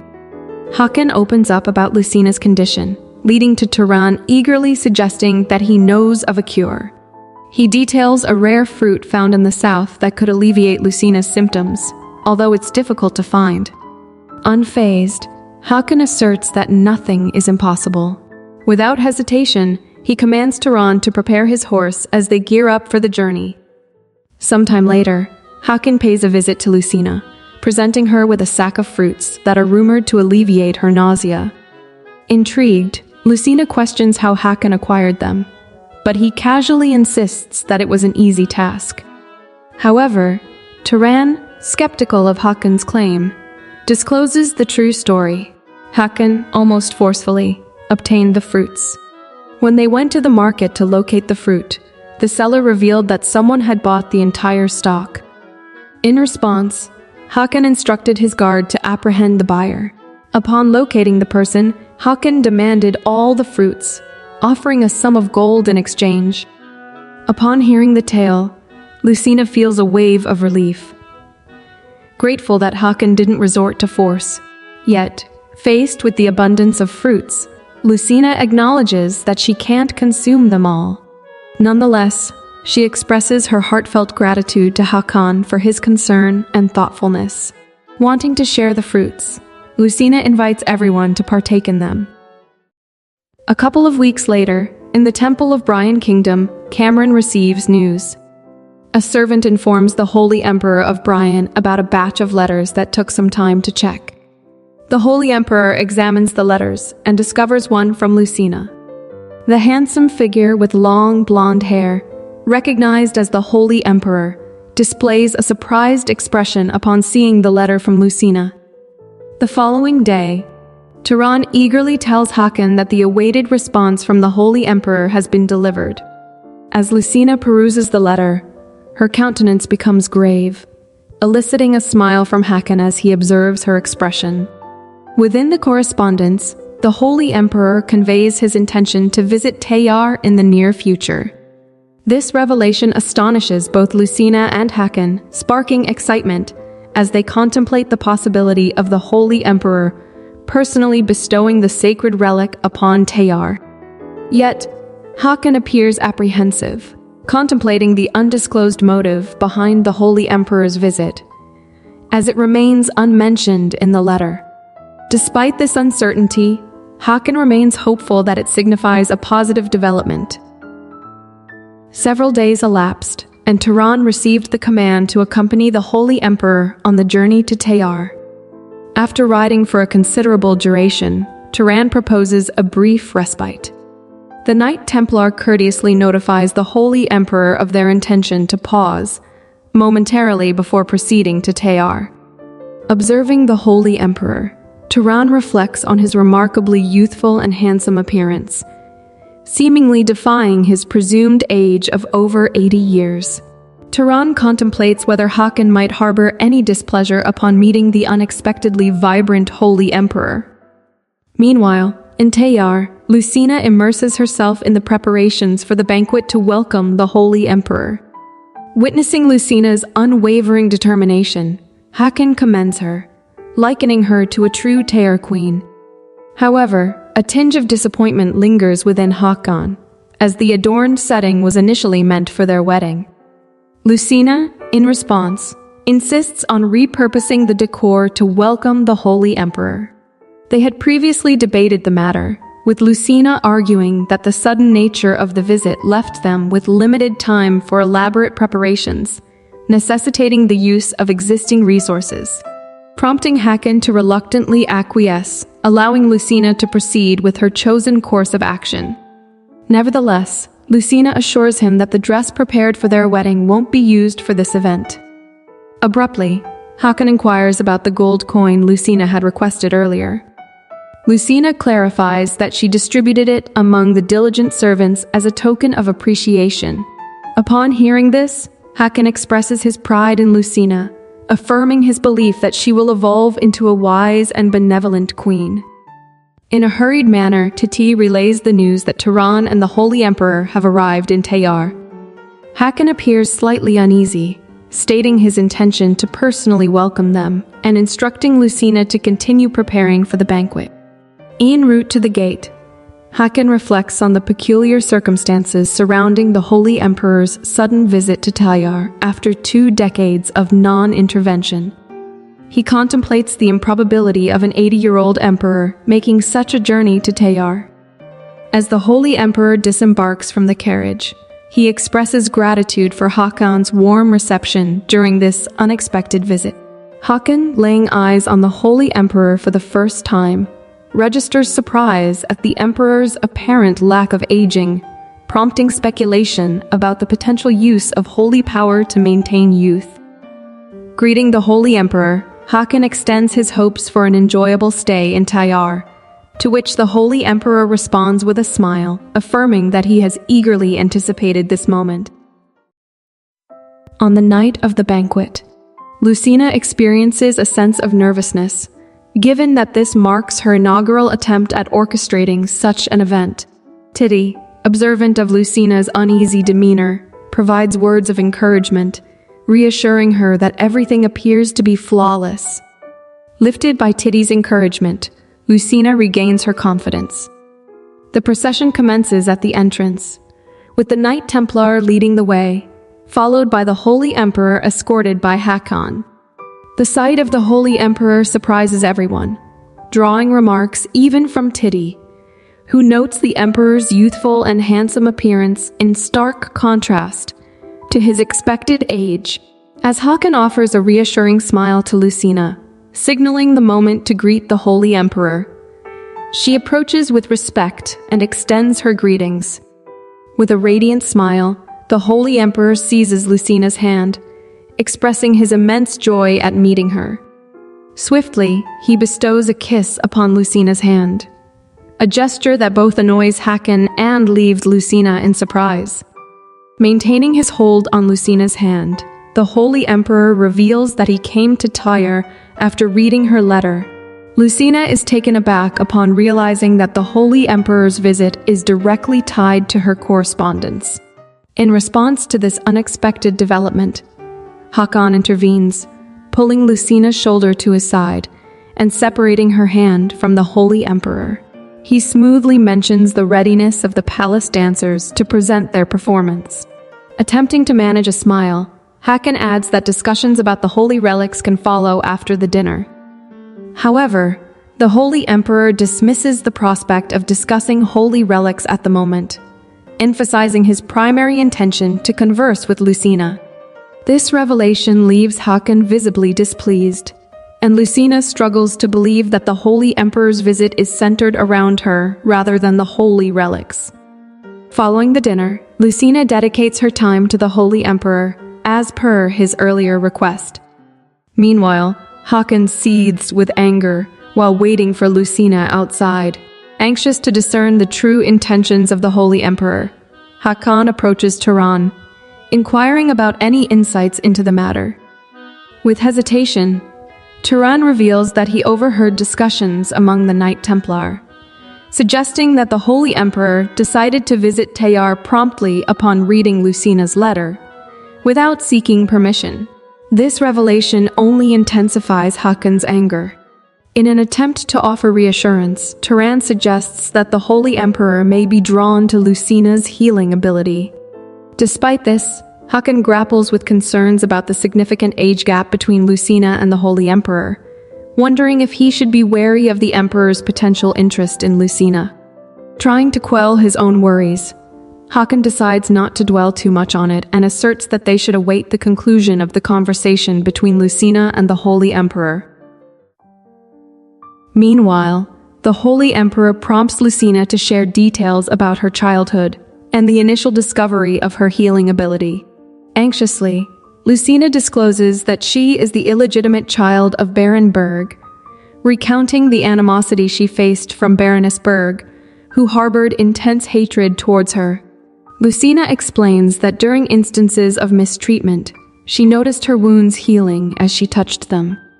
Despite being aware of her ability, Lucina admits to seldom utilizing it. The Holy Emperor's countenance reflects sadness as he attentively absorbs Lucina's narrative. Suddenly, he inquires if Lucina harbors any resentment toward her parents. Lucina dismissively shakes her head, asserting that she never had the luxury to entertain such thoughts. Her primary focus was solely on survival. She adds that, in her perspective, if her birth parents were truly good individuals, they would never have abandoned her in the first place. Upon hearing this, the Holy Emperor's expression darkens, and he extends an apology to Lucina, expressing regret that he did not arrive sooner. Perplexed, Lucina wonders about the reasoning behind the Holy Emperor's apology. However, Lucina reassures that she is content, now that Hakan is by her side. Joyfully, she shares that both she and Hakan are deeply in love with each other. The mood takes a serious turn when the Holy Emperor, with a stern demeanor, encourages Lucina to speak candidly and questions whether she is genuinely satisfied living in Tayar. Outside the room, Hakan's unease intensifies as he paces anxiously. Observing his restlessness, Tayar attempts to pacify him, mentioning rumors that the Holy Emperor already harbors affections for someone. Tayar describes the woman as resembling the moon, adorned with silver hair and eyes. This revelation only serves to aggravate Hakan, realizing that the woman the Holy Emperor loves bears an uncanny resemblance to his wife. Observing Hakan's intense reaction, Tayar grows concerned that Hakan might resort to forceful entry.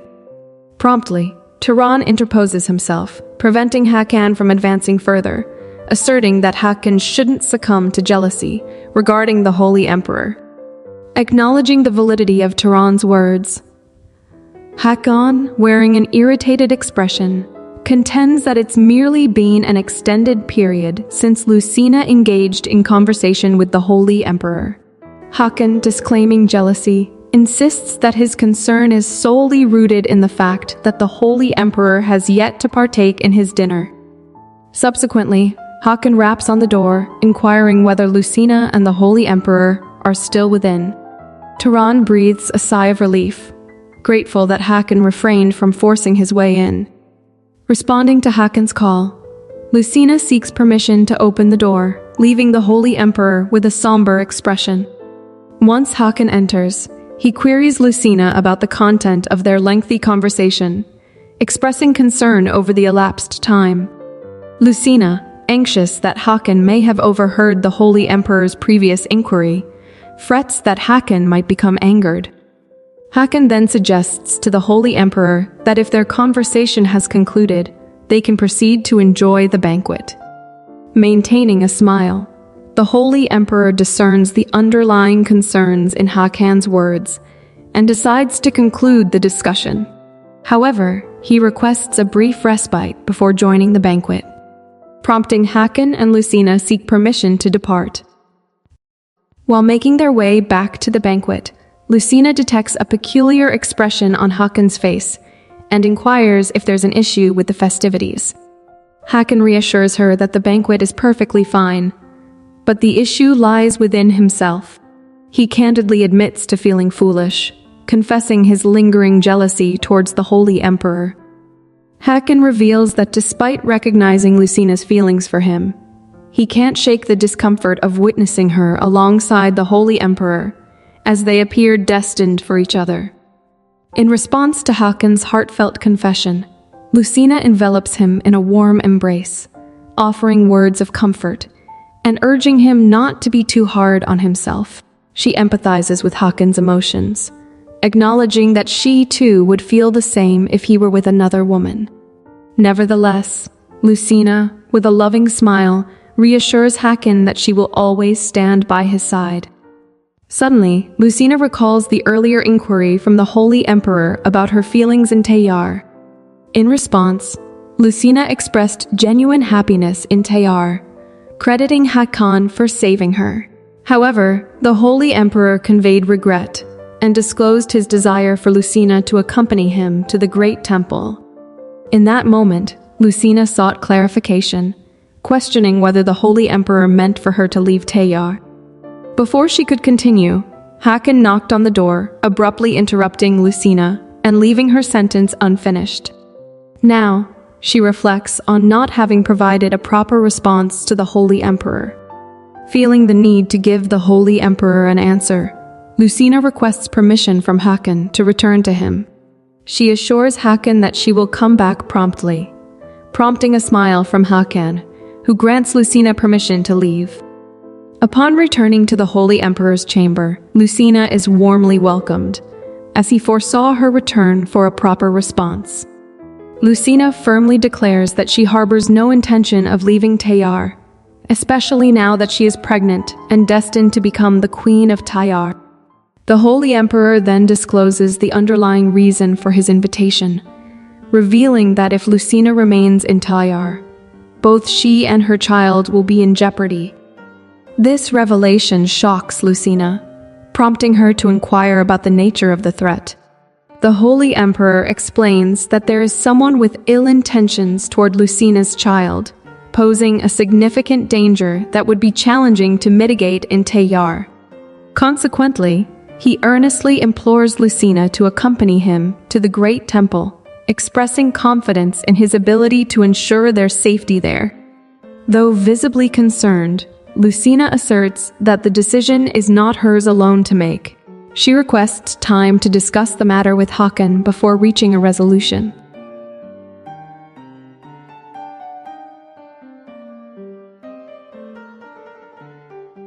The following day, the Holy Emperor convenes with Hakan and Lucina to delve into the events of the prior evening. Hakan probes the Holy Emperor regarding his decision to escort Lucina to the Grand Temple. In response, the Holy Emperor alludes to the shifter, inquiring if Hakan possesses any insights. Evidently, Lucina is also privy to the nature of the shifter, a creature capable of seamlessly altering its form. Hakan notes that these shifters have frequently posed threats to Tayar. The Holy Emperor elucidates that the shifters are currently scheming to conquer Tayar, disclosing that the mastermind behind the disruptive dragon slayers is none other than a shifter. Hakan seeks confirmation regarding the prevalence of shifters among the dragon slayers, to which the Holy Emperor affirms, revealing that the leader of the slayers likely has designs on Lucina's offspring. Upon learning this revelation, Lucina's countenance betrays concern as she contemplates whether the individual bearing her exact visage is connected to these events. Despite comprehending the Holy Emperor's elucidation, Hakan remains perplexed and questions why the Holy Emperor opted for the temple as a safeguard against the shifter, and how the Holy Emperor came by such extensive knowledge of the shifter's machinations. The Holy Emperor endeavors to provide a lucid clarification, emphasizing that shifters, being inherently monstrous, are susceptible to the divine power, making the temple a safer haven for Lucina than Tayar. As for the source of the Holy Emperor's knowledge, he asserts that revealing it presently would pose a danger, but assures Hakan that the truth will be disclosed when the timing is appropriate. The Holy Emperor implores Hakan to comprehend, as his concern for Lucina's well-being is sincere. Sensing Hakan's mounting frustration, Lucina inquires if there might be an alternative to seeking refuge at the Great Temple. Regrettably, the Holy Emperor asserts that the only recourse is to eradicate all shifters before the birth of Lucina's child, implying that Hakan must wage war against the slayers to achieve this. At this revelation, Lucina's anxiety deepens. Hakan acknowledges that conflict with the slayers is inevitable, and proposes that with the aid of the holy relics from the Holy Emperor, the war could be significantly facilitated.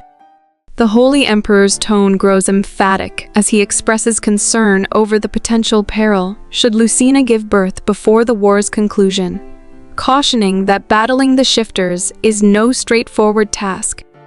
He underscores the vulnerability of Tayar to shifter invasion in the absence of sufficient troops, placing both Lucina and her child in jeopardy. Hakan is rendered speechless by this dire scenario. Nevertheless, the Holy Emperor suggests that if Hakan remains resolute in initiating the war, he should at least consider sending Lucina to the Great Temple for the duration of the conflict. In the stillness of their chamber at night, Hakan finds sleep elusive as he wrestles with thoughts of Lucina's safety. The prospect of parting ways with her fills him with dread. Lucina stirs from her slumber, observing Hakan's troubled countenance, intuitively grasping the weight of his concerns. She gently probes if his unease stems from the possibility of her seeking refuge at the temple. Despite a twinge of jealousy towards Lucina's rapport with the Holy Emperor, Hakan is moved by her perceptiveness and maturity. He confides in her, seeking her perspective on the matter. Lucina assures Hakan that she will carefully weigh his words before reaching a decision, prompting him to articulate his apprehensions about her departure to the temple.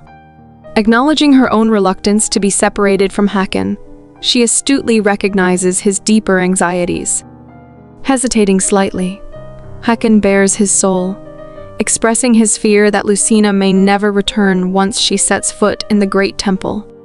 He confesses to the gnawing anxiety and frustration that grip him at the mere thought of her departure. In his eyes, Lucina might have found greater happiness marrying someone like the Holy Emperor. Unlike him, branded a barbarian in Brian, Lucina, unable to contain her exasperation, affectionately chides Hakan for his folly, catching him off guard. With unwavering resolve, she declares that she will never leave Tayar as long as she draws breath. Even in death, she vows not to be separated from Hakan, firmly asserting her enduring commitment to him. Moved by her unwavering resolve, Hakan envelops Lucina in a tender embrace, vowing never to let her slip from his grasp for as long as he lives. Their promises sealed with a soft, lingering kiss upon the lips, they find solace in each other's arms, united against whatever trials may come their way. On the appointed day, Lucina faces the Holy Emperor with steely resolve, declaring her decision to remain in Tayar. Asserting her role as the Queen of Tayar, she refuses to abandon her people while Hakan wages war. Though somewhat disappointed, the Holy Emperor endeavors to comprehend Lucina's choice, marveling at her maturity and growth. He assures her that he harbors no intentions of compelling her to the temple against her will.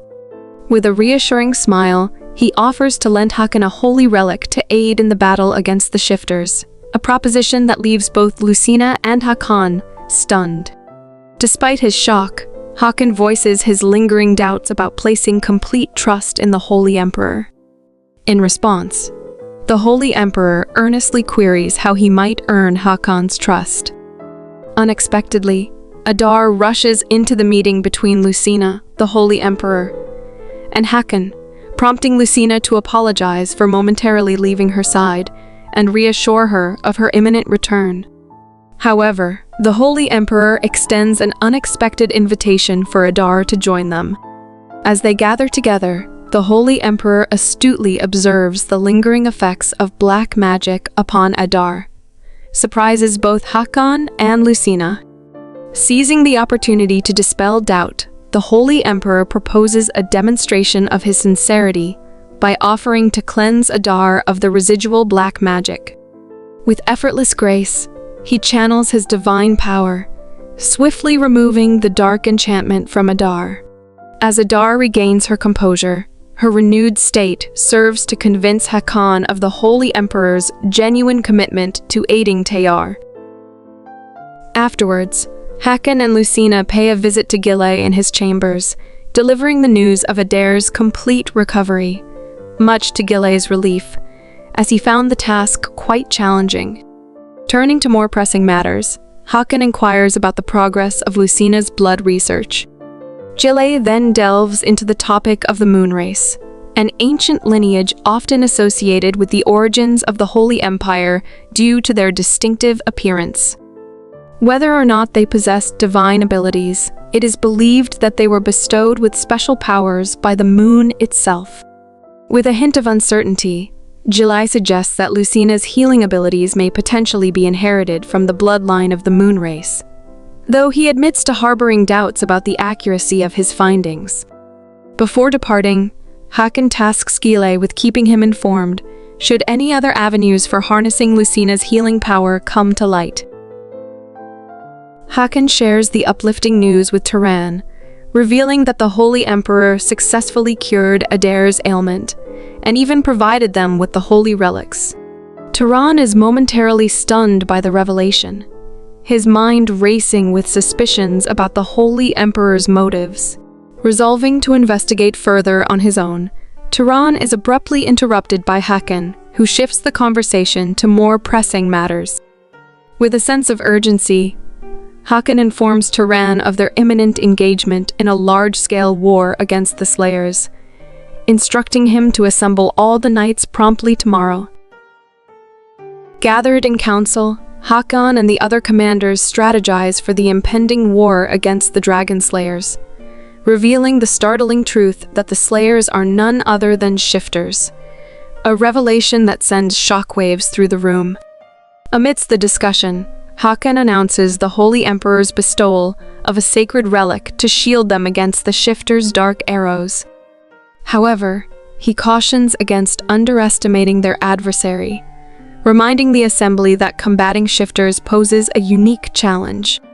With their ability to assume human form and deceive their enemies, Hakan warns that even with the holy relics at their disposal, defeating them may prove to be a formidable task, especially if they take on the guise of someone dear to them. A commander reveals a potential solution to counter the shifters' transformations: Black Hawk manure powder. These Black Hawks, bred by the Ralph tribe, have historically been regarded as natural adversaries to the shifters.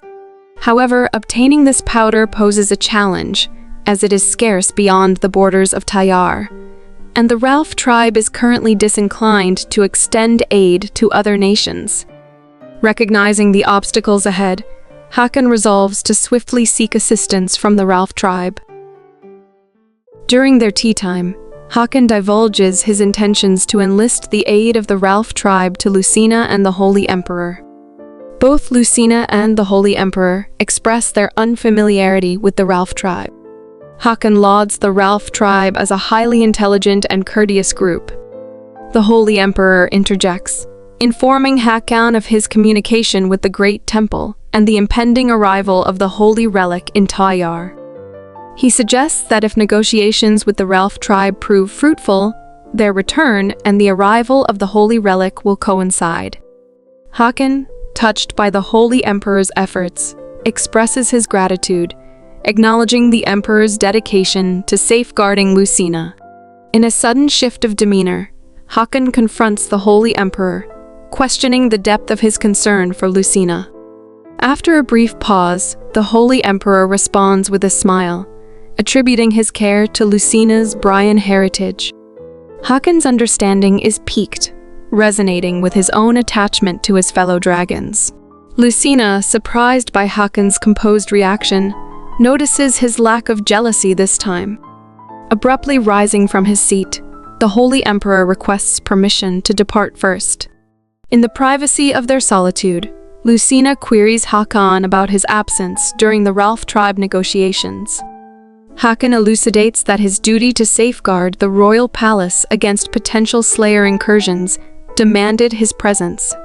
Drawing Lucina nearer, Hakan pledges to shield her from harm and to triumph in the war, eradicating any lingering threats to her safety. With a gentle smile, he articulates his vision of ruling the Tayar kingdom alongside Lucina in a tranquil era of peace.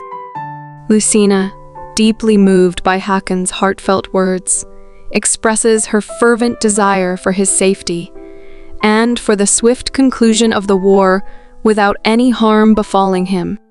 Unbeknownst to Hakan and Lucina, one of Marissa's spies, disguised as a servant of Tayar, eavesdrops on their conversation. Meanwhile, in her manor, Marissa receives the clandestine message from her spy.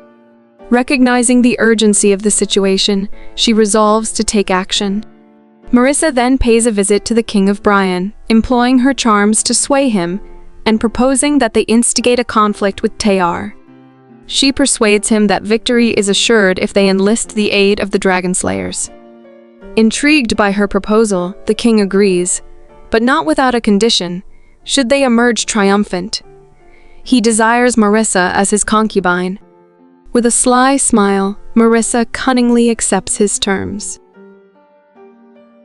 Within the confines of the Bryan royal palace, the Prince of Bryan voices his dissent regarding the king's decision to instigate war with Tayar.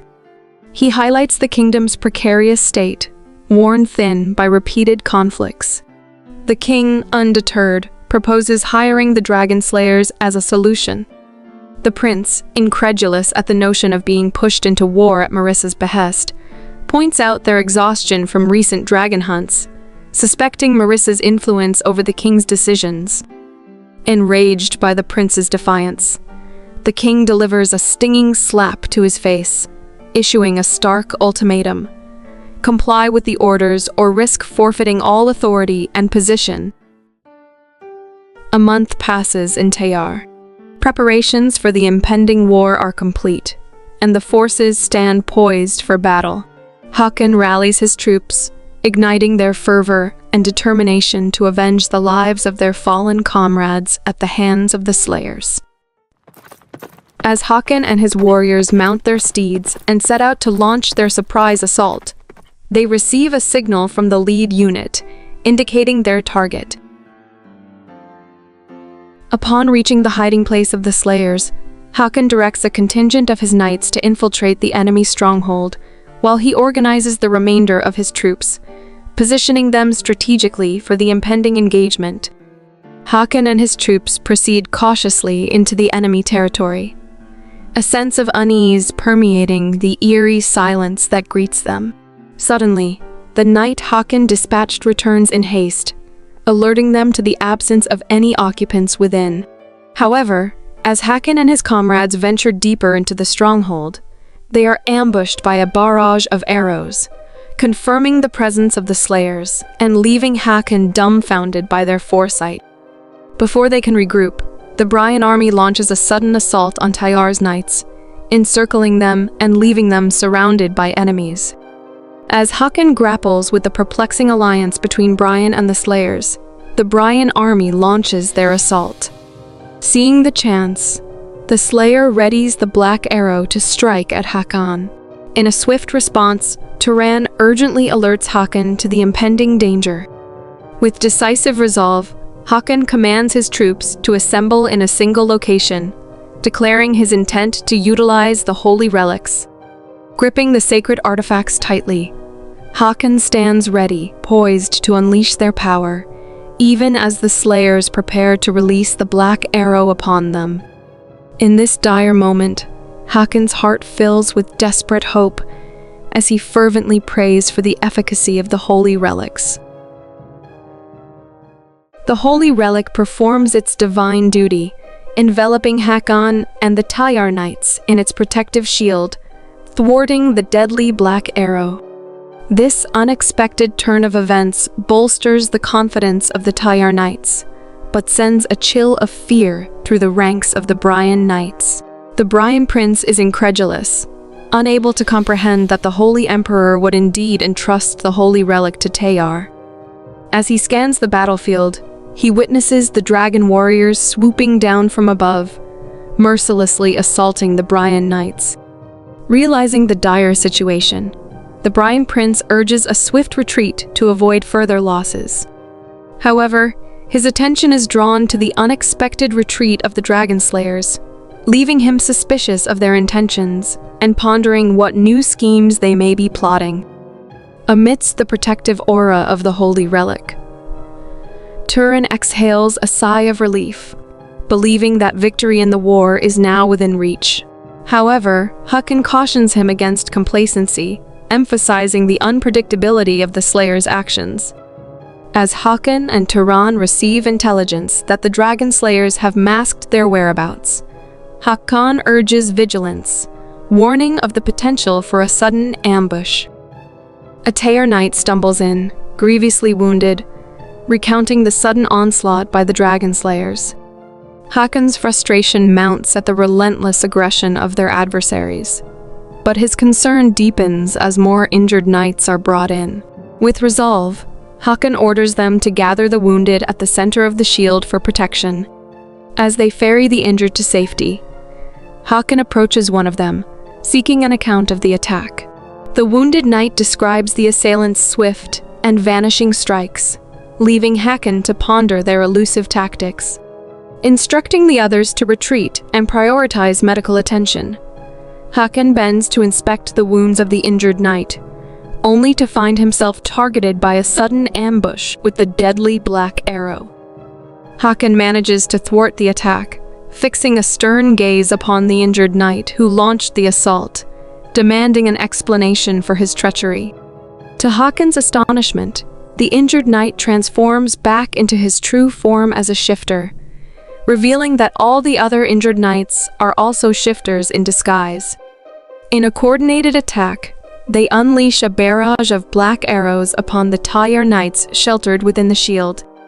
Tayar swiftly intervenes, plunging his blade into the shifter's back and urging Hakan to vacate the shield, recognizing the dire odds stacked against them. Reluctantly conceding, Hakan nods in frustration and issues the command for all Tayar knights to retreat, acknowledging the futility of their current position. In their hideout, the wounded knights are attended to, with a noticeable number requiring urgent treatment for severe injuries. Hakan directs Tayar to retrieve the healing water provided by the Holy Emperor, a resource typically reserved for dire circumstances. Tayar expresses surprise at the suggestion, but Hakan emphasizes the urgency of their situation, underscoring the necessity of victory against the shifters and the indispensable role of his knights in achieving it. Reflecting on his own oversight in relying solely on the protective power of the holy relic, Hakan acknowledges the toll their careless approach has exacted, expressing regret for the suffering endured by his comrades. As Tayar brings the healing water, Hakan instructs him to administer it to the injured warriors before taking a brief respite himself. During his break, Hakan reflects on his past mistakes that endangered everyone. Suddenly, Tayar's voice breaks his reverie.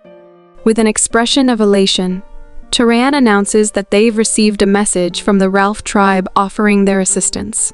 Hakan, initially incredulous, reads the letter for himself, feeling a wave of relief wash over him as he absorbs the news that the Ralph tribe is indeed coming to their aid.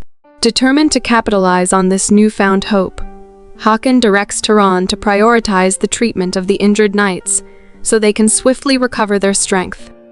Taran's confident smile reassures him, prompting Hakan to exhale a sigh of relief, his thoughts turning to the prospect of ending the war and reuniting with Lucina. Several days later, the long-awaited news arrives. The Ralph tribe has arrived. Carl, the chief of the Ralph tribe, greets Hakan with his trademark cheerful smile. As they clasp hands in greeting, Hakan playfully teases Carl about rumors suggesting Carl had turned down mercenary work due to his deep devotion to his wife. Yet he responded to Tayar's call unexpectedly. Carl, slightly sheepish, explains that while he would have declined any other tribe's request, Tayar holds a special place in his heart. He affirms that Tayar is the tribe of his most trusted friend. Hakan inquires about the safety of the requested item, and Carl assures him of its security. Displaying the ample supply of Black Hawk powder, Carl's reassurance brings a sense of relief to Hakan. However, Hakan's curiosity is piqued when he notices additional boxes nearby. With an eager smile, Carl begins to explain the contents, but then leans in to whisper the details to Hakan. The revelation leaves Hakan momentarily stunned. Carl goes on to assert that with these additional provisions, they would be virtually invincible in battle against the shifters.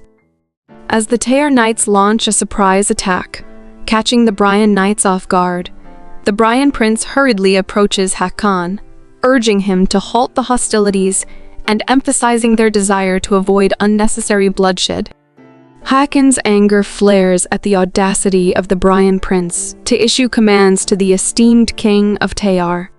Stunned by Hakan's reaction, the Bryan Prince struggles to respond, eventually suggesting an alternative approach, summoning the Slayers as a means to end the conflict and pleading with Tayar to cease their assault on the Bryan army.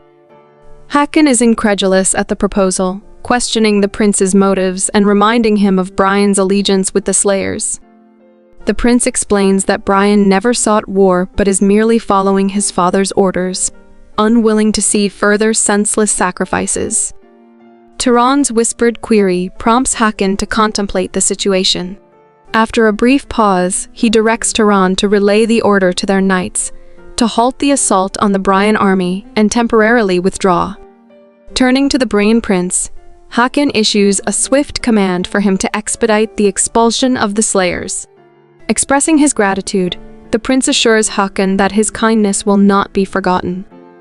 Lowering his voice, the Bryan Prince shares tactical information with Hakan, cautioning him about the Slayers' alternative exit strategy and their potential for attacking from elevated positions once more, advising Hakan to prepare accordingly. At their position, the Slayers prepare for an imminent attack from Tayar, but their anticipation turns to confusion as they find no sign of Tayar's knights. Suddenly, from above, the Black Hawk's powder descends upon them, catching them off guard. Before they can grasp the situation, the Ralph tribe swoops in with ruthless efficiency, launching a merciless assault. Carl, among them, feels invigorated after a prolonged period of inaction. Taran marvels at the effectiveness of the Black Hawk's powder in turning the tide against the shifters. Carl elaborates that it's not just the powder. The feathers of the Ralph tribe also play a crucial role in neutralizing the shifters' abilities. Hakan entrusts some of these feathers to Taran, urging him to utilize them in the battle. With unwavering determination, Hakan prepares to take action, committed to bringing the war to a decisive conclusion by capturing all fleeing Slayers.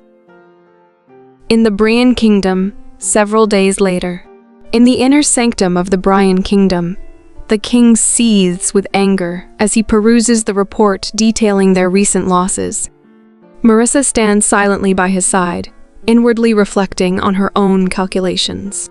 Despite her reluctance to act while the shifters remained vulnerable, the unexpected alliance between the Holy Emperor and Tayar compelled her to hasten her plans.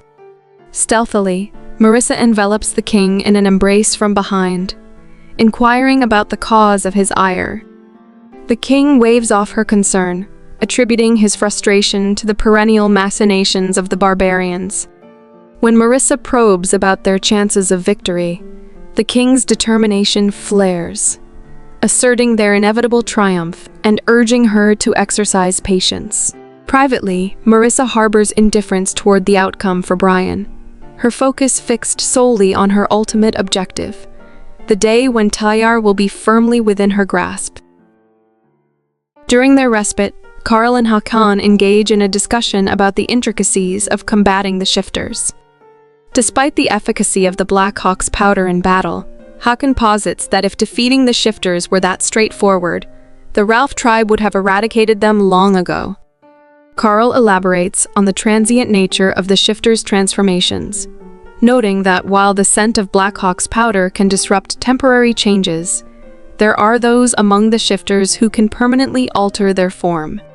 This revelation sends a shock through Hakan, prompting Carl to further elucidate that even after undergoing such a permanent transformation, shifters retain the ability to change their appearance at will.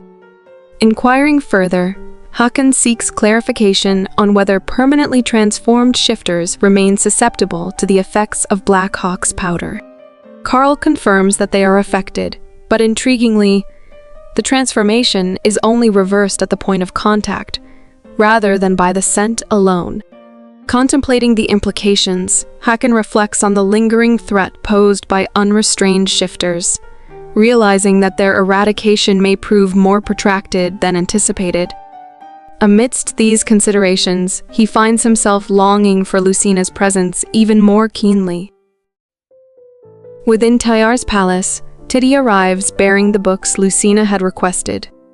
Lucina's face lights up with joy as she eagerly anticipates delving into their contents.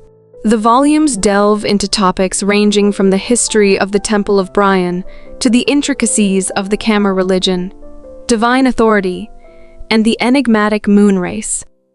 Lucina has immersed herself in reading as a means of distraction, recognizing that without such pursuits, her thoughts would invariably return to concerns for Hakan. As several months pass since Hakan departed for war, Lucina immerses herself in the pages of the book, seeking refuge from increasingly dark thoughts. Focused on uncovering details about the moon race, she recalls Gillet's earlier remarks and ponders the possibility of her lineage being tied to them. As she peruses the text, her gaze falls upon an illustration of a woman bearing a striking resemblance to herself. Lucina's mind races with the memory of Puka's sighting at the Brian residence, prompting her to wonder if the woman depicted could be the same individual. The woman depicted in the book is identified as Libervard Rumaru, the princess of the Rumaru kingdom, a significant figure in the holy region where the Kama religion originated. Lucina's mind races with the possibility that this individual could be a distant ancestor of hers. However, her contemplation is abruptly interrupted by a sharp pain in her pregnant belly, a sensation that has become increasingly frequent of late. Alarmed by the intensity of the discomfort, Lucina summons T, who waits just outside. Witnessing Lucina's distress, Titi swiftly departs to seek assistance. The midwife, joined by the priest, carefully examines Lucina, her expression tinged with concern as she announces that the baby's arrival appears imminent. Titi's shock is palpable. The expected due date is still some time away. Yet, amidst the swirling uncertainty, the absence of Hakan looms large as the greatest challenge. Lucina tries to allay Titi's fears, insisting that she can manage without Hakan by her side. However, Titi firmly believes that Hakan deserves to share in the anticipation and joy of their child's birth. Reluctantly, Lucina concedes to Titi's perspective. The priest then instructs Titi to relay the news to Hakan, who remains entrenched in the battlefield. The news is conveyed by pigeon, yet unbeknownst to them. Two pigeons take flight in divergent directions, each carrying its own message. One pigeon wings its way to Hakan's tent, while the other makes its way to Marissa's residence. As Hakan pores over the letter, disbelief etches his features. Meanwhile, Marissa, having also received the message from her spy, can't help but smile with cunning satisfaction as she peruses its contents. At her residence, Marissa is briefed on the war's progress, learning that approximately 10 shifters have managed to endure, and that Tayar's collaboration with the Ralph tribe has complicated matters. Understanding the gravity of the situation, Marissa instructs her subordinate to advise the surviving shifters to prioritize survival and caution. She emphasizes the importance of stealth for those infiltrating Tayar, warning them to evade detection at all costs. Observing Marissa's hair beginning to shift in color, her subordinates alert her to the transformation. Quickly, Marissa employs her shape-shifting ability to revert it to its blonde hue. Vexed by the Bryan King's preference for blonde hair over silver, she then informs her subordinate of an intermediary stop she needs to make before reaching the palace, emphasizing the need to begin preparations promptly due to the time it will consume. In the Bryan Palace, the King of Bryan seethes with rage upon receiving reports of their losses, despite having dragon slayers as allies. Learning that Tayar has formed an alliance, significantly weakening the dragon slayer's power, only adds fuel to his fury. He demands an update on the army situation from his subordinate, who informs him that the prince has commanded the slayers to remain on guard. The king's anger intensifies at this news, and he orders his subordinate to summon the prince immediately. Inside his tent, Hakan remains immersed in the letter from Tayar, emotions swirling within him. Tehran enters and proposes a visit to Tayar, noting the current lull in activity and offering to take charge in Hakan's absence. Hakan finds solace in Tehran's words and agrees, longing to reunite with Lucina. As Hakan rides his horse, he ponders the journey ahead, knowing it will take several days to reach Tayar. He briefly entertains the idea of transforming into his dragon form for speed, but dismisses it. Wary of drawing unwanted attention, suddenly he halts as the Bryan army blocks his path. Surprised, Hakan questions why they're armed and positioned near Tayar's camp. The commander's response is chillingly confident. They've been ordered to eradicate all of Tayar. Hakan's mind races to make sense of the situation, noting the commander's change, no longer the prince, as a foreboding sign that Bryan is no longer an ally. And thus, the inevitable clash between Hakan and Bryan's army ensues. Hakan swiftly commands his knights to relay the dire situation to their camp. Engaged in combat with the Bryan forces, Hakan can scarcely believe the unfolding events. Amidst the chaos, his thoughts race to Tayar, his heart heavy with the hope that Lucina will remain safe and await his return. Meanwhile, in the Tayar palace, a servant informs Lucina of a visitor and seeks permission to escort them to her chambers. Curious, Lucina grants permission, and soon the Holy Emperor enters with a warm smile. Surprised by his unexpected visit, Lucina inquires about the reason for his presence. The Holy Emperor politely asks if he may briefly assess Lucina's physical well-being. After Lucina grants permission, the Holy Emperor gently places his hand on her shoulder, casting a spell that dispels her discomfort. Feeling relieved, Lucina thanks him and expresses her gratitude for all the help he has given Tayar, admitting she doesn't know how to repay him. The Holy Emperor assures her that he seeks no repayment, only wishing for her health and safety. This prompts Lucina to wonder why he seems to care so much for her, or if he is simply being kind. She shares her envy of the people of Bryan for having such a compassionate ruler.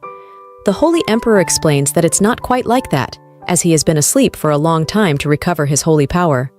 Curious, Lucina asks what happened, but the Holy Emperor only mentions that maintaining his strength is harder as he ages. Lucina almost forgets his age due to his youthful appearance. Reaching into his pocket, the Holy Emperor hands Lucina a small box, a gift for her. Inside, there's a stunning necklace with a pendant featuring a shining blue gem. Lucina is in awe of its beauty and asks why he is giving her such a gift. The Holy Emperor explains that he has imbued the necklace with a portion of his power to protect her in emergencies.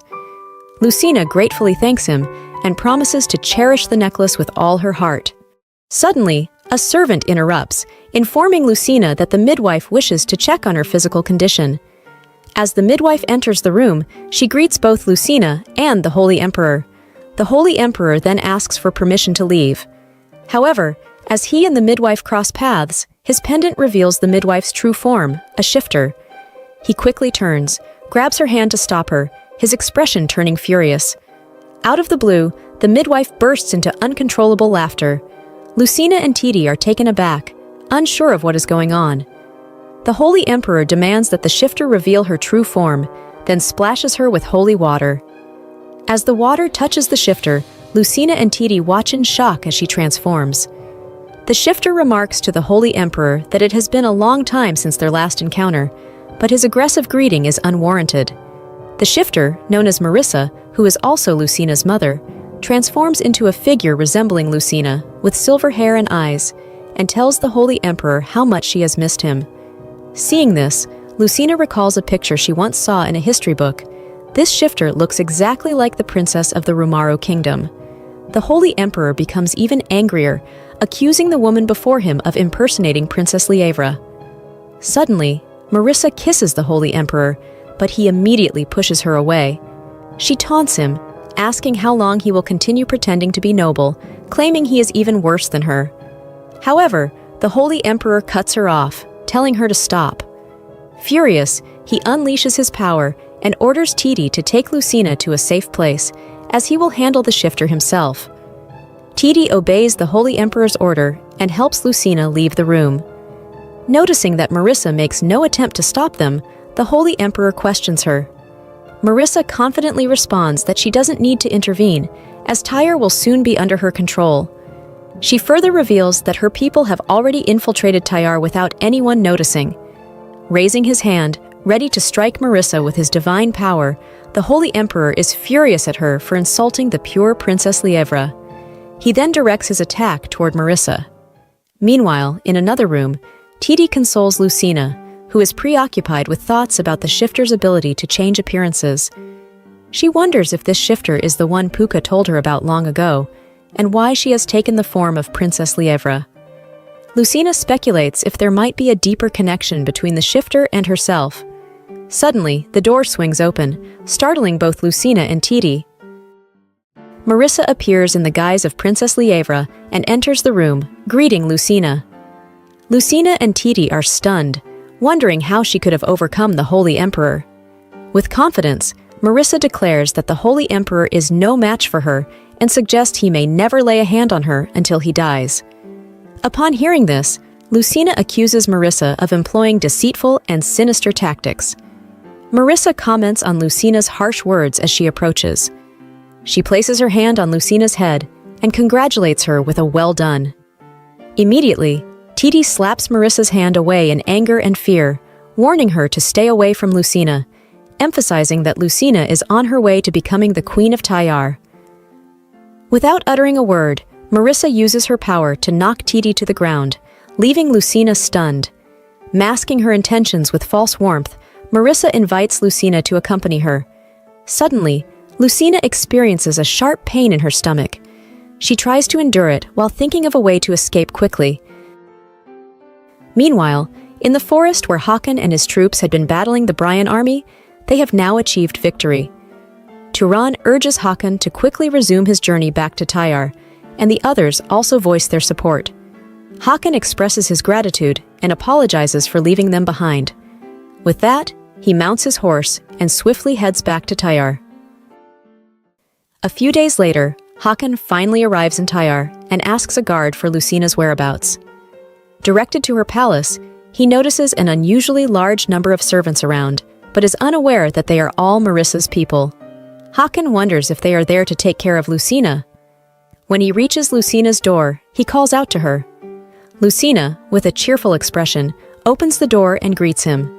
She asks if the war is over, and Hakan, smiling, gently strokes her hair and assures her that it will be over soon. Hakan pulls Lucina closer and tells her that he hurried back because he heard she might give birth soon. Lucina responds with a stuttering voice, which surprises Hakan. He asks why she is stuttering again, and Lucina explains that it's because she hasn't seen him in so long. Looking around, Hakan asks where her maid is, and Lucina replies that the maid went somewhere earlier. This response makes Hakan suspicious, realizing that the woman before him is not the real Lucina. Grabbing his spear, he confronts the impostor, stating that Lucina no longer stutters and always refers to her maid by name, Titi. Glaring at the impostor, Hakan demands to know Lucina's whereabouts. The impostor laughs and transforms back into Marissa, remarking that she thought Hakan was as blind to appearances as anyone. Hearing Marissa's voice, Hakan becomes furious, recognizing it as the same voice as the Dragon Slayers. Without hesitation, Marissa confesses that she is the leader of the Dragon Slayers, Marissa herself. Hakan shouts at her, demanding to know what she has done to Lucina, but Marissa assures him that she has no intention of harming Lucina. She blocks Hakan's spear with her bare hand and explains that she still needs the baby inside Lucina's womb. As she crushes the spear, Marissa reveals there are still unresolved matters, but now that she's been caught, there's nothing more she can do. She turns and disappears, leaving Hakan shocked and furious. Hakan is left bewildered by what has transpired, questioning if everyone in the palace is Marissa's ally and when this deception began. Looking down helplessly, Hakan sits on Lucina's bed, when suddenly he hears someone calling out for Lucina in a worried tone. The Holy Emperor rushes in, visibly pale and deeply concerned, and informs Hakan that the intruders who occupied the palace have disappeared. Hakan is bewildered to see the Holy Emperor there and asks why he is present. In response, the Holy Emperor inquires if Hakan has encountered Marissa, the leader of the Dragon Slayers, and reveals that she is the one who abducted Lucina. With a desperate tone, the Holy Emperor expresses regret that he couldn't protect Lucina. Hakan, caught off guard, erupts in rage and grabs the Holy Emperor's clothes, demanding to know why he couldn't protect Lucina despite his power. The Holy Emperor explains that his power was useless against the monster who disguised itself as the woman he loved. Hakan calms slightly upon hearing this, but remains confused and asks for clarification. The Holy Emperor, with a regretful expression, elaborates that Marissa disguised herself as the woman he loved, deceived him, and he unknowingly fell for her trick and made love with her. He came to Tayar to rectify his past mistakes by protecting his daughter and eliminating Marissa. Despite these explanations, Hakan struggles to grasp the situation and asks the Holy Emperor to clarify what he means by his daughter. The Holy Emperor confirms that Lucina is his and Marissa's daughter. The Holy Emperor further discloses that this is why he was aware of the leader of the Dragon Slayers and their schemes, proceeding to divulge all details about Marissa's plan. Tayar, renowned as the land of gold, has always attracted the covetous eyes of shifters, nomadic beings who could not settle and roamed the lands. Despite their attempts, they faced repeated defeats in wars against Tayar. Among them, Marissa devised a unique strategy. Shifters possess the ability to mimic human form. By consuming a human heart, they can retain that form for a lifetime. More than just appearances, consuming a human heart embeds fragments of the person's soul within the shifter, granting them some of the person's abilities. Marissa aimed to eradicate the inherent weaknesses of shifters. She sought a method for them to retain their human appearance indefinitely, even when exposed to relics, objects with divine power. Marissa could not bear the idea of reverting to a monstrous form. This drove her to consistently disguise herself as a beautiful woman. Marissa's attention later turned to the Moon Race, descendants of the rulers of the Duchy of Rumaru, creators of the Camera Guild. Admired for their appearance, they were revered as the Moon Tribe, although only some possessed divine power. As Hakan listens to these revelations, he wonders if Lucina's healing abilities were inherited from her father, the Holy Emperor. The Holy Emperor goes on, explaining that Marissa believed the Moon Race name implied they possessed divine power or a power surpassing it. she consumed the heart of the most beautiful and wise member of the moon race. As the Holy Emperor reveals this, sadness clouds his expression. He discloses that the person whose heart Marissa consumed was Princess Lievra Rumaru of Rumaru. Hakan feels empathy as he realizes that Lievra was the person whom the Holy Emperor loved.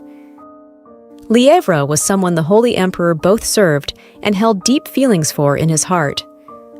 Originally the son of a tenant farmer, he worked in the stables of Rumaru. One day, the Duke of Rumaru inspected the stables and inquired about the person caring for his horse. The young Holy Emperor revealed that he had detected poisonous weeds mixed in the horse feed. Impressed by this revelation and learning of the young man's literacy, the Duke instructed him to work within the mansion instead. He also encouraged the young Holy Emperor to develop a close relationship with Lievra. After Marissa stole Lievra's heart, the Duchy of Rumaru swiftly declined. Left with no other options, the Holy Emperor sought refuge in the Cimmerian Church, starting as an ordinary priest and eventually rising to the position of the Holy Emperor. Marissa reappeared before him after he achieved success, intending to steal his divine powers. At that moment, the Holy Emperor was overwhelmed with joy, believing Lievra had returned alive. Marissa must have altered her plans then. She seduced the Holy Emperor into fathering a child with divine powers, intending to use that child to establish her rule over Tayar. Hakan inquires when the Holy Emperor realized that she was a shifter. The Holy Emperor explains that it wasn't difficult to notice. In fact, he may have recognized her right away. However, he admits it was difficult to ignore Lievra, who appeared before him, so he pretended not to know. Hakan acknowledges that the Holy Emperor may have been overwhelmed in that moment, but he questions why. Even after knowing she was a shifter, the Holy Emperor still became intimate with her. The Holy Emperor explains that when a shifter consumes a human heart, they also absorb a fragment of that person's soul. He wondered at the time if perhaps Lievra's soul remained within Marissa, which could be passed down through their child. The Holy Emperor states that whether his thoughts were correct or mere coincidence, Lucina bore an uncanny resemblance to Lievra, especially in terms of the pure soul embedded within her. He admits it felt as if he were encountering Lievra once more. Back then, he went into hiding immediately after Lucina was born, taking her with him and purifying the shifter blood passed down to Lucina by imparting his divine power to her. This was the reason why the Holy Emperor remained in seclusion for an extended period. The Holy Emperor reveals that Marissa had even foreseen his actions, possibly planning meticulously while he was dormant. Her plan was to arrange Lucina's marriage to the great king of Tayar. Hearing this, Hakan is shocked, unable to believe that his marriage to Lucina was orchestrated by Marissa. The Holy Emperor reveals that upon awakening, the first matter he investigated was Lucina's location. Upon learning that she resided in the Baron's mansion in Bryan, he kept a vigilant watch over the estate. However, he discovered that the Baron's eldest son was in league with a dark mage. The Holy Emperor attempted to intervene promptly, but encountered resistance when he tried to speak with the Baroness. This obstruction led him to uncover that the dark mage was affiliated with Marissa. The eldest son of the Berg family, who had dealings with the dark mage, gradually began to behave strangely, ultimately leading to the plundering of Tayar's treasury. Recognizing this as all part of Marissa's scheme, Hakan becomes furious. He demands to know from the Holy Emperor why he didn't return to Tayar sooner to inform him about it. The Holy Emperor explains to Hakan that Marissa had been constantly monitoring him, making it difficult for him to act. If it hadn't been for the letter from Tayar, he wouldn't have had a reason to return. However, Hakan remains unsatisfied upon hearing this explanation. He questions whether the Holy Emperor is suggesting that without Lucina's suggestion to send the letter, Tayar would have been completely at the mercy of those shifter conspirators. The Holy Emperor attempts to soothe Hakan, stating that the immediate threat is over. Marissa's objective now is the child of Lucina and Hakan, which would grant her both divine power and the abilities of a dragon. However, Lucina has already been captured by Marissa. Hakan demands an explanation from the Holy Emperor regarding why he thinks it's already over. With resolve in his eyes, Hakan declares his intent to rescue Lucina. He suggests that since the Holy Emperor has been observing since Lucina's disappearance, he likely has some idea of Marissa's whereabouts. Giving the Holy Emperor a stern look, Hakan demands to know where he has been all this time and how he managed to survive the shifters' threats. The Holy Emperor admits that during Marissa's absence, there was someone who aided him, and this individual might know where Marissa is now. Noticing that the shifters are no longer in the palace, the Holy Emperor suggests they step outside. As they proceed, Hakan wonders what transpired in Tayar during his absence, prompting someone as esteemed as the saint of the Cimmerian Church to move stealthily around the palace. Descending the staircase, Hakan recognizes the familiar path. While they walk, the Holy Emperor explains that he has been present all along since the shifters took over Lucina's palace. Hakan then realizes that the path they are following leads to Gilai's laboratory. When they open the door, they find Gilai, Adar, and Titi waiting inside. Hakan is both surprised and relieved. He moves closer to Adar and asks if she noticed anything unusual at Lucina's palace. Adar replies that she is fine, but mentions she sensed something suspicious about the servants at the palace and that the atmosphere has gradually changed since Hakan's departure. Gilai interjects, revealing that Adar discovered something important. The shifters disguised as palace servants wore distinctive ear ornaments to recognize one another. Adar elaborates, explaining that when the shifters infiltrated Lucina's palace and confronted the Holy Emperor, she managed to escape unharmed since they didn't see her as a threat due to her age and frailty. During her escape, Adar encountered Gilai. Titi adds that if Gilai hadn't been there, they might have fallen victim to the shifters by now. Hakan expresses his gratitude to Gilai for saving Adar and Titi. However, Gilai regretfully admits he failed to protect Lucina. During the chaos at the palace, a guard informed another guard outside Gilai's door about a flash of light at Lucina's palace. Overhearing this from his laboratory, Gilai grew concerned for Lucina's safety and decided to investigate. On his way, he encountered Adar and Titi. In their confusion, Gilai asked what had happened, and Adar, equally unsure, suggested they quietly observe the situation first. If things turned dangerous, they agreed to head straight to his laboratory. They then saw Lucina dismissing the gathered soldiers, claiming nothing had happened, which made Adar realize this was not the real Lucina. Adar explains that the palace servants took the real Lucina away, and she regrets not having the power to stop them. Hakan reassures his mother that it wasn't her fault. The Holy Emperor adds that, thanks to Adar, they discovered his presence and carried him, unconscious, back to Gilai's lab. Hearing this, Hakan is touched by how they all tried their best to protect each other. Hakan expresses his regret for not being able to protect Lucina and asks if anyone saw where the shifters went. Gilai mentions he only saw them heading towards the back of Lucina's palace. Turning to the Holy Emperor, Hakan asks if there is any place he suspects they might have gone. After a moment of hesitation, the Holy Emperor reveals that one place comes to mind. When Hakan eagerly asks where, the Holy Emperor discloses that it is the residence of Baron Berg, where Lucina grew up.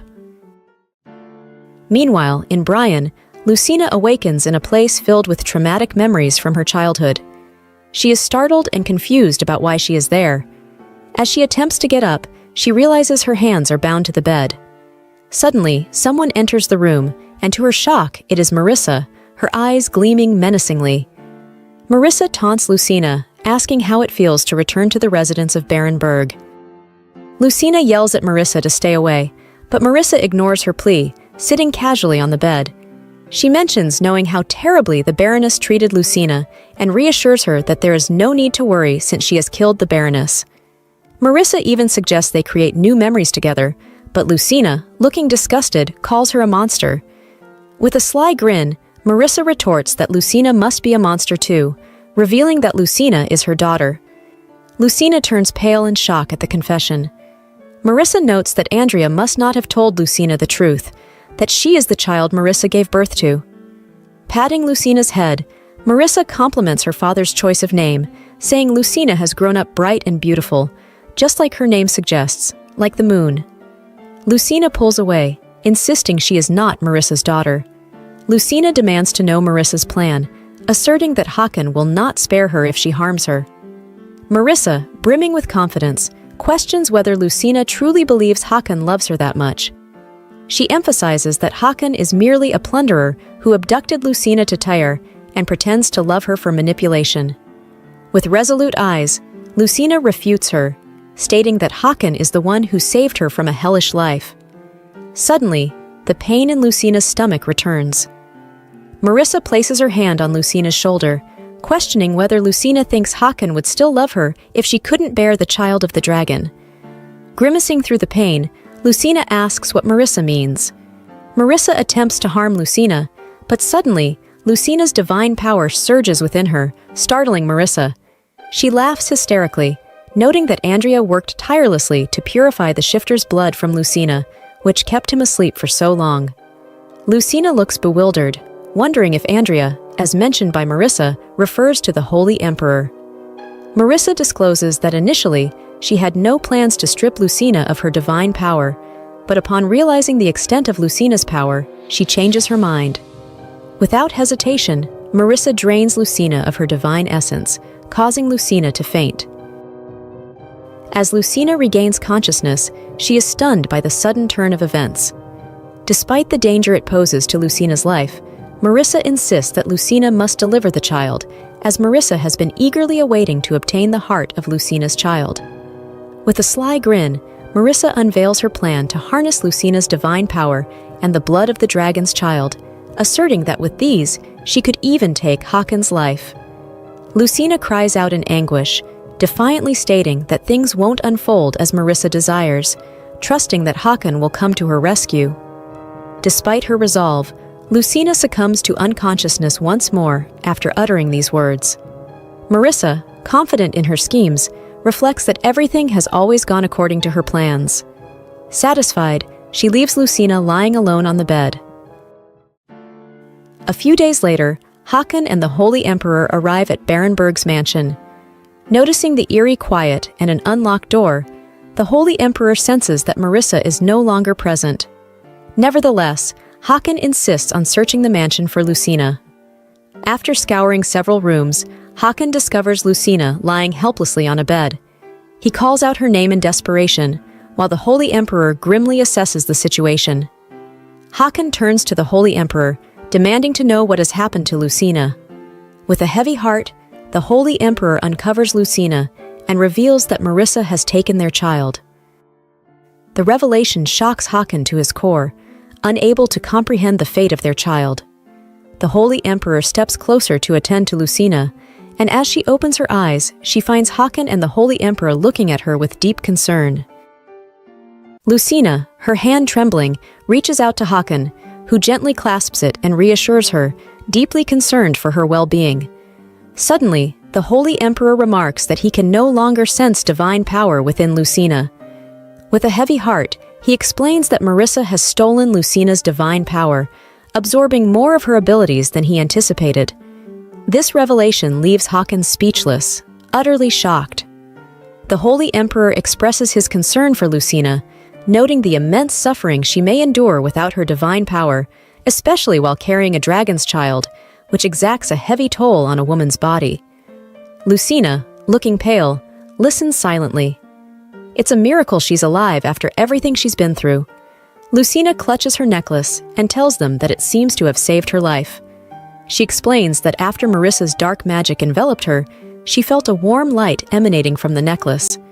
Hakan blames himself for everything that happened to Lucina. He recalls the Holy Emperor trying to stop him from leaving Lucina to go to war with the shifters, warning that it would put both Lucina and their child in danger. Overcome with guilt, Hakan repeatedly apologizes to Lucina, blaming himself for her current state due to his own greed. However, Lucina reassures Hakan that it's all right because she always believed he would come to her rescue. As she touches her stomach, a look of shock crosses her face, and she anxiously asks where her child is. The Holy Emperor gently reminds her that Marissa has already taken the child.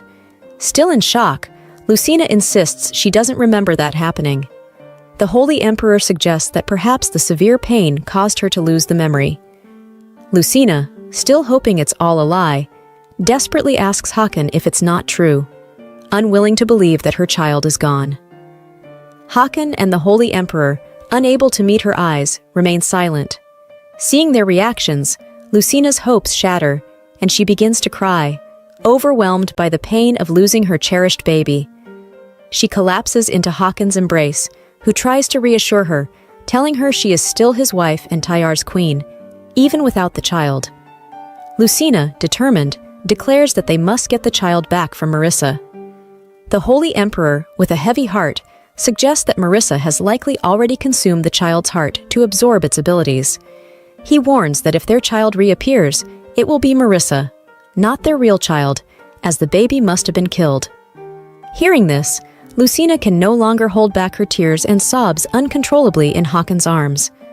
The Holy Emperor watches, deeply saddened by Lucina's pain.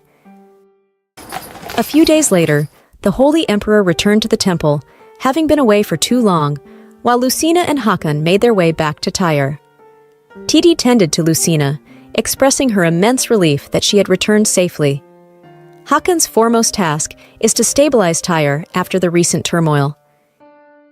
In a meeting with the elders, he delivers the devastating news of his child's death. The elders are visibly shocked and demand details. With a stern expression, Hakan explains that Lucina was kidnapped by dragon slayers and barely survived the ordeal. He emphasizes that no one is to blame for failing to protect the child under such circumstances. The elders are further stunned, claiming they had received daily reports about Lucina's well-being. Struggling to contain his anger, Hakan clarifies that the reports they received were falsified.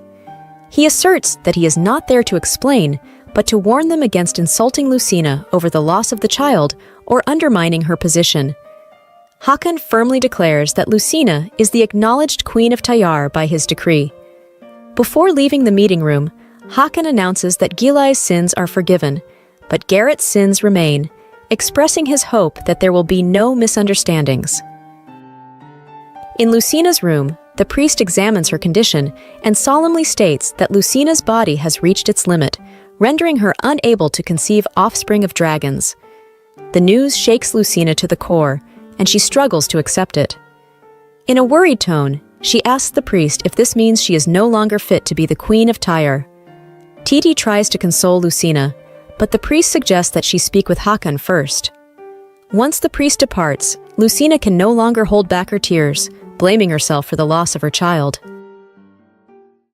In Tayar's troops camp, orders are being issued for the troops to return to Tayar, even though they haven't completed their mission against all the slayers. Speculation buzzes among the soldiers about what could have occurred in Tayar to prompt such a sudden recall.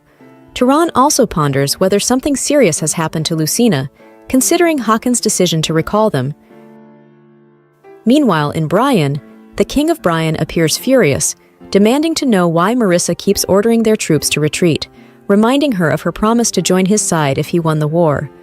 Feigning a sorrowful expression, Marissa tells the king that she can no longer bear witness to such brutal warfare, suggesting that there might be another woman more suitable for him. Despite her suggestion, the king insists that no one compares to Marissa. However, she suddenly proposes that they focus their attacks on the king of Tayar, asserting that Tayar will crumble once its great king is eliminated. The king of Brian seems intrigued by her idea, while Marissa silently considers him an easy pawn to manipulate, planning to exploit his trust while the opportunity lasts. The knights of Tayar swiftly gallop back towards their homeland. Across the distance, the remaining soldiers of Brian observe their return and receive orders to focus solely on the king of Tayar. However, amidst them, a shifter disguised as a Brian soldier suggests they also target the Tayar knights. Drawing his bow, he unleashes a deadly arrow aimed at one of the Tayar knights, who collapses to the ground.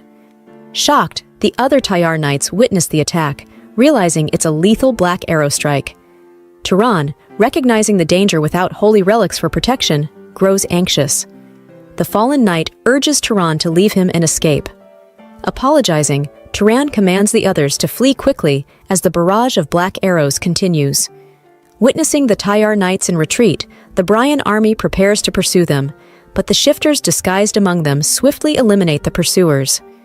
With the nuisances dealt with, the shifters now set their sights on targeting the king of Tayar. Meanwhile, in Tayar, Hakan waits anxiously for his troops to return home. As Turan arrives, Hakan warmly greets him and expresses gratitude for their efforts. Curious, Turan asks if something significant occurred in Tayar. Hakan's expression darkens briefly, but he assures Turan that he will explain everything in due time. He advises Turan and the other knights to rest first before discussing the matter further. Hakan stands alone, contemplating how to explain the situation to Turan, burdened by the suffering caused to innocent people because of him. Suddenly, he spots another knight approaching, carrying a wounded comrade on the same horse. Hakan questions why they arrived separately, prompting the knight to recount how they were ambushed on their journey. Carefully placing the wounded knight on the ground, the knight explains they couldn't abandon their injured comrade, who had been struck by a deadly black arrow. Concerned, Hakan leans closer and asks if they encountered the slayers responsible. The knight apologizes for failing to eliminate them, but Hakan reassures them it's not their fault. As he prepares to speak further, Hakan notices an ear ornament on the knight, a telltale sign of a shifter. The knight's expression shifts, realizing Hakan has discovered their disguise. Hakan readies his weapon, but unbeknownst to him, another shifter attacks from behind, stabbing Hakan's shoulder with a black arrow. Though weakened, Hakan summons his resolve, rising to his feet with sheer determination. Gripping his weapon tightly, he swiftly dispatches the shifters without mercy, driven by a fierce determination to protect Tayar and exact justice for the ambush. Hakan, clutching his wounded shoulder, gasps for breath as he struggles to stand. Turan, alerted by the commotion, is shocked to find Hakan stabbed with a black arrow, urgently asking him what happened. Gasping for air, Hakan manages to call out to Turan, prompting Turan to swiftly instruct others to summon a physician immediately. Turan then assists in carrying Hakan back to his chamber, expressing his deep concern for Hakan's well-being, knowing the severity of the wound inflicted by the deadly black arrow. He feels regretful for not staying by Hakan's side earlier. Turan considers the possibility of using Lucina's healing power, but worries about shocking her with the news, so he suggests focusing on treating Hakan's wound immediately. However, Hakan's expression darkens as he indicates he has something important to discuss with Turan. Concerned, Turan asks Hakan what is troubling him. With a heavy heart, Hakan proceeds to recount all that has transpired with Lucina and their child. Their conversation is interrupted as servants arrive to tend to Hakan's wound. Once his wound is treated, Hakan dismisses the servants from the room. Turan remains, his worry evident, and he presses Hakan for more details about Lucina losing her healing power. Hakan confirms this grim news, leaving Turan visibly distressed about how they will heal Hakan's wound. Hakan reassures Turan that they have Gilai, an excellent researcher, and if necessary, they can also seek assistance from the Holy Emperor. Feeling desperate, Turan resolves to seek help from both of them. He expresses concern for Lucina's well-being, ponders if the child might still be alive, a sentiment Hakan echoes, even though Hakan acknowledges the slim likelihood of it being true. Outside the door, the servant informs Hakan that the priest is already inside and wishes to speak with him. Perplexed, Hakan wonders about the urgency of the matter. After hearing yet another shocking revelation from the priest, Hakan hastily makes his way towards Lucina's chamber. Without waiting for permission, he enters the room with a deeply worried expression, calling out to Lucina. Still sobbing on her bed, Lucina is startled to see Hakan. She turns away, telling him to leave as she feels incapable of facing him. With desperation in her voice, Lucina discloses that she can no longer bear children and fears she can no longer fulfill her role as the Queen of Tayar. With a look of deep concern, Hakan reassures Lucina that nothing in this world is more important to him than her, and he will never give up on her. Embracing Lucina gently, Hakan assures her that she is the only one he acknowledges as his wife. As Lucina calms a bit, she voices her worry that others may not accept her. Pulling her closer once more, Hakan firmly states that others' opinions are irrelevant and that acceptance from anyone else does not matter to him.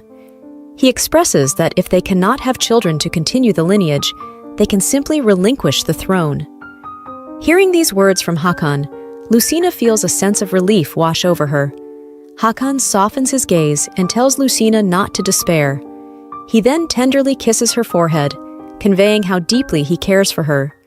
Unbeknownst to them, their conversation is overheard and quickly spreads among the people of Tayar, becoming the subject of widespread rumors. The news that Lucina can no longer bear children and that Hakan is willing to relinquish the throne begins to circulate throughout the kingdom. The rumors even reach the ears of the elders and other dragon tribes, prompting them to convene and discuss the implications. In their discussions, the elders and representatives of other dragon tribes contemplate the possibility of Hakan abdicating the throne. Traditionally held by the guardian dragons, the throne of Tayar now faces uncertainty without a clear heir.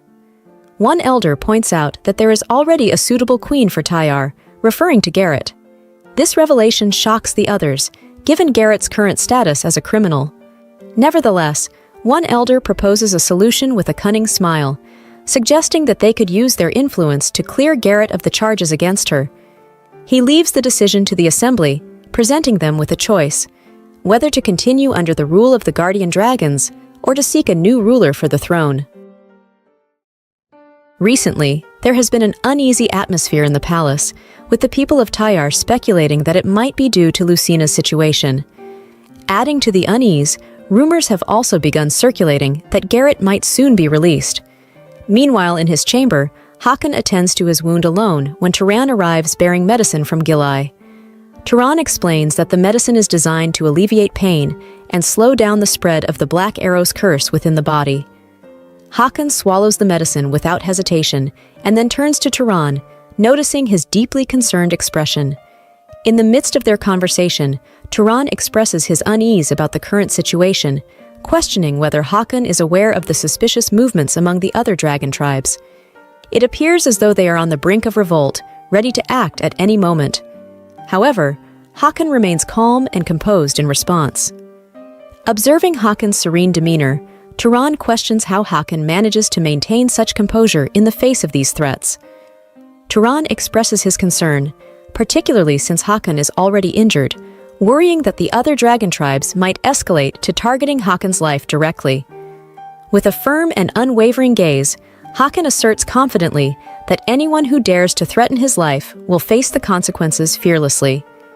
Tayar is momentarily taken aback by Hakan's resolve, but acknowledges that there are indeed many reckless individuals.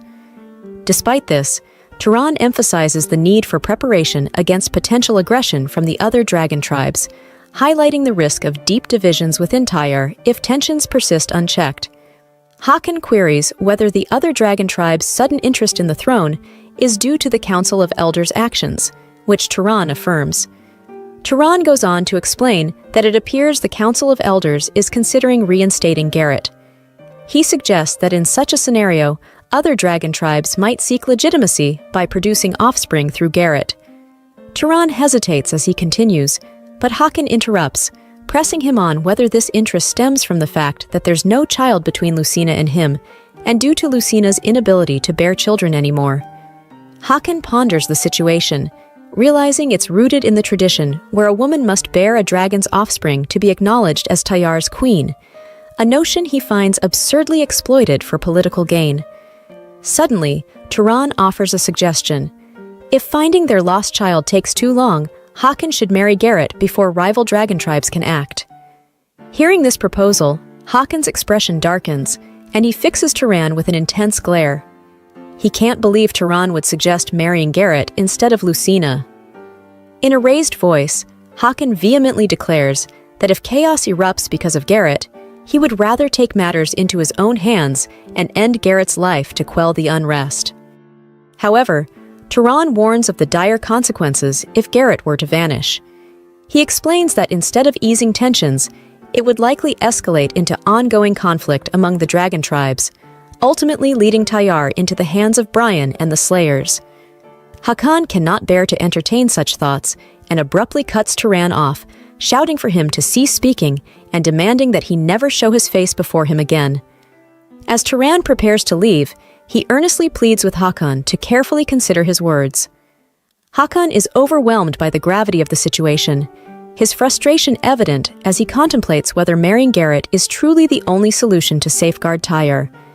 He refuses to let others seize control of his kingdom, especially for the sake of Lycan and all those who sacrifice themselves in his place.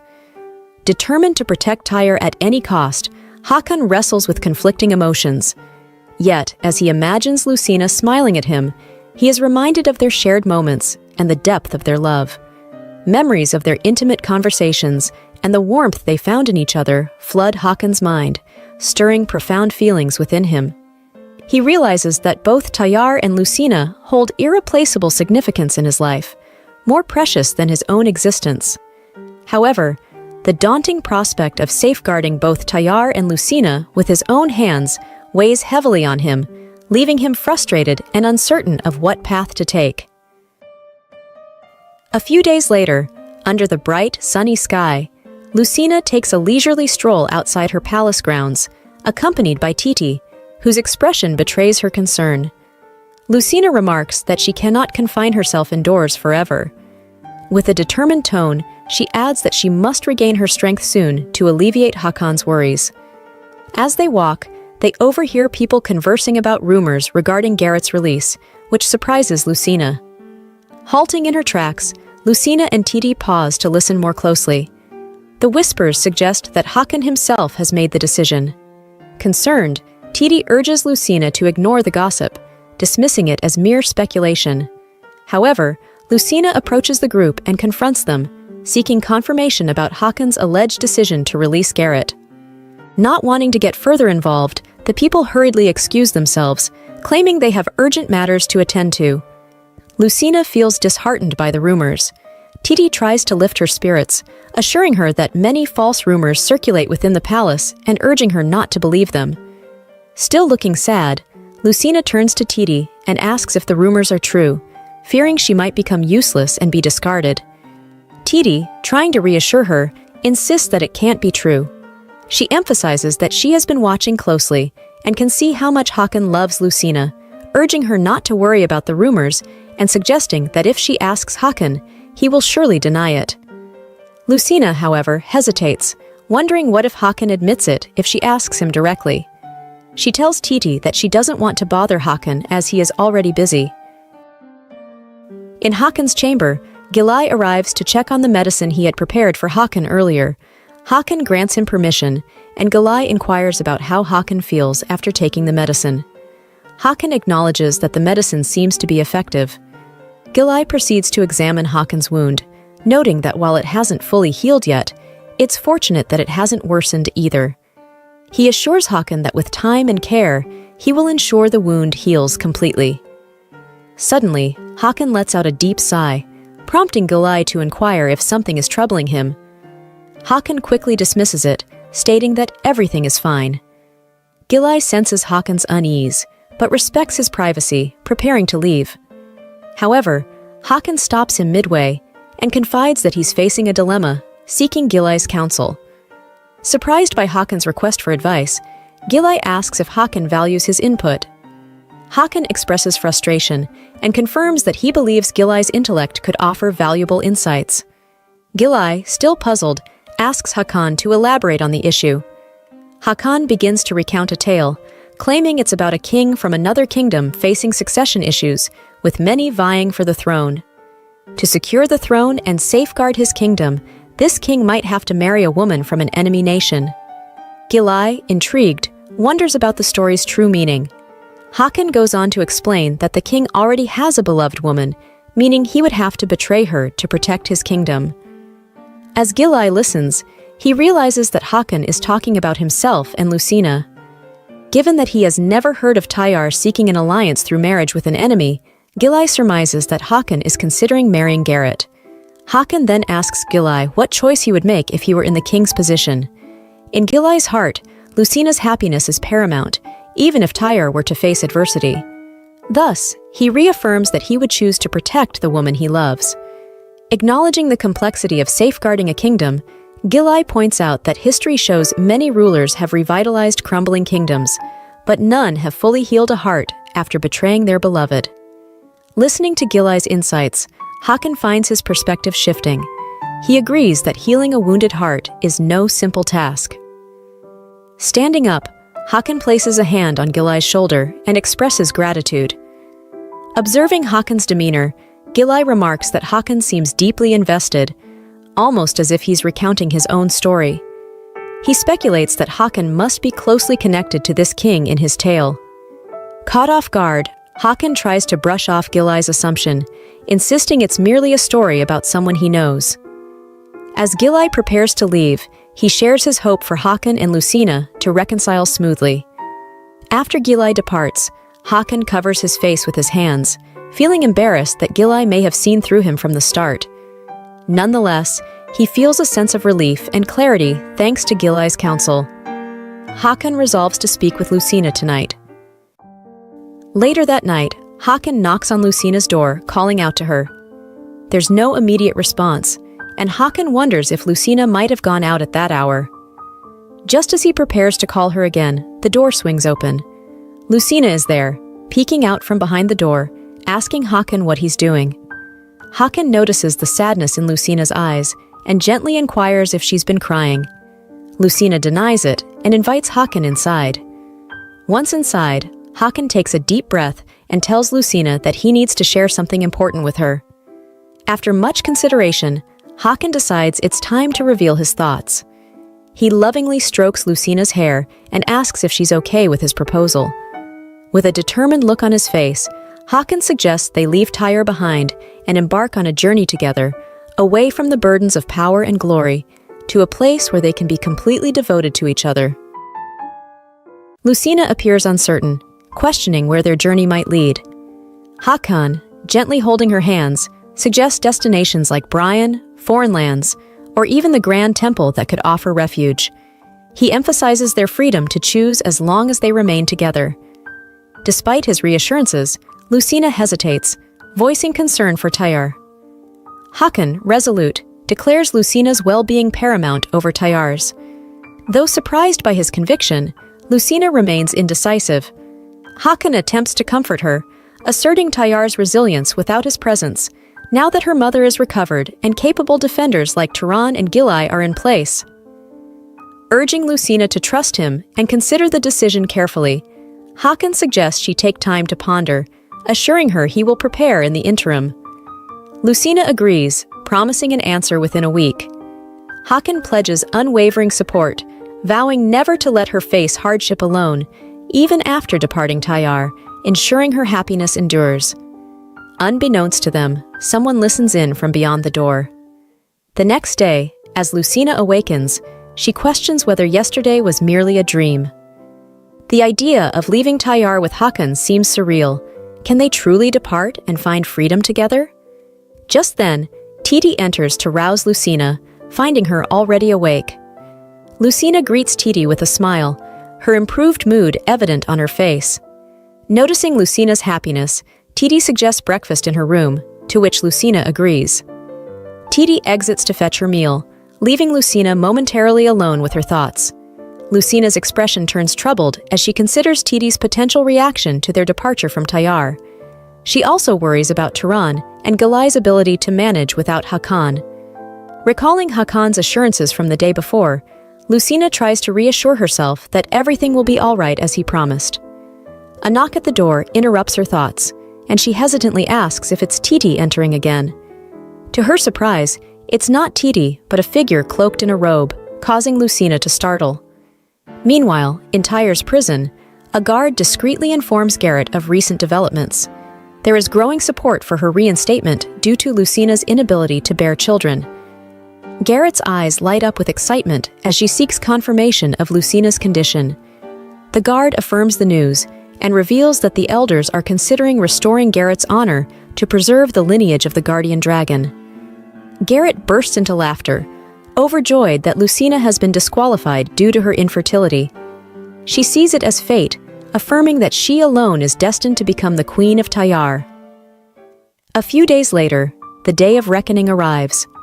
Lucina, dressed to the nines with a radiant smile, warmly greets Hakan. Seeing her, Hakan is captivated by her stunning appearance.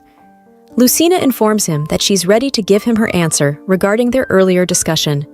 Hakan, visibly nervous, eagerly awaits her response. As Lucina approaches him, she teasingly remarks on his flushed face, causing Hakan to turn away in embarrassment and admit that she looks even more beautiful today. Lucina expresses her happiness, noting that she dressed up for him. However, unable to contain his anticipation any longer, Hakan asks if she's ready to leave with him. Locking eyes with Hakan, Lucina states that she has pondered deeply about their future together and Tayar's fate. Hakan begins to speak, but Lucina interrupts him, declaring that she has decided not to go with him. This revelation shocks Hakan into silence. Lucina confronts him about forcibly taking her from Brian and his failure to protect their child, questioning how she can trust him again. She informs Hakan that she intends to go to the Grand Temple where she can safeguard herself. Despite Hakan's speechlessness, Lucina firmly instructs him not to attempt to hold on to her. Hakan is stunned by what he hears, expressing regret to Lucina that he couldn't shield her and their child. Desperate and determined, he vows that things will change and he will never leave her side. However, Lucina withdraws her hands abruptly, shouting to halt Hakan, repeating her earlier sentiments, questioning what else he might take from her. Hakan halts, trembling visibly, sinking to his knees as he deeply apologizes to Lucina, acknowledging his past mistakes, his previous immaturity and selfishness before meeting her. He confesses that she has transformed him, now willing to sacrifice everything for their love. Lucina turns away, asserting she doesn't want that, insisting that if Hakan truly loves her, he must let her go. It's her final plea. With those words, she departs, leaving Hakan behind, still reeling from her rejection and struggling to comprehend what has transpired. Lucina races back to her palace, overwhelmed with frustration and tears streaming down her face, feeling she has no other recourse.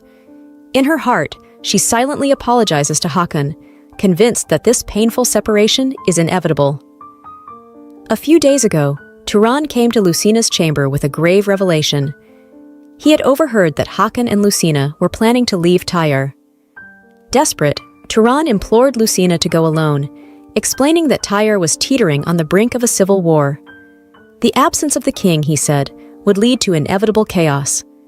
Turan, a proud Tayar native with a family rooted in the kingdom, feared watching helplessly as Tayar disintegrated. He warned that the people would stigmatize Hakan, remembering him as the king who abandoned his kingdom. Bowing deeply, Turan pleaded with Lucina, expressing his hope that Hakan would be remembered as a great king rather than one who deserted his realm. He urged Lucina again to leave alone, stressing that Tayar still needed its king. Lucina realized the truth in Turan's words. Tayar had been forged through the sacrifices of many, with men dying in wars and women perishing in childbirth to ensure the survival of the dragon tribe. Hakan was different. His dedication to his research had led to a drug that ensured the safe birth of dragon tribe children even during wartime. Lucina acknowledged that Hakan's disappearance would plunge Tayar back into its troubled past, erasing his achievements. She expressed her gratitude for the comfortable life Hakan's efforts had afforded her in Tayar, recognizing she couldn't easily agree to leave with him. Yet, she worried that even if she left alone, Hakan would follow. Turan insisted she must make Hakan give up on her, speaking harshly enough to extinguish any hope he might cling to. Lucina was shocked by this suggestion, unable to fathom intentionally wounding Hakan's heart. But Turan maintained it was the only way to save both Hakan and Tayar, leaving Lucina with no other choice. Returning to the present, Lucina enters her room, unable to hold back her tears. She feels a deep sadness, knowing that Hakan might resent her for the rest of his life. Summoning her courage, Lucina resolves to bear this burden for Hakan's sake. As she begins to pack her belongings, she comes across the baby pacifier they had prepared for their child. The sight fills her with sorrow, reminding her of the dream she once had of a complete family, a dream now shattered. Her tears continue to flow as she tries to reassure herself that her decision is the right one. She tells herself that by stepping aside, she is removing an obstacle from Hakan's path, and she hopes that one day he will find it in his heart to forgive her.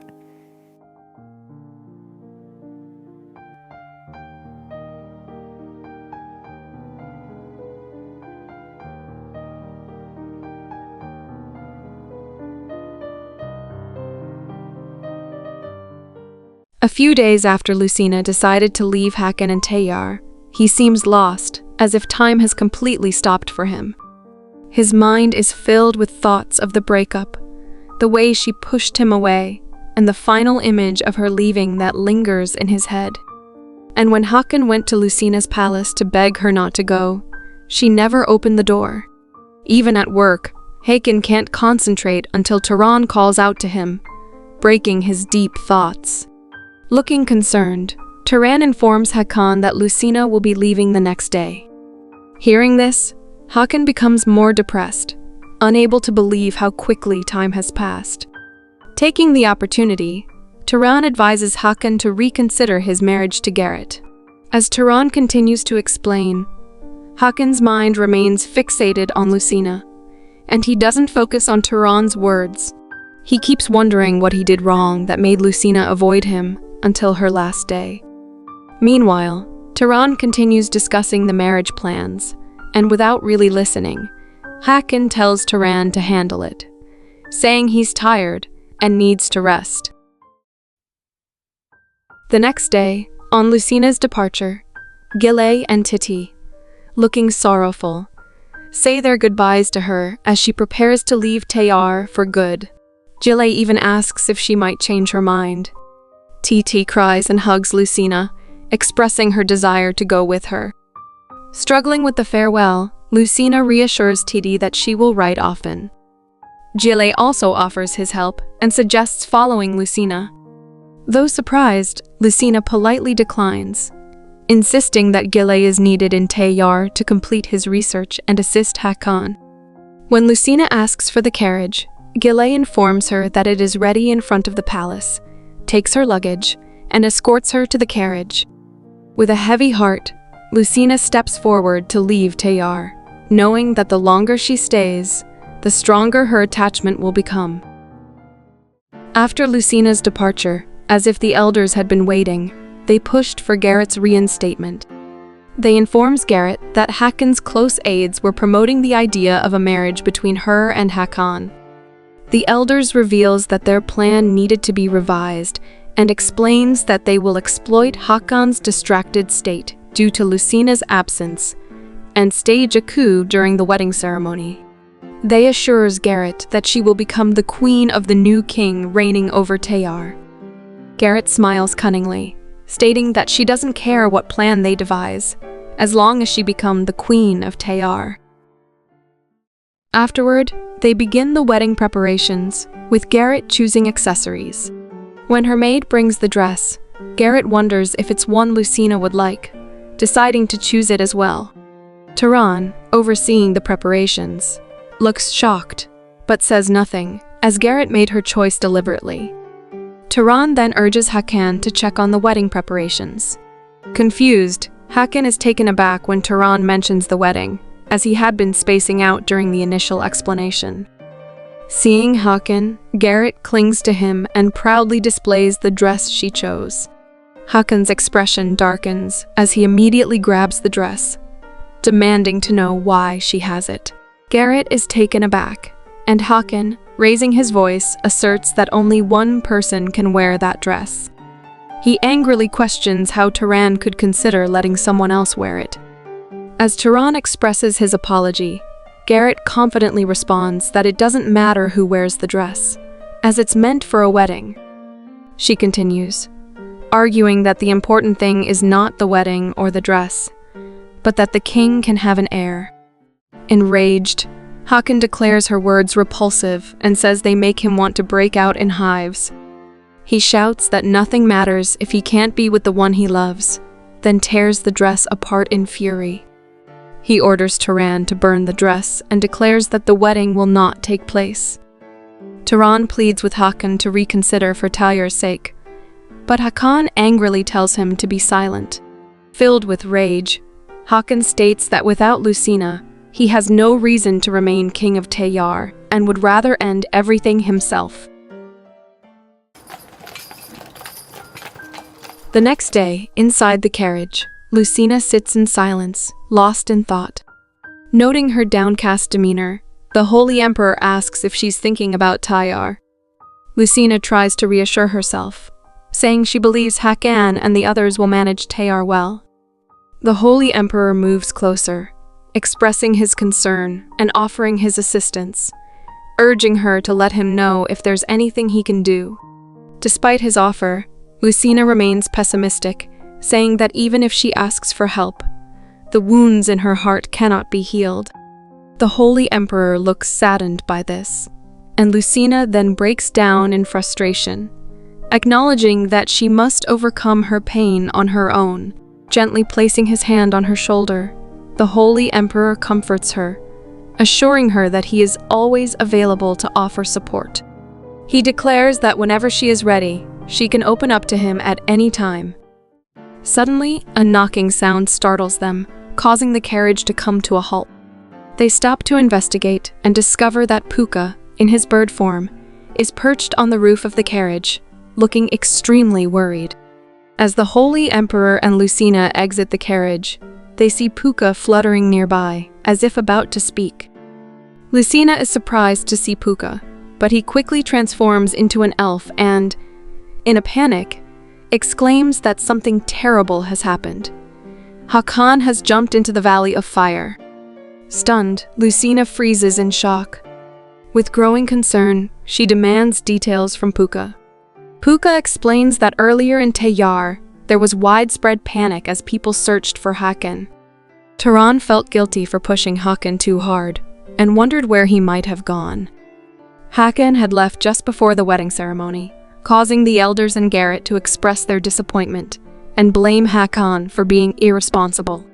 Taran, who was also present, argued that Garrett's actions had provoked Hakan's anger and urged her to search for him rather than sitting idly. This only intensified the elders' anger. Then Adar entered the room, confusing everyone, and revealed that she had found Hakan's location. Touching the pendant on her necklace, Adar explained that in the past, it was customary to keep a child's umbilical cord in a necklace, believing that even if a part of a dragon's body is severed, it will find its way back to its original form. Hearing this, Taran asked if the pendant Adar was holding was Hakan's umbilical cord. Adar confirmed that it was, and said the necklace was guiding her to Hakan's location. Puka, who had been listening from a distance, was shocked when he heard where Hakan was. In the Valley of Fire, Hakan, in his half-dragon form, appears deeply despondent as he submerges himself in the lava. Even the guardian dragon's body cannot endure the extreme heat for long.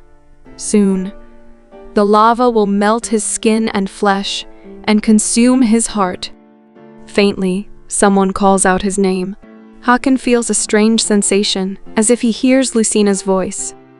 Meanwhile, at the entrance to the Valley of Fire, Lucina rushes in, shouting Hakan's name with a worried expression.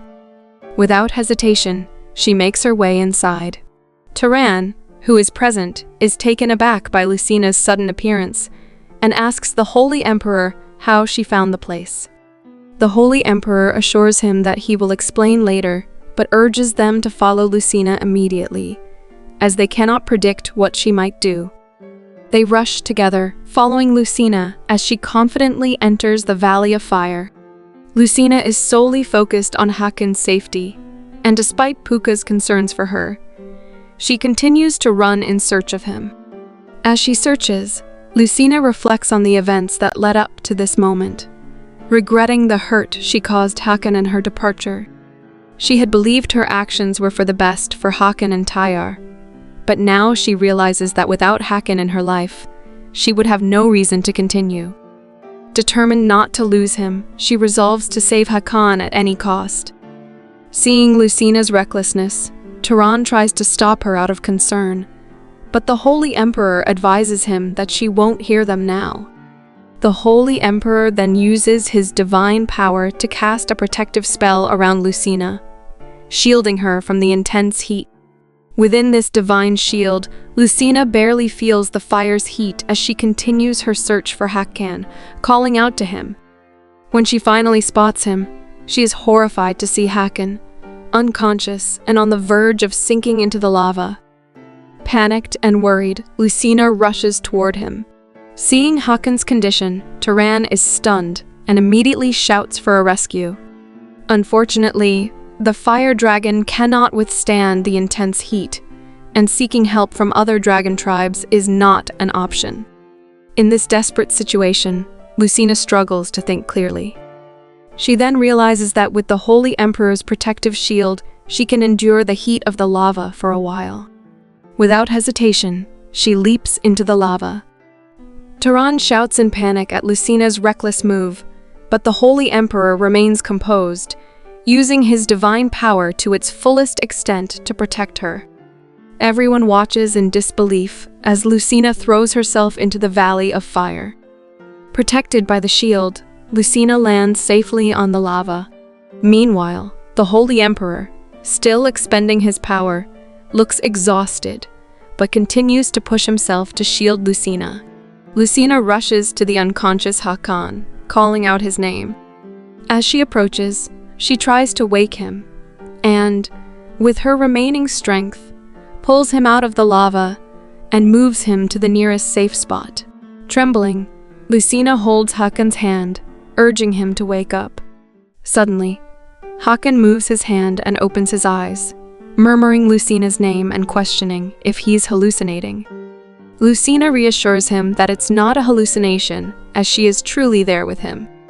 Hakan begins to believe it as he feels Lucina's touch, but he still feels lingering pain, causing Lucina to worry. She urges him to hold on a little longer, assuring him that help will arrive soon. Tayar and the others are somewhat relieved that Lucina has rescued Hakan, and they quickly prepare the necessary tools to assist them out of the Valley of Fire.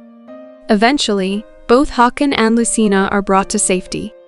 However, Hakan remains in a dire state from prolonged exposure to the intense heat. Tayar urges Hakan to hang on, as the priest is on the way, but the Holy Emperor interjects, saying it's unnecessary. He approaches Hakan, who is lying on the ground, and uses his divine power to heal his wounds. The Holy Emperor reassures Lucina that everything will be fine now, which greatly relieves her. She then turns to Hakan, inquiring about how he feels. Instantly, Hakan stands up and responds that he is feeling fine. In that moment, Lucina takes the opportunity to apologize to Hakan, expressing her regret for leaving him and Tayar, thinking it was the best decision, but realizing it only caused pain for both of them. She confesses that she never resented him and never wanted to leave him. Hakan, in turn, admits his guilt for not giving Lucina enough reason to stay with him. Lucina then asks if Hakan resents her, and he reassures her that he could never hate her. He asks her to promise never to leave his side again. Lucina declares that she won't leave him, even if he marries Garrett, because she can no longer have children. The Holy Emperor is taken aback by this revelation. Hakan firmly states that he loves Lucina and could never marry another woman. The Holy Emperor remains shocked by Lucina's inability to have children. Hakan's expression darkens as he explains what happened to Lucina's body, and even blames himself for it. With determination, the Holy Emperor vows to heal Lucina's body, willing to sacrifice all his divine power for it. Grateful and relieved, both Hakan and Lucina express their thanks to the Holy Emperor. Seeing his daughter find happiness with Hakan and her willingness to sacrifice herself for the one she loves, the Holy Emperor feels a deep sense of relief and no regret for saving Lucina, even if it means losing all his divine power. In Hakan's chamber, Lucina and the Holy Emperor are by his side as he continues to recover. Suddenly, Garrett requests permission to enter, bringing with him startling news. There is a possibility that Hakan's and Lucina's child might still be alive. The revelation leaves everyone stunned and shocked. Hakan, in disbelief, asks if it's really possible that his child could still be alive. Garrett then explains his reasoning. He recalls that when Hakan disappeared, it was a deer who located him using his umbilical cord, which she kept in a necklace. The Holy Emperor, seeking confirmation, asks if it's true that the umbilical cord could be used to find Hakan's location. Gile confirms, stating that it's possible for the dragon race. He elaborates that if Adar could locate Hakan through the umbilical cord, then living dragons connected by blood should be able to sense each other's presence, as a dragon's child is also considered a part of the dragon. Hakan asks if this means his child is connected to him as well, to which Gile responds that it's highly likely. Gile then reveals that he recently asked Adar to conduct an experiment with Hakan's umbilical cord. He wanted to observe the cord's reaction by temporarily severing its connection with Hakan. During this experiment, something unexpected happened. The cord, instead of being disconnected, pointed somewhere else. This led Gile to believe that it might be pointing toward Hakan's child. Hakan hesitates but asks if this means the child is truly alive, questioning why Gile is delaying the confirmation. The Holy Emperor interjects, explaining that it's because the child isn't the only one connected to Hakan by blood. There are also his parents and siblings. Gile agrees, but clarifies that since only Adar and the child are still alive and related to Hakan by blood, the cord could be pointing to either of them. However, Gile reveals that the direction the umbilical cord is pointing is slightly off from where Adar is in the palace. This revelation shocks Hakan. Gile then makes a request to the Holy Emperor, explaining that they need his help to confirm if the child is alive. The Holy Emperor readily agrees. Gile elaborates that to confirm the child's existence, they need both the Holy Emperor's blood and Hakan's blood, as all other necessary materials are already prepared. Hakan, bewildered, asks why the Holy Emperor's blood is needed. Gile explains that while Lucina's blood and Hakan's blood would normally suffice, Lucina's divine power is currently incomplete, necessitating the Holy Emperor's blood for the experiment. The Holy Emperor glances at Lucina, noticing her guilt for making him go through this process. He gently pats her back, then turns to Gile and says it's an honor to assist in the experiment, adding that he will gladly provide his blood. Gile expresses his gratitude and proceeds to explain the details of the experiment he plans to conduct. Hakan, Lucina, and the Holy Emperor listen intently, captivated by Gile's explanation. With determination, Gile states that this experiment will help estimate the potential of the child and determine the likelihood of the child being alive. Hakan then assures Gile that he and the Holy Emperor will have their blood extracted by the priest and sent to Gile's lab without delay. After Gile leaves the room, Lucina still appears uncertain, wondering if the experiment will succeed. Hakan reassures her, acknowledging that while the outcome isn't guaranteed, it's worth trying. He adds that if their child is truly alive, they could finally be together without interference from Garrett and the council. Hearing this, Lucina feels a sense of relief and expresses her hope that their child is still out there. The following day, Gile presents Hakan and Lucina with the results of the experiment. He explains that the experiment sparked a large flame, which also burned his hand. This, he says, suggests that their child may possess the combined powers of both Hakan and Lucina, making it impossible for the shifter to come into contact with the child. However, Lucina and Hakan are still deeply curious about their child's whereabouts. Earlier at Marissa's residence, she found herself overwhelmed, her body covered in scratches. The cause of her distress was a cute yet troublesome baby dragon that had been giving her a hard time. Despite her efforts, nothing seemed to work, and some of her subordinates who had gone to kill Hakan had perished in the battle against him. Frustrated, Marissa thought that if only she could absorb the baby dragon's power, Hakan would be easy to defeat. However, when she tried again, the baby dragon unleashed a powerful flame that injured her. If she hadn't taken divine power from Lucina, the situation could have been disastrous.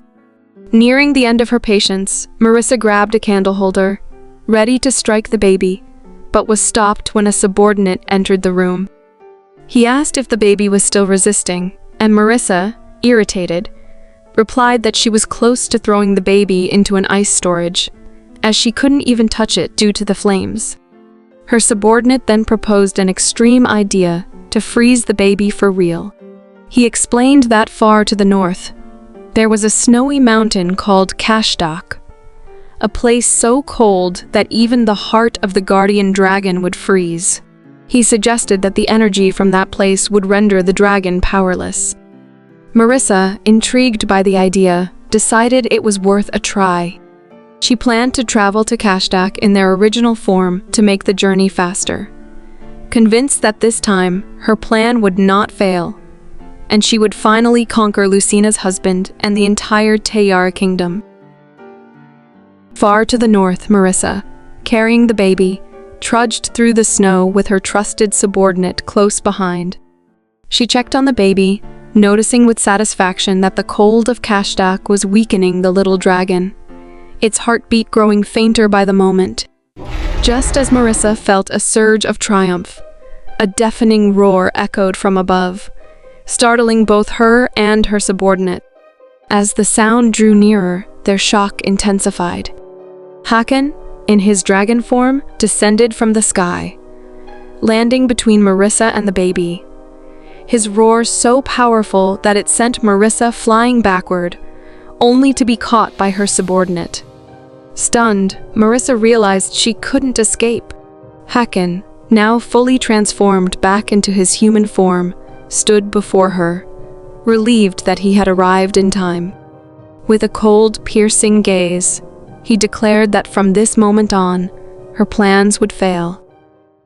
A few days earlier in Tayar, before Hakan departed for Cashdak, Hakan, Lucina, the Holy Emperor, Turan, and Gile convened for a crucial meeting. During the discussion, Gile revealed that the baby was being held in Cashdak. Upon hearing this, Turan immediately urged that they set out at once, concerned about what the shifter might do to the baby. Lucina shared his sentiment, but the Holy Emperor quickly intervened, explaining that it was impossible for everyone to go. He elaborated that the cold in Cashdak was beyond what ordinary humans could withstand. Only the guardian dragon and the great king could survive there, while anyone else would be consumed by the freezing temperatures. Despite this, Lucina expressed her strong desire to accompany Hakan to Cashdak. Hakan gently reassured her, asking her to trust him and to rest, promising that he would protect their child and return safely. Turan then inquired if Hakan planned to leave for Cashdak immediately. Hakan responded that while he wished to depart at once, there were a few matters he needed to address first. On a bright, sunny day, the elders gathered for a meeting, feeling uneasy as their plans had been jeopardized by Lucina's return. Despite this setback, they decided to continue with their scheme, believing that Lucina was unable to have children. Suddenly, Hakan entered the room with Garrett at his side. He announced that he had gathered them all to deliver a very important message. The elders were taken aback, uncertain about what Hakan intended to say. Meanwhile, Garrett, seeing herself included in the meeting, assumed Hakan might have had a change of heart. A sly smile played on her lips as she considered that, while the elders' plans might be somewhat disrupted, as long as she became queen, she didn't care what means she had to employ. Hakan began to speak, explaining that he had recently lost his heir to a slayer. He admitted that the only reason he tolerated Garrett's return was to prevent Tayar from descending into complete chaos, even considering the possibility of Garrett's offspring being part of the future of Tayar if it came to that. As he continued, Turan and the guards suddenly entered the room. Hakan's expression grew intense as he declared that such measures were no longer necessary. The guards swiftly restrained Garrett, leaving her stunned and unable to move. Confused, Garrett demanded to know what was happening, but Hakan ignored her. He then revealed that, with the help of Gile and the fulfillment of the prophecy, he had discovered that his and Lucina's child was still alive. This revelation left the elders in shock. Hakan firmly declared that from this moment forward, anyone who dared to speak lightly about the succession to the throne would be severely punished. He then announced that Garrett would be executed immediately for conspiring with traitors and for daring to insult Tayar's rightful queen, his consort, Lucina. He summoned the priest, who entered the room carrying a tray with a vial of poison. Realizing her life was in imminent danger, Garrett frantically tried to defend herself, insisting it was all a misunderstanding. She claimed she had never even thought of committing treason, that her only desire had been to live as queen and remain by Hakan's side.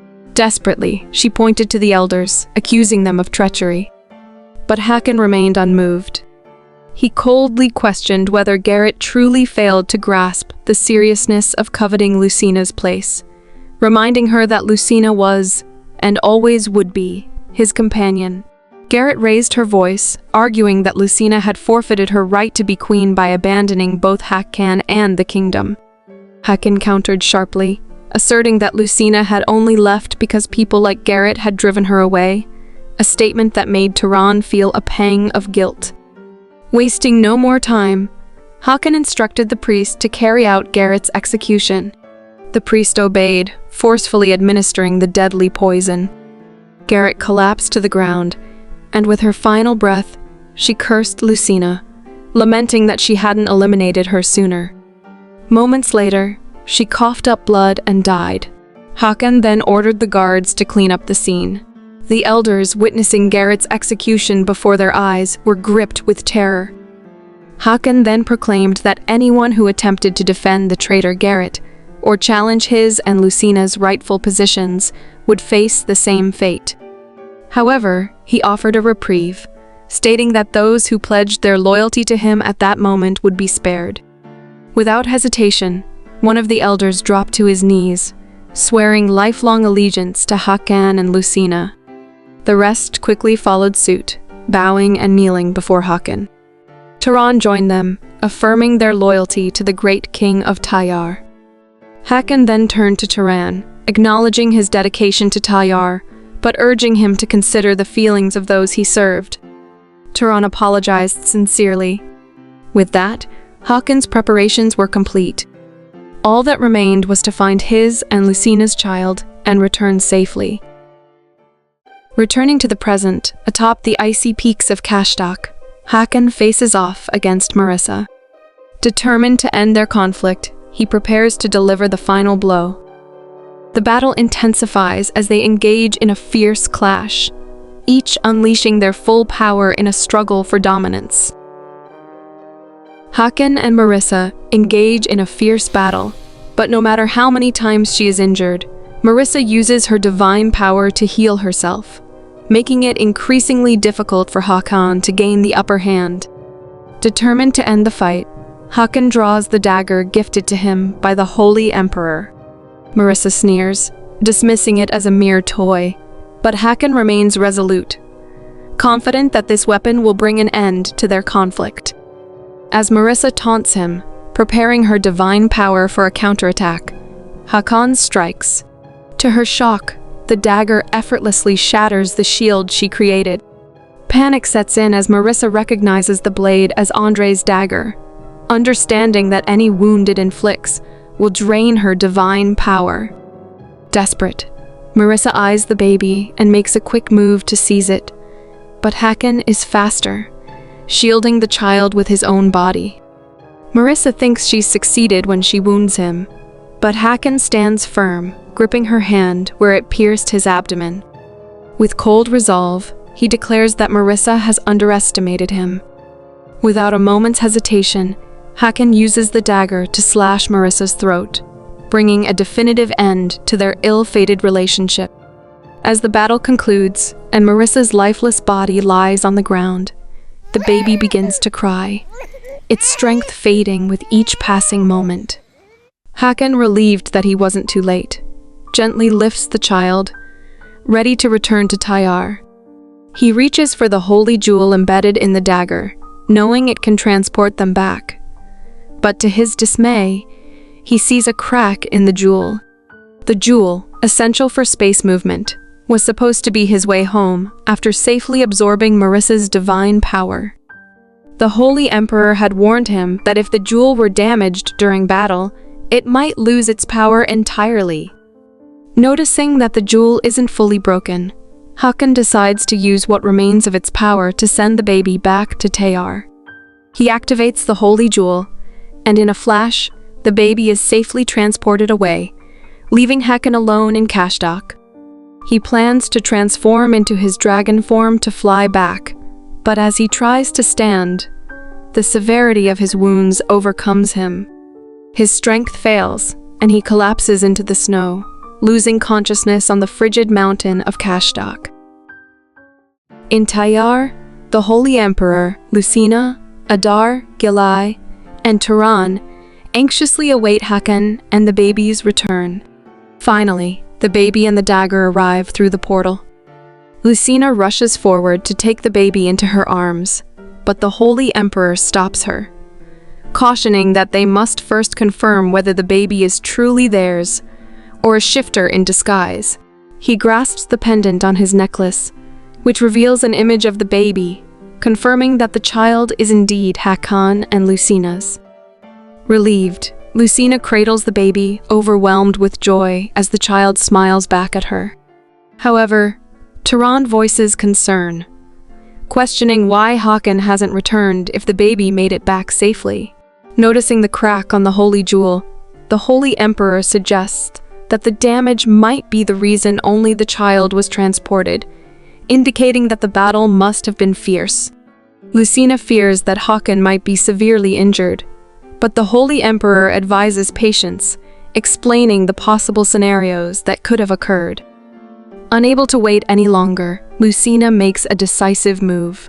She declares that she will go to Cashdak to find Hakan herself, despite the Holy Emperor's worries. Determined, she takes the dagger from the Holy Emperor, stating that with her powers restored, she will bring Hakan back. Lucina prepares to reclaim her divine power from the Holy Emperor's dagger, confident that with this power, she'll be able to survive in Cashdak. However, the Holy Emperor gently reminds her that while it's good, her divine power has returned, it's not an endless source. It depletes with use. This reminder brings to mind the times Lucina felt dizzy or even fainted after using her healing abilities. Acknowledging this, she resolves to conserve her strength and use her power solely to heal Hakan. The Holy Emperor then assures her that he will do his best to send her directly to Cashdak, but emphasizes that the journey back to Tayar will be up to her. Gilai, concerned, suggests that the Holy Emperor should accompany Lucina. But the Holy Emperor explains that he has been overextending his divine power recently, and it's wiser to send only Lucina this time. Lucina feels a pang of guilt, but the Holy Emperor reassures her, explaining that his divine power will naturally recover after some rest. As they prepare for her departure, Adar hands Lucina a necklace containing Hakan's umbilical cord, which will help her locate him. Adar also expresses concern for Lucina, reminding her to take care of herself, as she is also precious to her. Lucina arrives in Cashdak, enveloped in the protection of her divine power. With determination etched on her face, she begins her search for Hakan. As she trudges through the deep snow, she stumbles, causing the necklace to slip from her grasp and fall into the snow. Suddenly, the necklace emits a warm glow, and when Lucina touches it, the warmth assures her that Hakan is nearby. Renewed with hope, she presses on and finally discovers Hakan lying on the ground, almost entirely buried in snow. Rushing to his side, Lucina frantically clears the snow off his body. Seeing the state he's in, she immediately channels her healing power to mend his wounds. Though the injuries heal completely, Hakan remains unconscious. Desperate, Lucina checks his heartbeat, realizing he might be unresponsive because of the prolonged exposure to the cold. Determined to raise his body temperature, she removes her coat and wraps it around Hakan, holding him close. As she cradles him, Lucina whispers urgently, calling his name, pouring out her heart, and pleading with him to wake up. Meanwhile, Hakan finds himself on the brink between life and death, teetering in a space where time seems to stand still. As he wonders if this is the end, he senses a warm, soft light drawing near. The warmth is familiar, reminiscent of the countless times Lucina had saved him before. Recognizing it, Hakan becomes certain that Lucina has come to rescue him once again. With newfound determination, he resolves to return to her. Suddenly, he opens his eyes, memories of the fierce battle in Cashdak flooding back. As his vision clears, he sees Lucina by his side and realizes that she has saved him once more. Overwhelmed with relief and joy, Lucina expresses her happiness at his return. Feeling the same, Hakan wastes no time, pulling Lucina close and kissing her, sealing their reunion with the warmth of their love.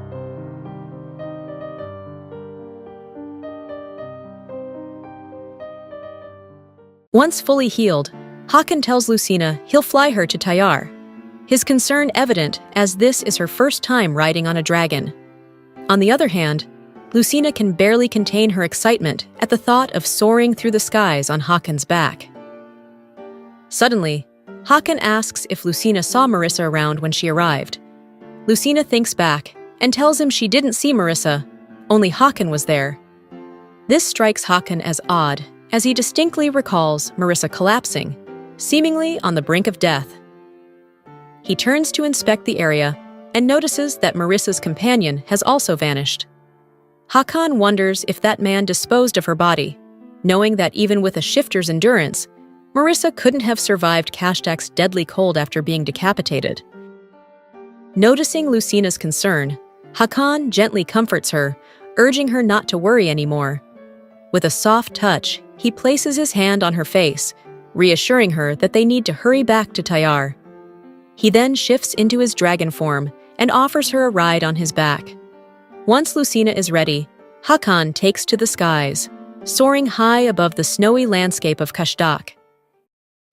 In Tayar, Titi and Adar are caring for the baby while Lucina is away. The little girl is healthy and full of joy, brightening the palace with her presence. Adar can't help but feel nostalgic as she recalls when Hakan was just a baby. The lively atmosphere reminds her of those days. When she mentions Hakan's name, the baby even responds, as if she knows it's her father's name. Noticing a hint of worry on Titi's face, Adar quickly reassures her that Hakan and Lucina will be back soon. Relieved, Titi's cheerful nature returns, and she even suggests planning a welcome-back celebration for their return. Just then, the baby, thrilled by the idea, lets out a tiny burst of fire. Though it startles Titi, everyone bursts into laughter, amused by the baby's unexpected excitement. Meanwhile, in the royal palace of Brian, the king greets Marissa with enthusiasm. Draped in a scarf around her neck, Marissa appears well as she returns his greeting.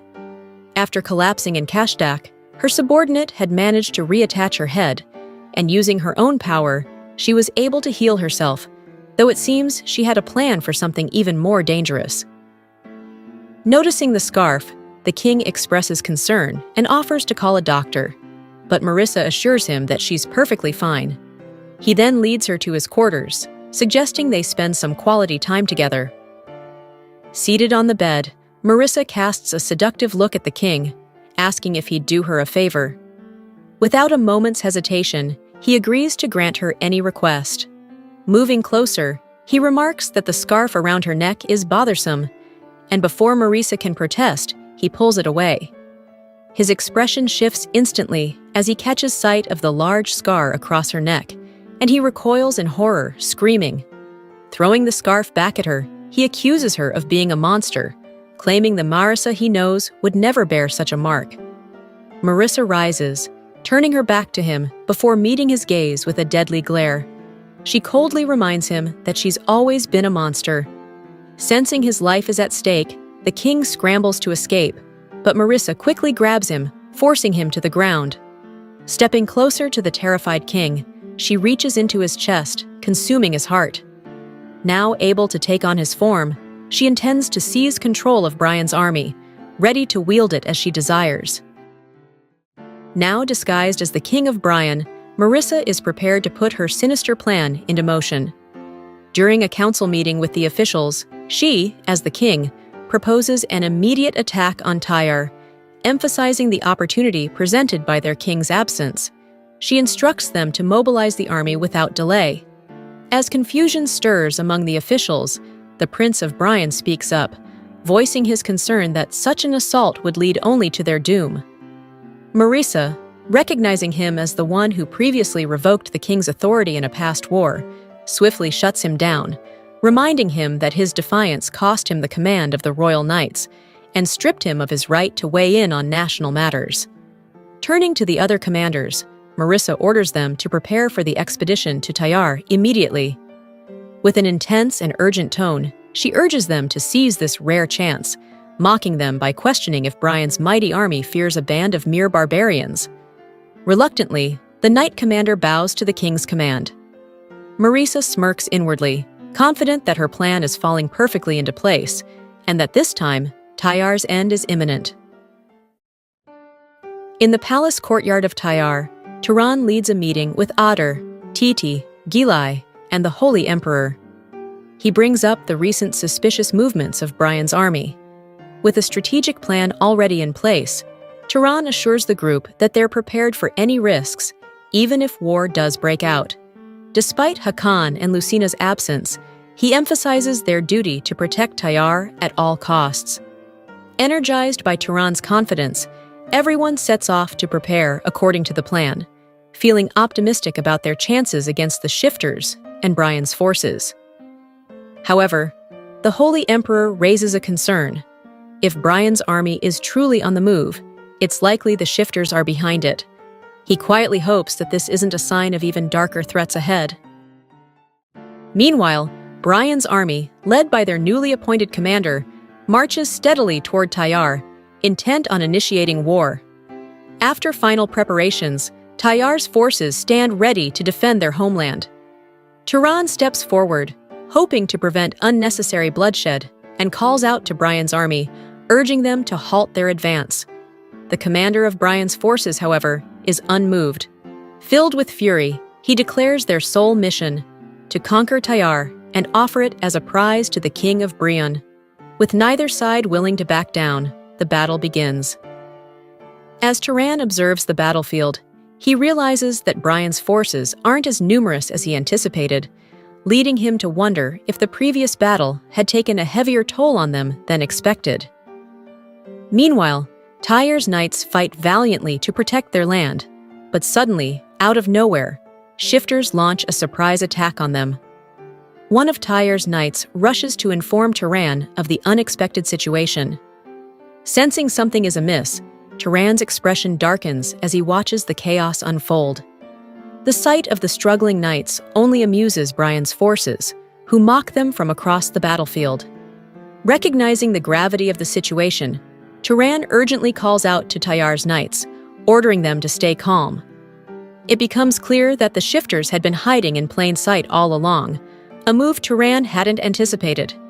The other dragon tribes arrive to join the battle, bringing with them the Black Hawk powder. As they disperse the powder, the shifters begin to react. Turan is taken by surprise when both the Black Dragon Tribe and the White Dragon Tribe appear to lend their aid. It seems they arrived just in time, having heard of the potential shifter threat, and brought the Black Hawk powder from Gilai. They reveal that they learned about the shifters' ability to transform into humans and deceive their enemies from Hakan. Confident that the Black Hawk powder will render the shifters' disguises useless, they declare that nothing can threaten them as long as they have it. United, the tribes prepare to fight the shifters together.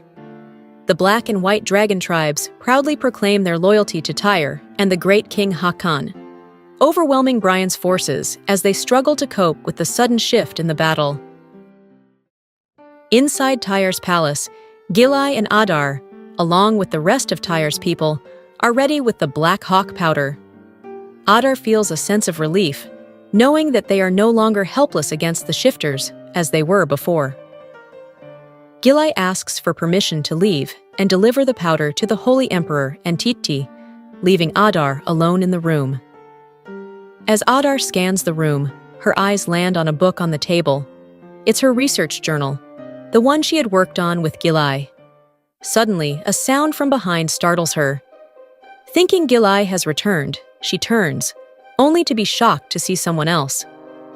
Standing before her is Hakan, her beloved son, who she thought had died in the war many years ago.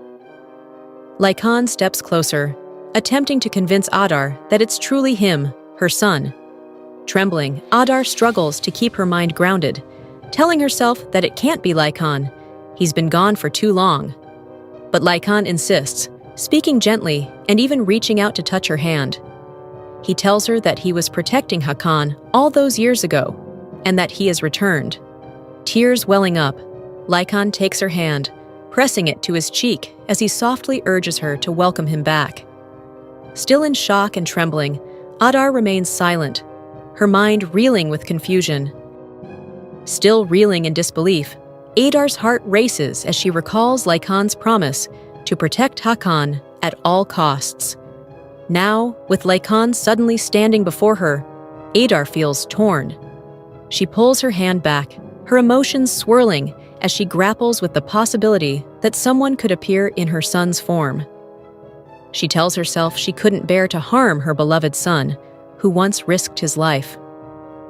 Lowering her guard, she hesitantly listens as Hakan urges her to embrace him, claiming he has returned. With a flicker of hesitation, Adar reaches out, but just as she's about to be drawn into the shifter's ruse, Gilai enters the room. Startled, Hakan's expression shifts as Gilai swiftly pulls Adar to his side. He firmly reminds her not to fall for the shifter's deception. Gradually, though still dazed, Adar begins to regain her focus, her mind turning back to Hakan and the reality before her. Sensing his plan has failed, the shifter drops the friendly act, turning hostile as he prepares to strike Adar. Snapping back to her senses, Adar quickly grabs the pouch of black hawk powder and, without hesitation, hurls it directly at Hakan's face. Instantly, Hakan transforms back into the shifter, who snarls in fury. Seizing the opportunity, Gilai moves swiftly, launching a precise attack that brings the shifter down without delay. Seeing that the palace is no longer safe, Gilai advises Adar to relocate to a more secure place, and together, they make their way out. As they search for a safer place, Adar apologizes to Gilai for nearly falling into the shifter's trap.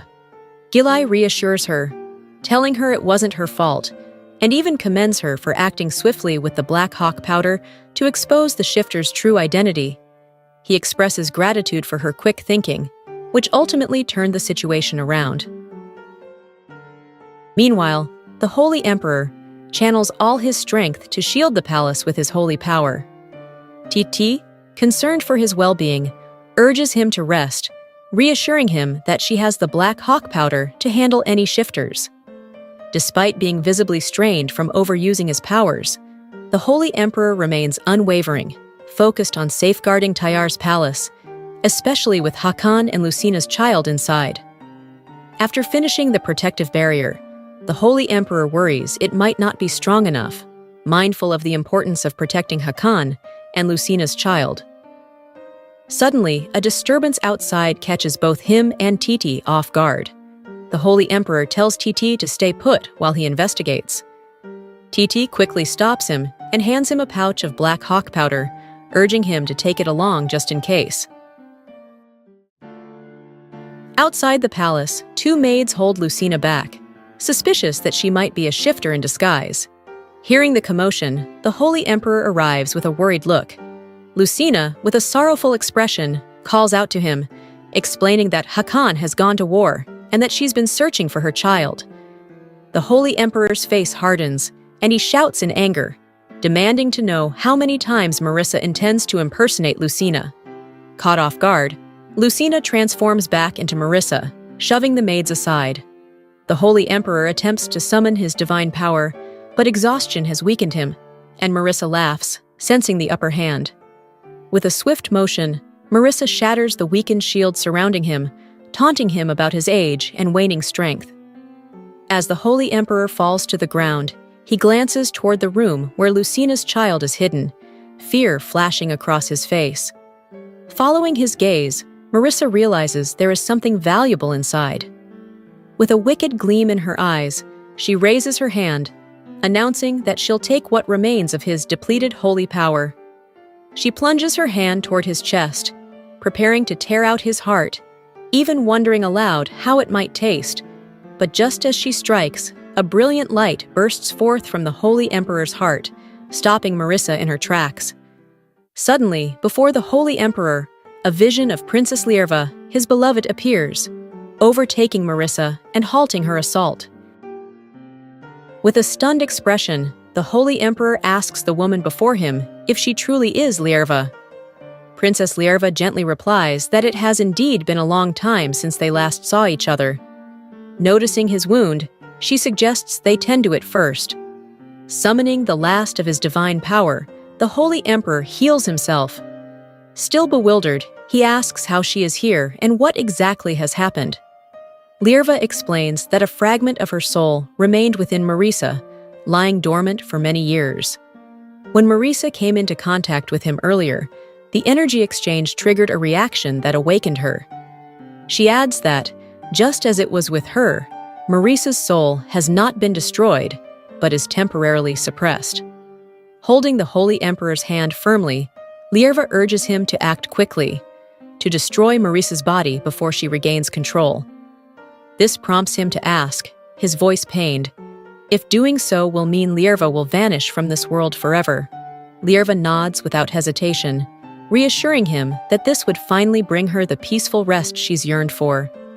She reminds him that her life ended long ago, and now her soul can join her body in the afterlife. The Holy Emperor's eyes well with sadness, and a tear slips down his cheek. Gently, Lyerva reaches up to wipe it away, noting with a soft smile that even after all these years, his heart remains as tender as ever. But then, she gently encourages him, saying that his heart must now grow strong for Lucina and all that lies ahead. The Holy Emperor flinches at her words, and Lyerva gently reminds him of all Lucina has achieved, urging him to help her go even further by ending Marissa's life. Struggling to keep his composure, tears stream down his face as he raises the holy knife, his hands trembling with the sorrow of having to say farewell this way. But Lyerva takes his hand in hers, guiding it closer to her, and reassures him softly that there's no one else she would rather entrust with her final moments. As the holy knife hovers at her neck, the Holy Emperor's heart feels torn, his resolve wavering. Lyerva reminds him that Marissa's return is imminent and that he must act quickly. Seeing no other choice, the Holy Emperor gently tells Lyerva to go on ahead and find peace, promising he'll complete his remaining duties and follow her soon. Whispering a final blessing for her rest, he ends it swiftly with the holy knife. With Marissa now defeated, the Holy Emperor ensures she can never return by setting her body aflame, watching solemnly as the fire consumes the last traces of her presence. The Holy Emperor, wounded and bloodstained, makes his way back to the palace and pushes open the chamber door where Titi is watching over Lucina's child. Stumbling forward as his injuries worsen, he enters the room, only to be met with Titi's horrified expression and the baby's startled cries. Titi quickly instructs the attendants to fetch medical supplies, soothing the distressed child as best she can. Gasping for breath, the Holy Emperor assures her that he's all right and urges her to focus on caring for the baby, but before he can finish, he collapses to the floor. As Titi panics over the Holy Emperor's condition, a group of Brian soldiers enters the chamber. Weak and disoriented, the Holy Emperor fears Tayar has been breached. Trembling, Titi demands to know who they are, but one soldier quickly instructs the others to tend to the Holy Emperor's severe wounds. Just then, Hakan and Lucina appear at the doorway, their faces paling at the sight of the Holy Emperor's injuries. Relief washes over Titi and the Holy Emperor as they see them. Lucina rushes to his side, immediately channeling her healing powers, and the Holy Emperor's condition improves noticeably. The Brian soldiers watch in shock, astonished that someone in Tayar possesses such divine abilities. Confused, the Holy Emperor asks Hakan how he came to be accompanied by Brian's soldiers, echoing Titi's unspoken question. Suddenly, one of the soldiers steps forward, offering to explain. He removes his helmet, bows respectfully, and addresses the Holy Emperor, introducing himself as the first Prince of Brian. A few days ago, as Hakan and Lucina flew back to Tayar, they noticed chaos unfolding below. Sensing something amiss, Hakan urged Lucina to investigate. Landing on higher ground, they surveyed the situation and spotted Brian's soldiers. Furious at their audacity to invade in his absence, Hakan fumed. But Lucina, noticing something strange, pointed out that Tayar knights were attacking one another. She wondered if the shifters had meddled in the conflict and suggested uncovering the truth before acting hastily, including informing Brian. Shifting back to his human form, Hakan mentioned the black hawk powder from the Ralph tribe, suggesting they locate it first. Later that night, Hakan and Lucina managed to gather some leftover black hawk powder, wondering if it would suffice given the number of shifters. Hakan, confident as ever, reassured Lucina not to worry, promising to protect her. Besides, he noted, Tayar's fierce resistance had significantly reduced the shifters on the front lines. With renewed determination, he proposed they focus on tracking the shifters within the imperial palace instead. As they entered the palace, a shifter disguised as a Tayar servant accidentally crossed paths with Hakan and Lucina. Startled, she stammered an excuse, claiming she was lost while seeking shelter. Hakan, unfazed, aimed his weapon at her without hesitation. Panicking, she tried to plead her case, but Hakan saw through her lie. He calmly instructed Lucina to close her eyes, and she obeyed, squeezing them shut as Hakan executed the shifter. With a steely gaze, he declared he wouldn't be deceived again. Curious, Lucina asked how he had known. Hakan explained that the shelter lay in the opposite direction, and her distinctive earring gave her away. Suddenly, the sound of footsteps echoed nearby, putting Hakan on high alert. A group of Brian soldiers approached, claiming they weren't enemies and had come to meet the king of Tayar. Hakan hesitated, unsure of their intentions, until one soldier removed his helmet. It was the Prince of Brian. The prince greeted Hakan, expressing regret that their paths crossed again on the battlefield.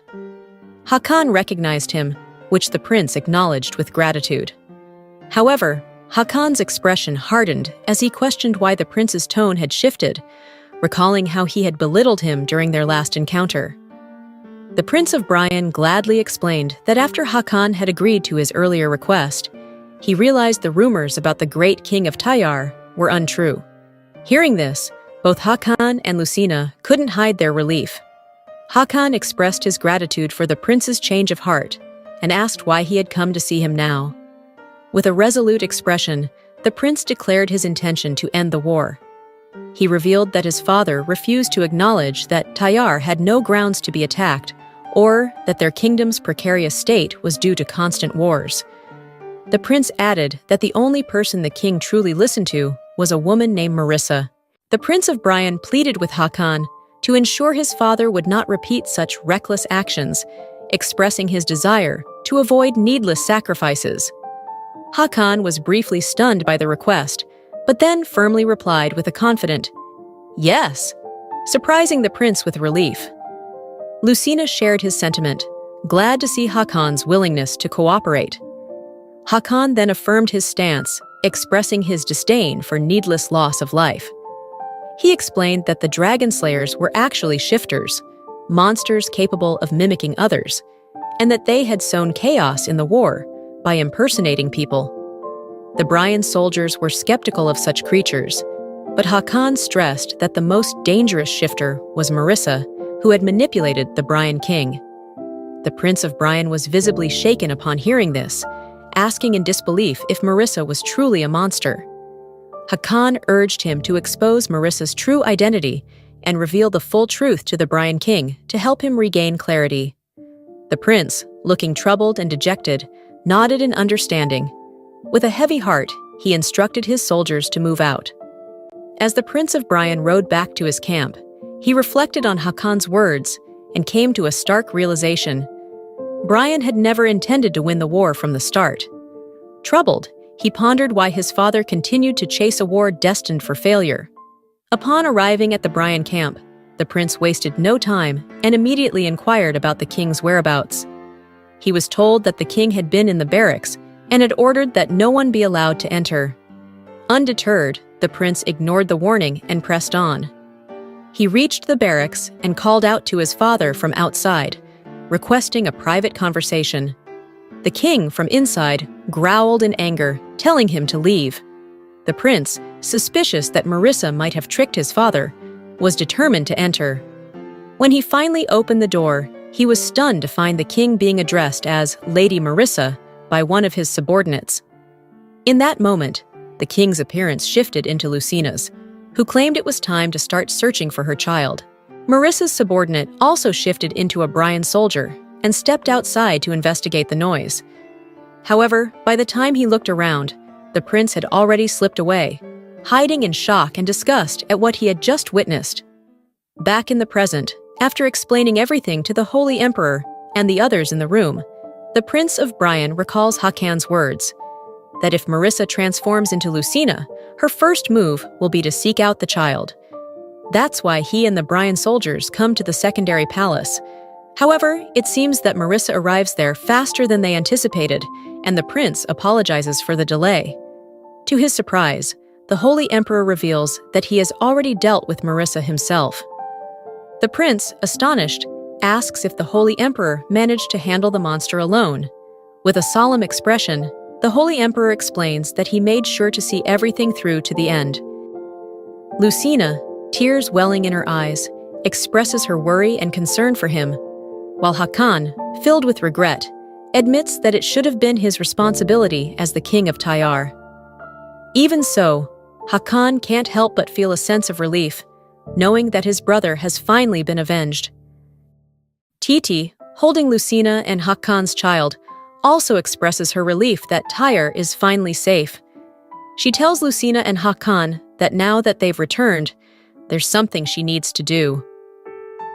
She hands the baby to Lucina, saying that this is the first time the princess, the great king, and Lucina are all gathered together. Holding the baby, Lucina stands beside Hakan, who gently strokes the baby's hair. He smiles, saying that it's the first time the three of them are united, and adds that today is a moment of unparalleled happiness for their family. He also declares that it's a blessed day for Tayar, as a female dragon child has been born after decades. Embracing both Lucina and their child, Hakan vows to ensure the baby grows up in a safe and peaceful world. Observing the situation in Tayar, the Prince of Brian reminds Hakan that while the shifter has been defeated, the battle is far from over. He also mentions that, without the King of Brian's permission, the Brian army cannot retreat. Looking troubled, the prince turns to Hakan with a question. He asks what happened to his father if the shifter is impersonating him. Hakan explains that shifters typically consume human hearts to take over bodies, and with a heavy heart, he tells the prince that Marissa has already killed the King of Brian. The prince is shaken to his core by this revelation. His voice trembling, he still holds on to hope, praying that it isn't true. But Hakan, gently and firmly, insists on telling him the truth, that to avoid encountering the real king, Marissa likely killed him. He expresses his condolences, explaining that he only wanted to be honest with the Prince of Brian, who cannot hide his grief. Hakan then tells the Prince of Brian that the fate of Brian now rests in his hands, which jolts him back to reality. Hakan encourages him, urging that they must end the war together. Grateful for Hakan's words that have helped clear his mind, the Prince of Brian, now fully regaining his composure, declares that he will do everything in his power to fulfill his duties and avoid repeating his father's mistakes. Meanwhile, on the battlefield, the Brian soldiers appear overwhelmed by the chaos. Suddenly, the Prince of Brian, followed by Hakan, steps into the fray, halting the conflict. Seeing their prince alongside the great king of Tayar, the Brian soldiers stop in their tracks, taken aback. In the midst of the army, Hakan and the Prince of Brian stand side by side, drawing all eyes to them. Hakan turns to the Prince of Brian and gives him a signal. Understanding the cue, the Prince of Brian and Hakan simultaneously shout to their soldiers, commanding them to stop the battle. Tayar, though visibly confused, orders his knights to cease fighting. The Prince of Brian continues, announcing to the Brian soldiers that their king has passed away, revealing that Marissa, the shifter, was responsible for his assassination. He also informs them that the Dragon Slayers are shifters as well, and they are not allies. Their goal is to destroy both Brian and Tayar. Hakan adds that they have all been manipulated by the shifters, and that there is no longer any reason to continue fighting against Brian. Holding a pouch of black hawk powder, Hakan scatters it around them, exposing the shifters hidden among the soldiers. Suddenly, one of the shifters makes a swift attack aimed at the Prince of Brian. However, in a split second, Hakan moves quickly to shield the prince, preventing him from being hurt. The scene is witnessed by all the Brian soldiers, who are stunned to see the leader of the barbarians protect their prince. Seizing the moment, the Prince of Brian declares that with the death of the late king, he will now ascend to the throne. Raising his sword high, the Prince of Brian calls out to his soldiers, urging them to unite with Tayar and drive out the shifters who assassinated the king. The Brian soldiers and Tayar's knights raise their swords in unison, shouting their agreement. In the Valley of Fire, Brian soldiers carry large bags filled with the bodies of the dead shifters. They gather the remains in one central location, awaiting further orders. Tayar also informs Hakan that the Tayar knights have finished collecting the remaining shifter bodies. The Prince of Brian asks Hakan if there is a specific reason the dead shifters are to be thrown into the lava. Hakan explains that the shifters possess regenerative abilities beyond belief. Even after decapitation, they are able to revive and return to invade Tayar once more. As Tayar informs Hakan that everything is prepared, Hakan gives the command to throw every last one of the shifters into the Valley of Fire, leaving none behind. He declares that, with this final act, the shifters who have tormented Tayar will be eradicated once and for all. Though the people of Tayar have endured endless suffering at their hands, they have finally achieved victory. Hakan feels a sense of relief, but also a quiet readiness, knowing that his next challenge is to ensure that the shadow of war never threatens Tayar again. A few days later, in the palace garden, Hakan, Lucina, and their baby enjoy a quiet snack together with the Prince of Brian, who expresses his deep gratitude to Hakan for allowing the Brian soldiers to stay in Tayar for a while longer. Hakan explains that if they had returned to Brian without recovering, the journey would have only led to more casualties. As Hakan speaks, the baby, who is resting in his arms, grabs a handful of his hair and tugs it sharply, causing Lucina to jump in surprise. Seeing that, Lucina takes the baby into her arms, while Hakan, trying to maintain his composure, reassures the Prince of Brian that he and his soldiers can rest comfortably in Tayar until they are ready to return to Brian with the Holy Emperor. Suddenly, Hakan brings up the topic that once the Prince of Brian returns, he will assume the throne. The prince hesitates for a moment, replying that as long as the nobles don't oppose it, that will be the case. With a knowing smile, Hakan reassures him, saying that if the prince ascends to the throne successfully, he will visit Brian himself, as it's time for Tayar and Brian to finally establish a treaty. The prince looks somewhat puzzled, and Hakan explains that they've spent too long harboring hatred and resentment.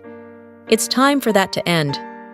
Hakan tells him that he wants to sign a peace treaty to signal to the entire continent that Brian and Tayar are no longer enemies. He adds that his hope is for Tayar to remain safe and peaceful, so their child can grow up in such a world. Lucina's face lights up at Hakan's words, and the prince, now with a brighter expression, enthusiastically agrees, saying he will gladly accept the proposal. The Prince of Brian then expresses his wish upon returning to Brian. He hopes to officially recognize Tayar as a kingdom. Though he acknowledges it may take some time, he adds that he wants to take the lead in changing the way people perceive Tayar. Hakan is momentarily speechless, then smiles warmly, deeply appreciating the Prince of Brian's intentions. Later that night, Lucina visits the Holy Emperor, who is still recovering in his chamber. The Holy Emperor reassures her that he feels much better now, thanks to her efforts. Before Lucina can respond, he tells her there's something important he must say before he leaves. He begins to speak about the shifters, explaining that they gain the abilities and appearance of their victims by consuming their hearts, but what they truly consume is not just the physical heart. He goes on to explain that by consuming the heart, the shifter traps the soul of the person within themselves.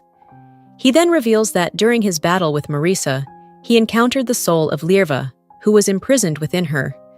He shares with Lucina that he and Lirva were once in love, but she lost her life at the hands of Marissa.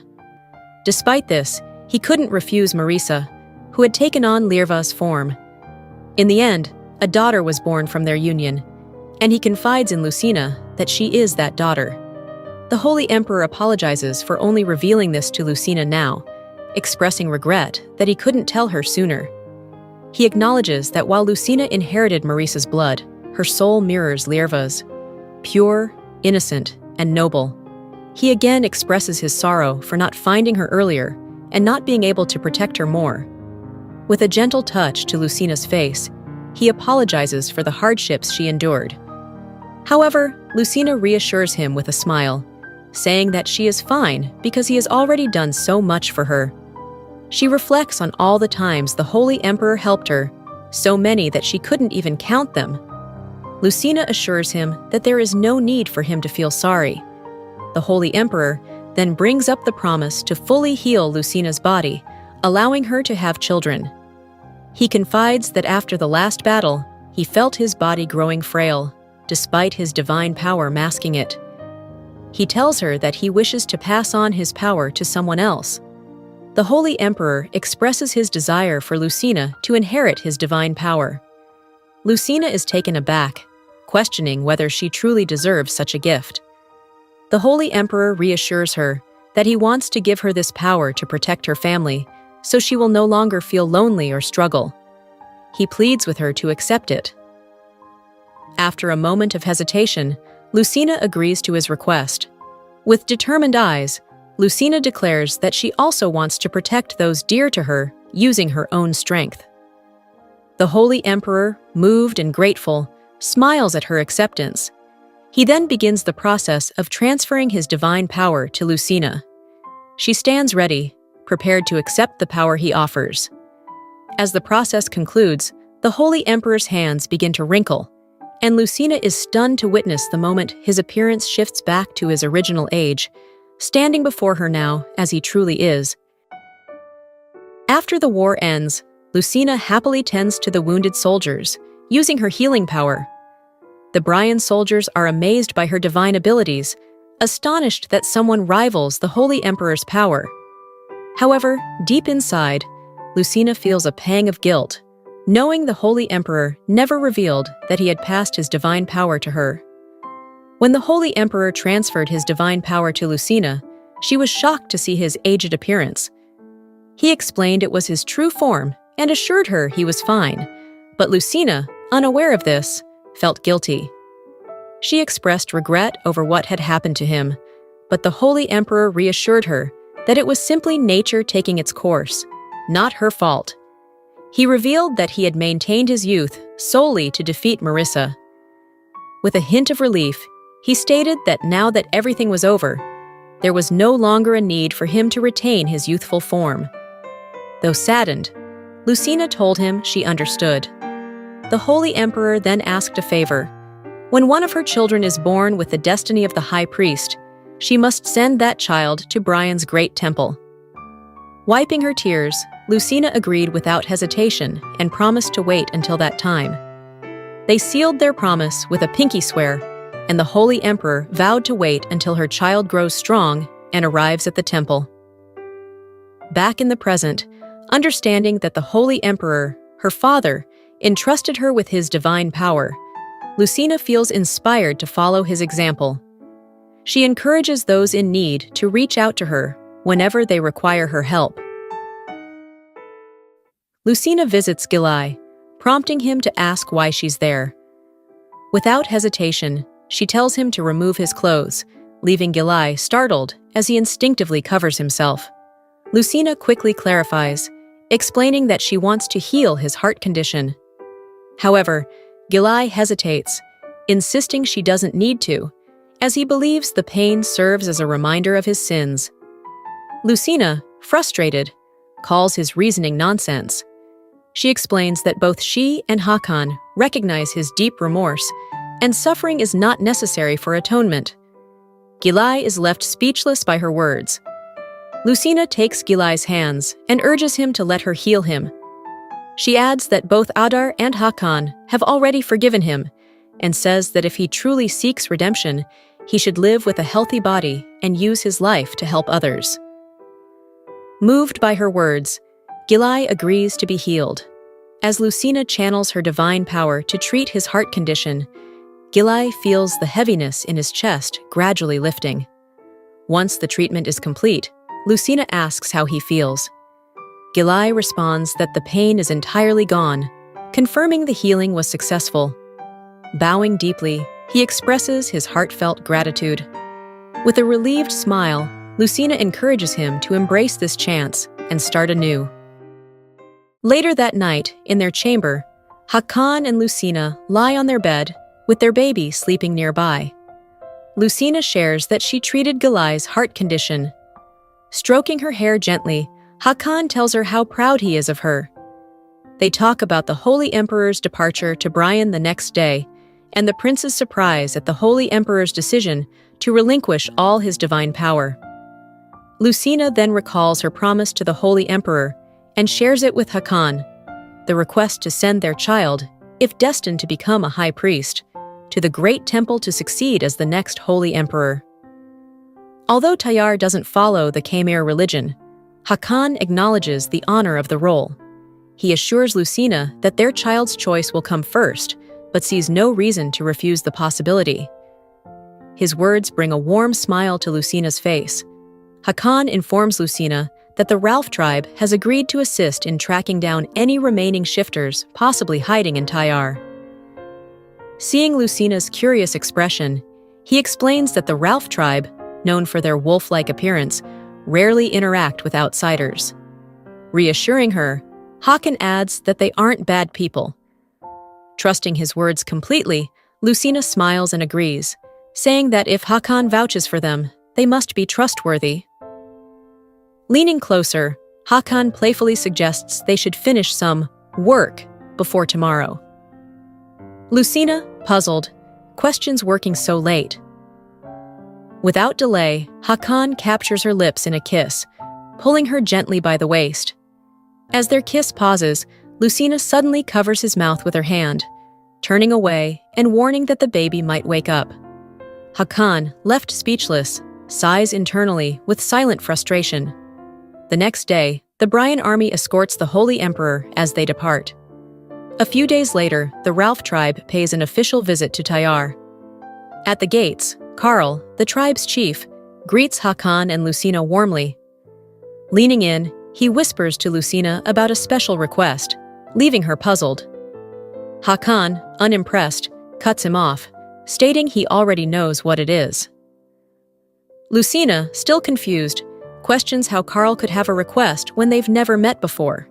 With a respectful tone, Karl explains to Lucina that his wife is gravely ill, and the treatments they've tried have yet to improve her condition. He asks for her assistance, explaining that his wife remains in the carriage, needing rest and stability for the time being. Just then, a figure steps forward and calls for Karl. It's Evelyn, his wife. Supported by a servant, she approaches and greets both Hakan and Lucina in person.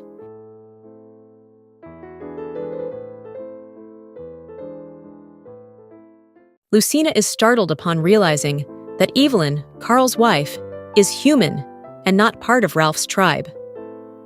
Evelyn lowers her head respectfully to greet Lucina, but suddenly begins coughing violently, alarming her. Without hesitation, Lucina quickly invites Evelyn inside. Turning to Hakan and Karl, she announces her intention to escort Evelyn to the palace. Carl bows in gratitude as Lucina leads Evelyn indoors. With the women gone, Carl places a hand on Hakan's shoulder, ready to engage in the conversation Hakan had been eager to discuss with him earlier. Inside the palace, Lucina settles Evelyn into a chair and serves her tea. As they sit, Lucina gently inquires about Evelyn's condition. Evelyn explains that her energy has been dwindling since becoming pregnant, noting that the people of Ralph's tribe possess extraordinary traits, unlike ordinary humans.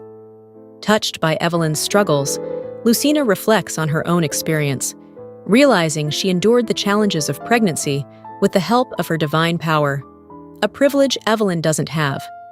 Moved by compassion, Lucina offers to share a small portion of her divine power to strengthen Evelyn. With Evelyn's consent, Lucina places a hand on her shoulder and begins the infusion, her power radiating gently into Evelyn.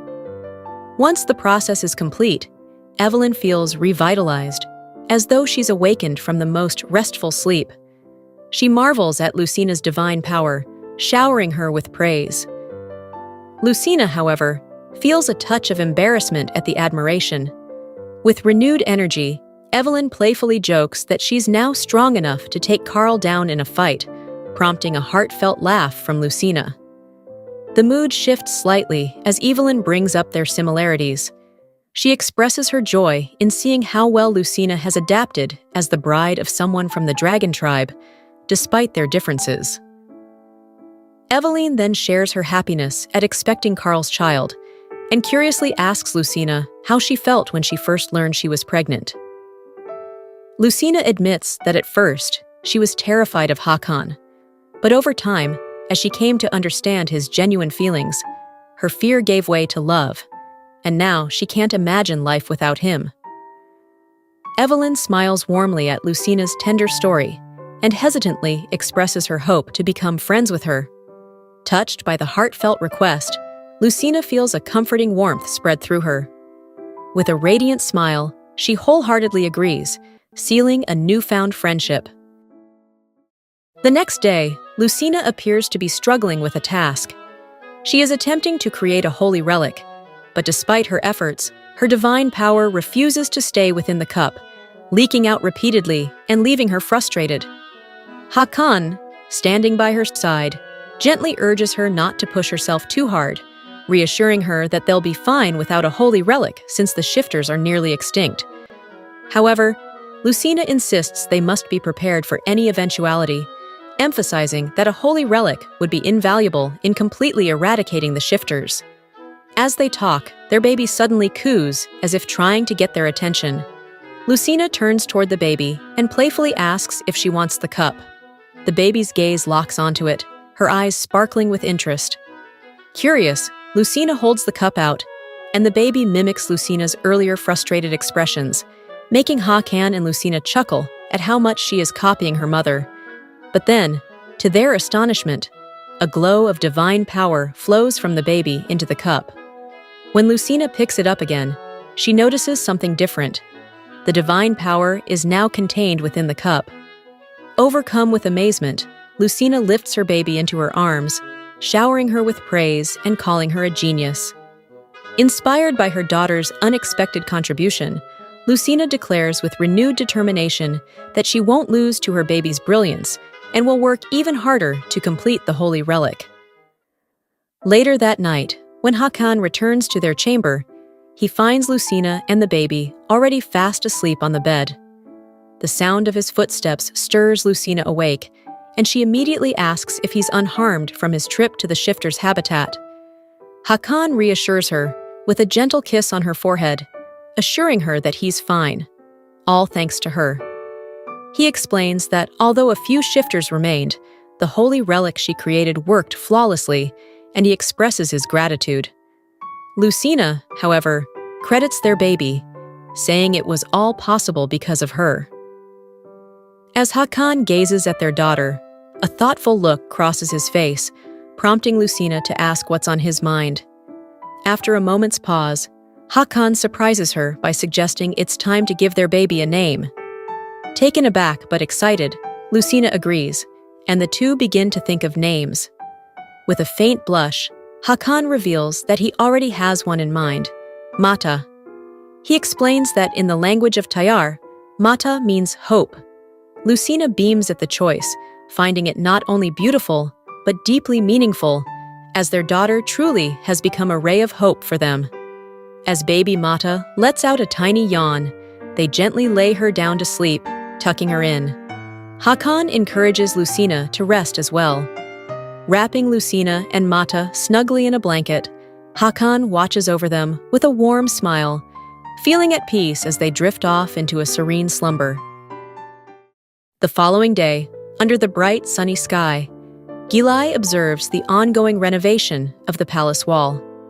A sense of relief washes over him, knowing it will soon be completed. Casting a glance toward the camp, his face clouds with worry as his thoughts drift to the injured patients. He recalls the harrowing moment of the shifter attack and shudders at the thought of what might have happened had they breached the palace walls. Resolving to check on the camp, he steps inside and finds Lucina diligently tending to the wounded of Tayar, her divine power working tirelessly to heal them. Once she finishes, Gilai approaches her, suggesting with a kind tone that she take the day off. Lucina turns to him with a bright, cheerful expression and instructs the maid and priest to step out for a while. Suddenly, Lucina feels a wave of dizziness and staggers, nearly losing her balance. Gilai swiftly catches her, his face etched with concern. He asks if she has overexerted herself using her divine power and gently reminds her of the potential consequences. Lucina, however, responds with a playful tease, claiming his worrying is making her feel even dizzier. Then, with a soft smile, she suggests they take a walk together to help her recover. As they stroll outside, Gilai inquires about how Lucina has been feeling lately. Lucina explains that her days have been busy caring for baby Mata, assisting with Adar's research, and healing the wounded. Reassured by her response, Gilai feels relieved that she's managing well. Turning the conversation, Lucina asks about his recent activities. Gilai shares that he's been focused on the school's construction, detailing some of the challenges they've faced. While the preparations are nearly complete, they still need a larger space and a capable school leader. His goal, he explains, is to create a school that welcomes all children, regardless of their background. Lucina suggests repurposing the old abandoned temple, which could serve as a school with some renovations. Gilai considers her idea, his thoughts now turning to the pressing matter of finding a suitable leader for the school. Without missing a beat, Lucina confidently declares that they already have the perfect candidate. To his surprise, she reveals that she's talking about him. Gilai is taken aback by her unexpected suggestion. Lucina gently reminds Gilai that he was the one who taught her and Titi how to read and write. With heartfelt sincerity, she shares her hope that the people of Tayar will no longer feel the shame of illiteracy, as she once did. She expresses her belief that Gilai is the perfect person to guide the children as their teacher. Bringing up the promise he made about seeking atonement, Lucina encourages him to dedicate his life to teaching while fulfilling that vow. Gilai stands silent for a moment, struck by her words, before breaking into a warm smile and assuring her that he understands. Over time, Lucina's story becomes a source of inspiration that spreads throughout the Tayar kingdom. Tales of her compassion and dedication circulate, how she healed the wounded with her divine power, championed equal educational opportunities for all, regardless of gender or social status, and contributed to the late Queen Adar's research to ensure the future queen could safely bring the guardian dragon into the world. The people of Tayar are filled with admiration, singing the praises of their wise and benevolent queen. Later that night, Lucina gazes out the windowsill, her thoughts drifting to Hakan and what he might be doing. The soft creak of the door breaks her reverie, and she turns to see Hakan stepping inside, calling her name. Overjoyed by his arrival, Lucina rushes to him, wrapping her arms around him in a warm embrace. She greets him eagerly, asking about his day. After sharing a bit about his work and playfully confessing that he missed her, Hakan mentions how often he hears the people of Tayar praising her efforts, providing free education and ensuring safe childbirth for women. As he gently strokes her hair, Hakan tells her how proud he is of her, bringing a radiant smile to Lucina's face. With a softened gaze, Hakan remarks that he still has one more duty to fulfill. Wrapping his arms around Lucina's waist, he leans in closer, leaving her momentarily puzzled as she asks what kind of duty he means. Smiling, Hakan explains that now that his responsibilities as king are complete, it's time to focus on his role as her husband. As his fingers gently brush through her hair, he elaborates on his intentions, to ensure she feels cherished and deeply loved. As he moves even closer, Lucina hesitantly voices her concern about Mata, but Hakan, anticipating her worry, reassures her with a soft chuckle, revealing that Titi is already looking after the child. Wasting no further time, Hakan closes the distance between them, pressing a passionate kiss to her lips, leaving Lucina breathless in his embrace. When their lips part, Hakan softly suggests that they should hold their wedding ceremony soon, expressing his desire to make it a grand and unforgettable event. With enthusiasm, he begins describing his plans for the Queen's palace. Lucina, however, voices her concern that it might be too extravagant. Hakan gently reassures her, insisting that she deserves nothing less than the finest. To emphasize his devotion, Hakan lifts her hand and places a tender kiss on the back of it, a Bryan tradition symbolizing deep respect and love for the woman they cherish. The gesture warms Lucina's heart, bringing a radiant smile to her face. Hakan looks into her eyes and tells her she means the world to him and that he wants her to always remember that.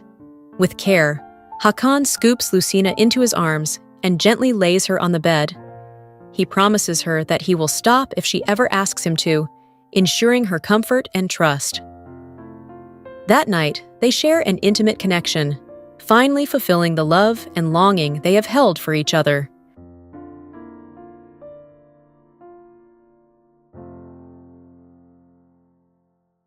A few days later, on the morning of the wedding ceremony, Lucina is fully prepared. Dressed in her bridal gown, she looks radiant as Titi, holding baby Mata, compliments her beauty. Lucina smiles warmly, grateful for everything, especially the exquisite dress Adar crafted for her. Titi, moved by the sight, reminisces about the time Adar helped Lucina alter the black dress from years ago. When news arrives that the Holy Emperor has entered, Lucina promptly rises to greet him. As their eyes meet, the Holy Emperor expresses how much he has missed her. His words falter, though, as he takes in her breathtaking appearance in the wedding dress. "Father," Lucina calls softly, and his emotions overflow. Tears streak down his face, and Lucina grows concerned, but he quickly reassures her. "As I grow older, I find it harder to keep my tears at bay," he admits, before complimenting her beauty. Lucina thanks him shyly, receiving a tender smile in return. Taking her hand gently in his, the Holy Emperor offers his heartfelt blessing. Just then, Hakan strides in, addressing the Holy Emperor as Father, leaving Titi and the maids in stunned silence. Standing tall in his wedding attire, Hakan's commanding presence fills the room. He gazes at Lucina and declares that she is more dazzling than the moon goddess herself. Not wanting to let the moment pass, Lucina playfully compliments Hakan's appearance, calling him incredibly handsome. In response, Hakan turns to reveal his attire, or lack thereof. He wears only a few accessories, leaving his upper body exposed. Lucina beams and teasingly remarks that no fabric should ever cover such perfection. Carrying Mata, Titi approaches them, announcing that the ceremony is about to begin. The couple says a heartfelt goodbye to Mata, promising to return to her soon, before heading off to begin their new chapter together. The wedding hall glimmers with soft light as the melody of ceremonial music echoes through the space. Dancers move with grace, their movements weaving a story of celebration. Hakan and Lucina make their way down the aisle, side by side, a picture of splendor and magnificence. Their presence commands attention, leaving everyone captivated. Among the guests, Adar's tears fall silently, a mix of joy and pride welling up inside her as she takes in the moment. At the end of the aisle, they stand before the Holy Emperor, poised yet filled with emotion as they await his blessing. The gravity of the moment settles over Lucina, a surreal sensation washing over her. By her side, Hakan stands rigid, his composure faltering under the weight of happiness and nerves. The memory of a simpler time, a wedding in Bryan long ago, comes to her mind, bringing a sense of warmth and familiarity. The thought softens Hakan's resolve, a flush of red creeping across his face as he tries to contain his joy. Their connection radiates through the hall, a promise unspoken but deeply felt. The Holy Emperor gestures for them to face one another, and their eyes meet, brimming with unspoken love and devotion. As vows are exchanged, the hall seems to hold its breath, the air thick with anticipation. The moment reaches its crescendo as Hakan steps closer, drawing Lucina into a tender embrace. Their lips meet in a soft, gentle kiss, sealing their union before the witnesses gathered. It is a moment both intimate and eternal, a celebration of love destined to endure. After the wedding ceremony, Tayar leads Carl and Evelyn to meet Lucina. Inside, Lucina greets them warmly, her arms gently cradling Mata. Evelyn, carrying her own baby, beams with joy as she congratulates Lucina on her marriage. Noticing the little one in Evelyn's arms, Lucina's curiosity is piqued, and she inquires about the baby. Evelyn smiles and shares that this was the child she carried when they first met, and when Lucina healed her. Lucina's face lights up as she offers her heartfelt congratulations, and Evelyn expresses gratitude for the help she received back then.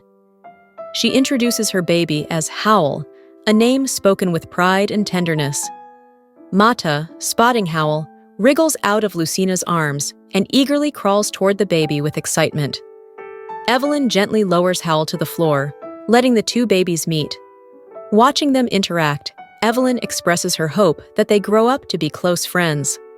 From a distance, outside the window, Puka watches in his bird form. Though he remains hidden, his heart swells with joy, seeing Lucina surrounded by love and happiness after all this time apart. During their break, Tite brings the peanuts Lucina had asked for and reminds her about the time to prepare for the upcoming party. She also suggests Lucina try the perfume from Bryan's representative. After Tite leaves, Lucina, alone, appearing to wait for someone. Suddenly, Puka appears, transforming into his elf form. He playfully asks if Lucina has been waiting for him. Delighted by his presence, Lucina eagerly asks when he arrived.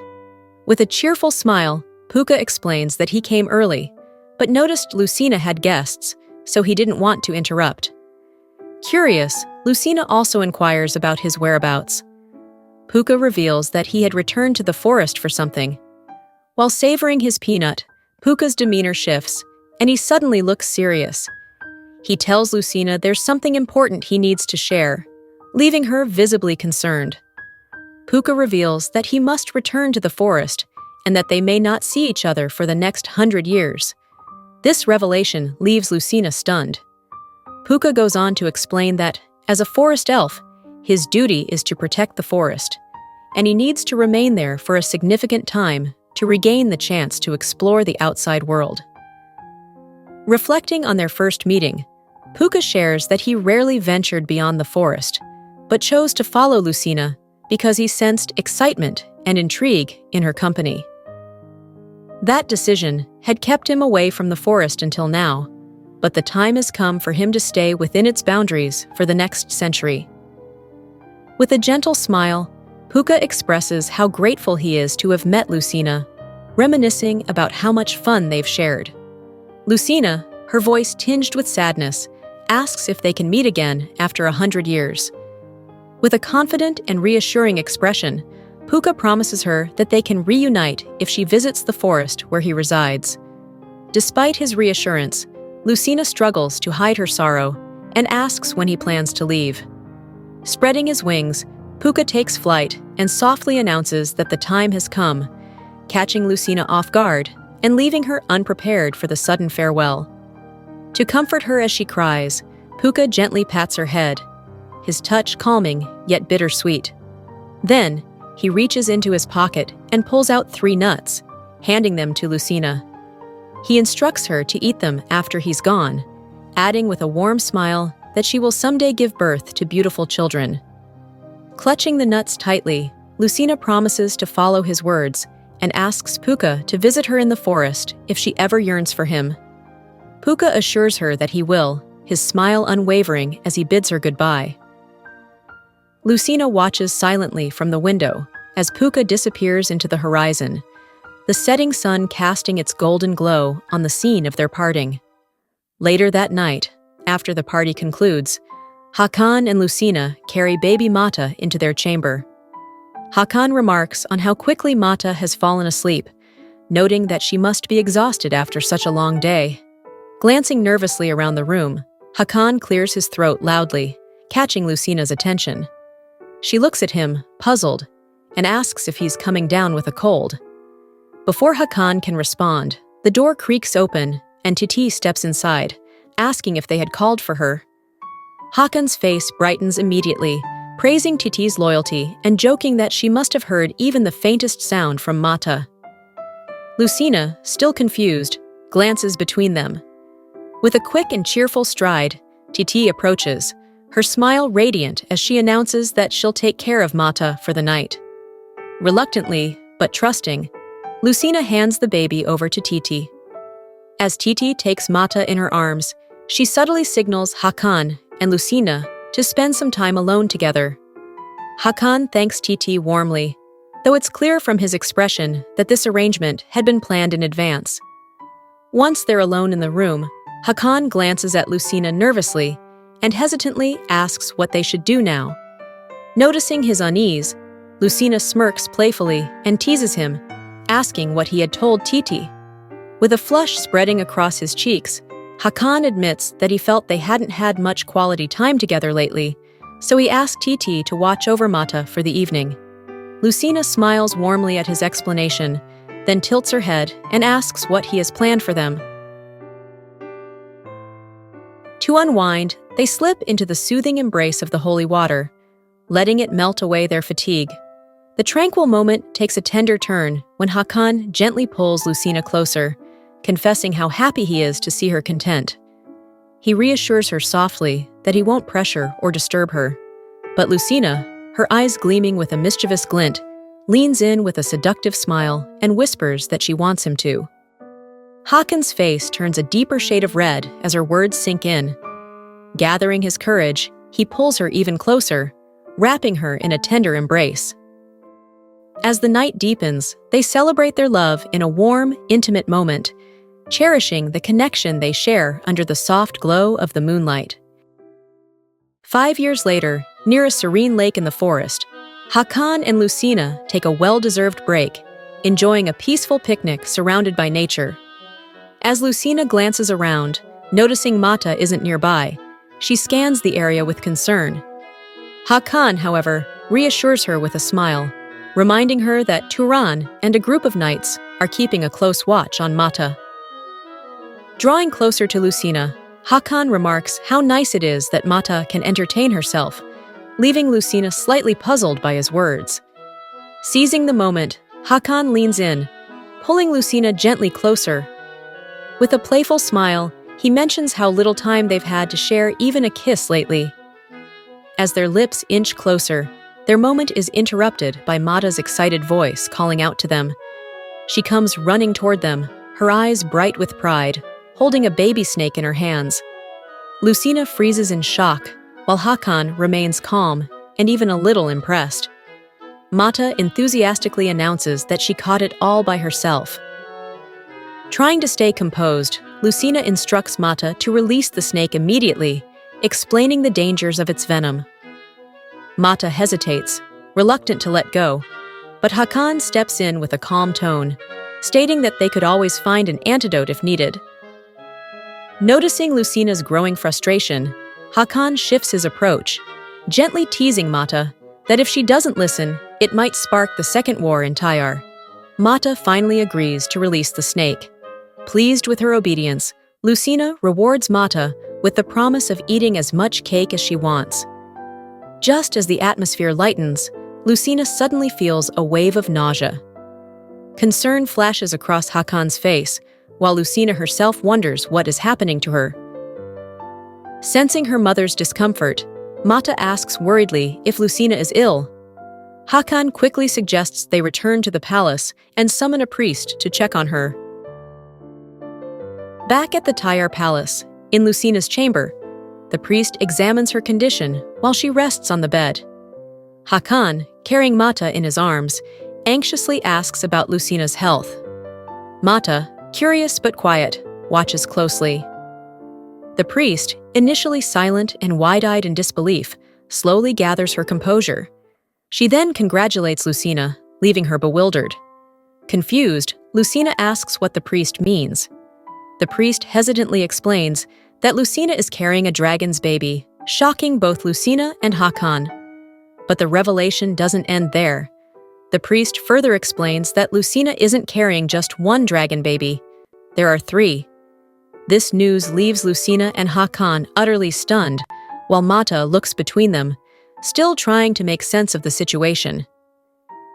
Lucina reflects on the moment when Puka gave her 3 walnuts and begins to wonder if it might be connected to her current situation. After the priest leaves the room, Hakan's face is a mix of joy and concern. While he expresses his happiness at the news, he also voices his worry about Lucina carrying 3 babies. Taking her hand gently, he asks if she's feeling any pain. Lucina reassures him, explaining that apart from the earlier nausea, she feels perfectly fine.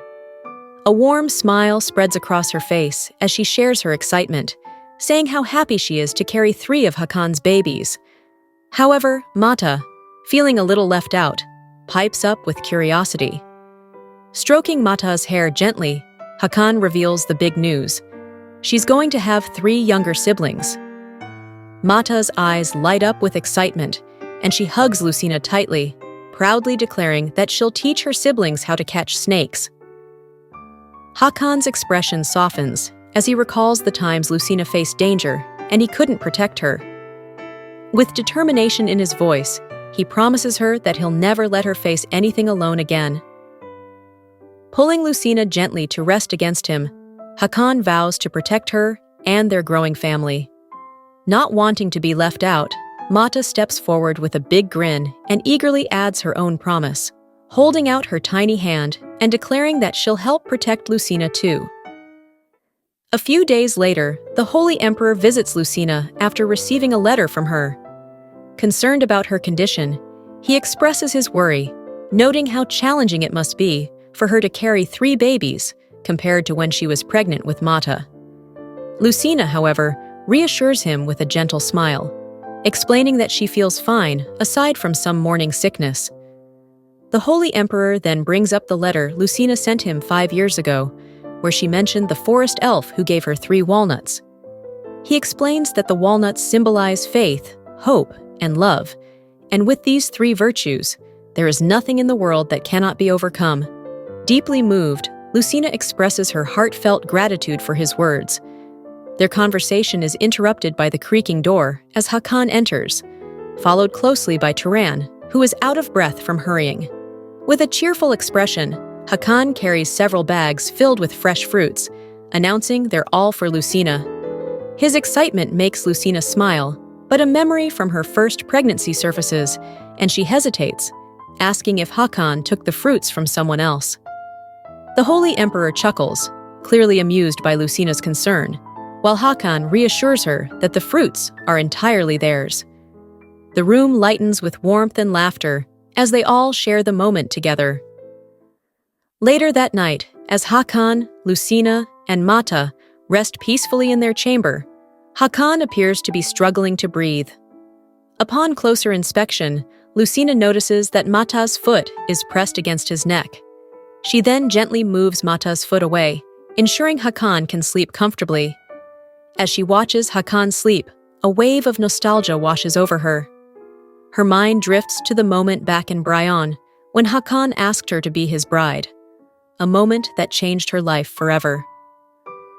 Overwhelmed with gratitude for the life they've built together, Lucina leans in and presses a soft kiss to Hakan's cheek. In her heart, she makes a silent promise. No matter where Hakan goes, she will follow him like the moonlight, always there to illuminate his path and stand by his side. Months later in the Tayar palace, Lucina gently cradles her crying baby, humming softly in an attempt to soothe him. Hearing the sound, Titi rushes into the room, ready to assist. However, Lucina smiles and assures her that everything is under control, as the baby has already drifted back to sleep. Carefully, she places him in his crib. As she watches over the little princes, Titi can't help but marvel at how unique each of them is. The eldest, Zlatan, bears a striking resemblance to Hakan. The second prince, Alvaro, takes after Lucina, while the youngest, Loaruk, with his blonde hair, resembles the Holy Emperor. Titi's excitement bubbles over as she admires how adorable and distinct the three brothers are. With the babies peacefully asleep, Titi suggests that Lucina take a moment to freshen up. Sitting in a chair, Lucina nods in agreement, though the weariness in her expression is hard to miss. Noticing this, Titi's face softens with concern. Her eyes well up with tears as she empathizes with Lucina, acknowledging how demanding her responsibilities have been. Juggling motherhood, tending to her children, and meeting with representatives, all without a moment to truly rest. Opening the closet with determination, Titi begins selecting the perfect wardrobe for Lucina. Her enthusiasm is contagious as she declares her mission to transform Lucina's appearance so flawlessly that no one would guess how tired she truly is. Lucina chuckles at Titi's spirited energy, unable to hold back her laughter. Despite the exhaustion of recent days, a deep sense of contentment and joy wells up within Lucina. In the grand hall of the palace, Hakan, Lucina, and Mata sit upon their thrones, prepared to receive their guests.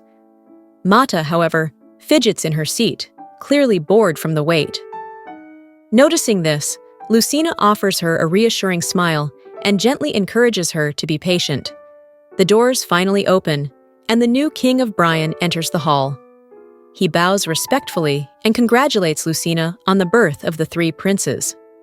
Hakan and Lucina rise from their seats to greet him, offering kind words about the newfound stability in the Bryan kingdom. The King of Bryan expresses his heartfelt gratitude for Tayar's unwavering support, assuring them that Bryan will never forget their kindness. Turning his attention to Mata, the King of Bryan greets her warmly. Mata stands and bows gracefully in return, her poise reflecting her respect. Smiling, the king mentions that he has someone he'd like Mata to meet, his son, who stands beside him and can't seem to take his eyes off her. The young prince steps forward and bows deeply to Hakan and Lucina, showing his respect. In response, the king and queen of Tayar greet him warmly. Lucina then gently prompts Mata to greet the prince as well. With a bright smile, Mata extends her hand, introducing herself. The prince, visibly enchanted by her smile, takes her hand and shakes it gently, clearly smitten. After a brief exchange, the King of Bryan politely requests permission to take his leave. The next guests are about to enter. It's Carl's family, and Howl seems especially eager to see Mata. However, as the Prince of Bryan locks eyes with Howl, an unspoken tension crackles between them. While their parents exchange warm greetings, the atmosphere between the two boys turns hostile. A simple meeting of their gazes sparks a quarrel, their rivalry evident in every glare. The scene quickly escalates, leaving the parents flustered as they scramble to calm the situation. Despite their best efforts, the children's squabble shows no signs of stopping, turning the once civil reception into a moment of unexpected chaos. Later that night, after a long and eventful day, Lucina and Hakan prepare to rest in their chamber. As they settle in, Hakan thanks Lucina for her hard work throughout the day. Smiling, Lucina shares an amusing story about her earlier walk with Mata, Howl, and the Prince of Bryan. Intrigued, Hakan sits beside her and asks for the details. Lucina explains how Howl and the prince had squabbled over who would get to play with Mata. In the end, Mata, with her characteristic charm, extended her hands to both of them and walked with them together, diffusing the tension. Hakan bursts into laughter at the story, commenting that it seems the boys are already captivated by Mata. Shifting his tone, he asks about their 3 baby princes. Lucina reassures him, saying she's entrusted them to Titi's care for the night. She then gently strokes Hakan's face, her voice soft as she tells him that tonight, she wants to focus solely on him. Hakan averts his gaze, taking her hand in his as a flicker of worry crosses his face. He admits that while he shares the desire, he doesn't want to cause her any pain or exhaustion. Lucina, however, meets his hesitation with a bold statement, assuring him that she's fine. She even teases that having another baby girl wouldn't be such a bad idea. At her words, Hakan's restraint breaks, and with a playful smile, he accuses Lucina of seducing him. Overcome by their feelings, the two give in to their passion, cherishing their time together as they lose themselves in each other's embrace. A long time ago, Tayar was branded as a barbaric nation by its neighbors. Its people lived under constant threat, and its king, Hakan, faced life-and-death struggles daily. During one of those perilous moments, Hakan crossed paths with Lucina, the woman who would later become his queen. Through her, Hakan's life was saved, marking the beginning of their intertwined destinies. As time passed, Hakan and Lucina's paths converged once more. They fell in love, had their first child, and eventually married, uniting as husband and wife. Together, they overcame tremendous challenges, even defeating the shifters responsible for plunging the world into chaos. Building on the legacy of the late Queen Adar, Hakan and Lucina continued her research, striving to create medicine that would protect women carrying dragon children from harm. Their reign ushered in an era of progress, including the founding of a school where anyone could learn, free from discrimination. Tayar cast aside its dark traditions of the past, rising from its tarnished reputation to become a thriving, respected kingdom, a beacon of hope and strength for all. On a bright, sunny day in Tayar, the clash of swords echoes through the air as Prince Zlatan and Prince Alvaro engage in sword practice under Turan's guidance. The intensity of their training fills the courtyard, but it's soon interrupted by Gilai, who appears with a grin, asking when the lesson will end, since it's time for their economic studies. Unbothered, Turan, fired up by the sight of Prince Alvaro gaining the upper hand against his older brother, waves off Gilai's concern. Amused by Turan's enthusiasm, Gilai bursts into laughter. Just then, Prince Luaruk approaches from behind, a book in hand, quietly joining the group. Nearby, Hakan, strolling through the grounds, pauses to observe his sons. With a proud smile, he approaches and voices his encouragement. Curious about Hakan's presence, Turan asks for his reason, and Hakan explains that he's eager to see how much his sons have improved with their swords. Together, he and Turan watch the sparring princes, noting their strengths and progress. Meanwhile, Lorux, still clutching his book, announces that he'll use the time to read while waiting for his brothers.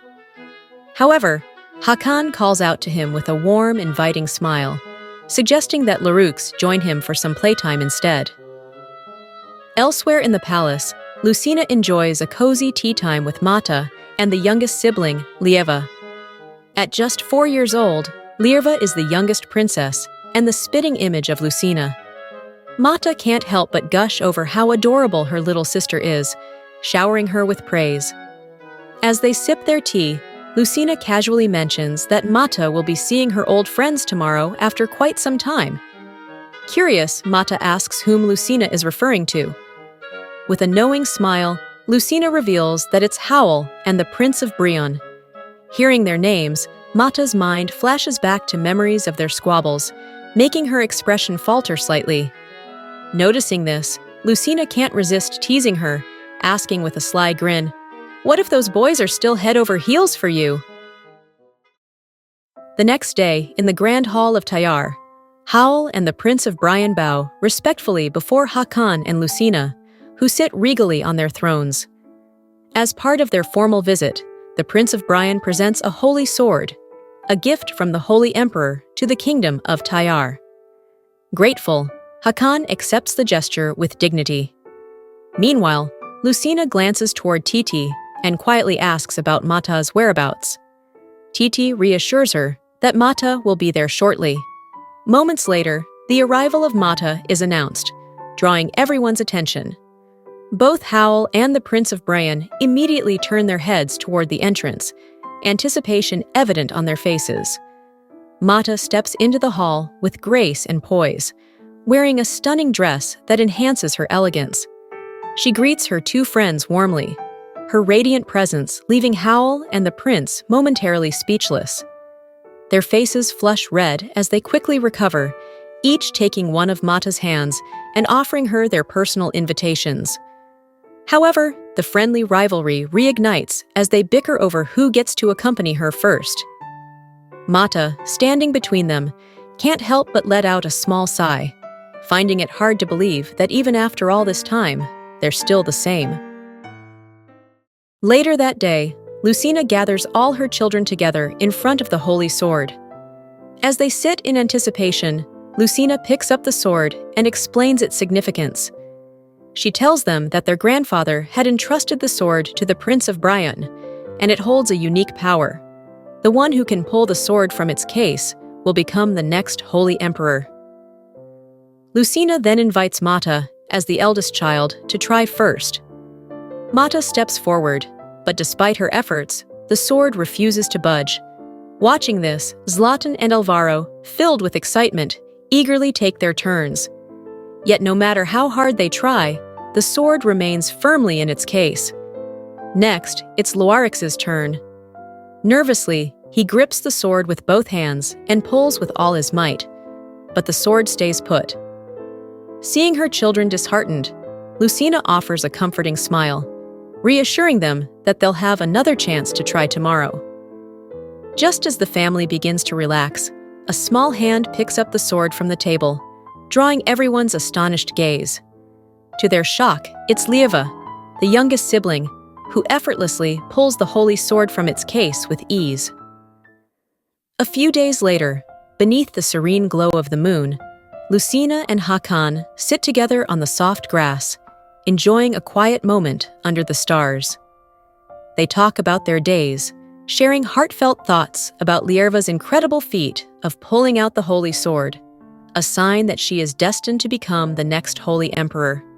Lucina mentions that when the time comes for Lierva to meet the current Holy Emperor, Lorux has already decided to accompany her.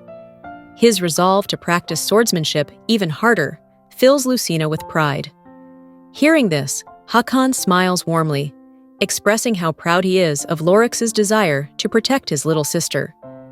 Lucina, on the other hand, feels immense joy at seeing how beautifully their children are growing. Together, they believe with unwavering faith that their children will create an even brighter future for Tayar.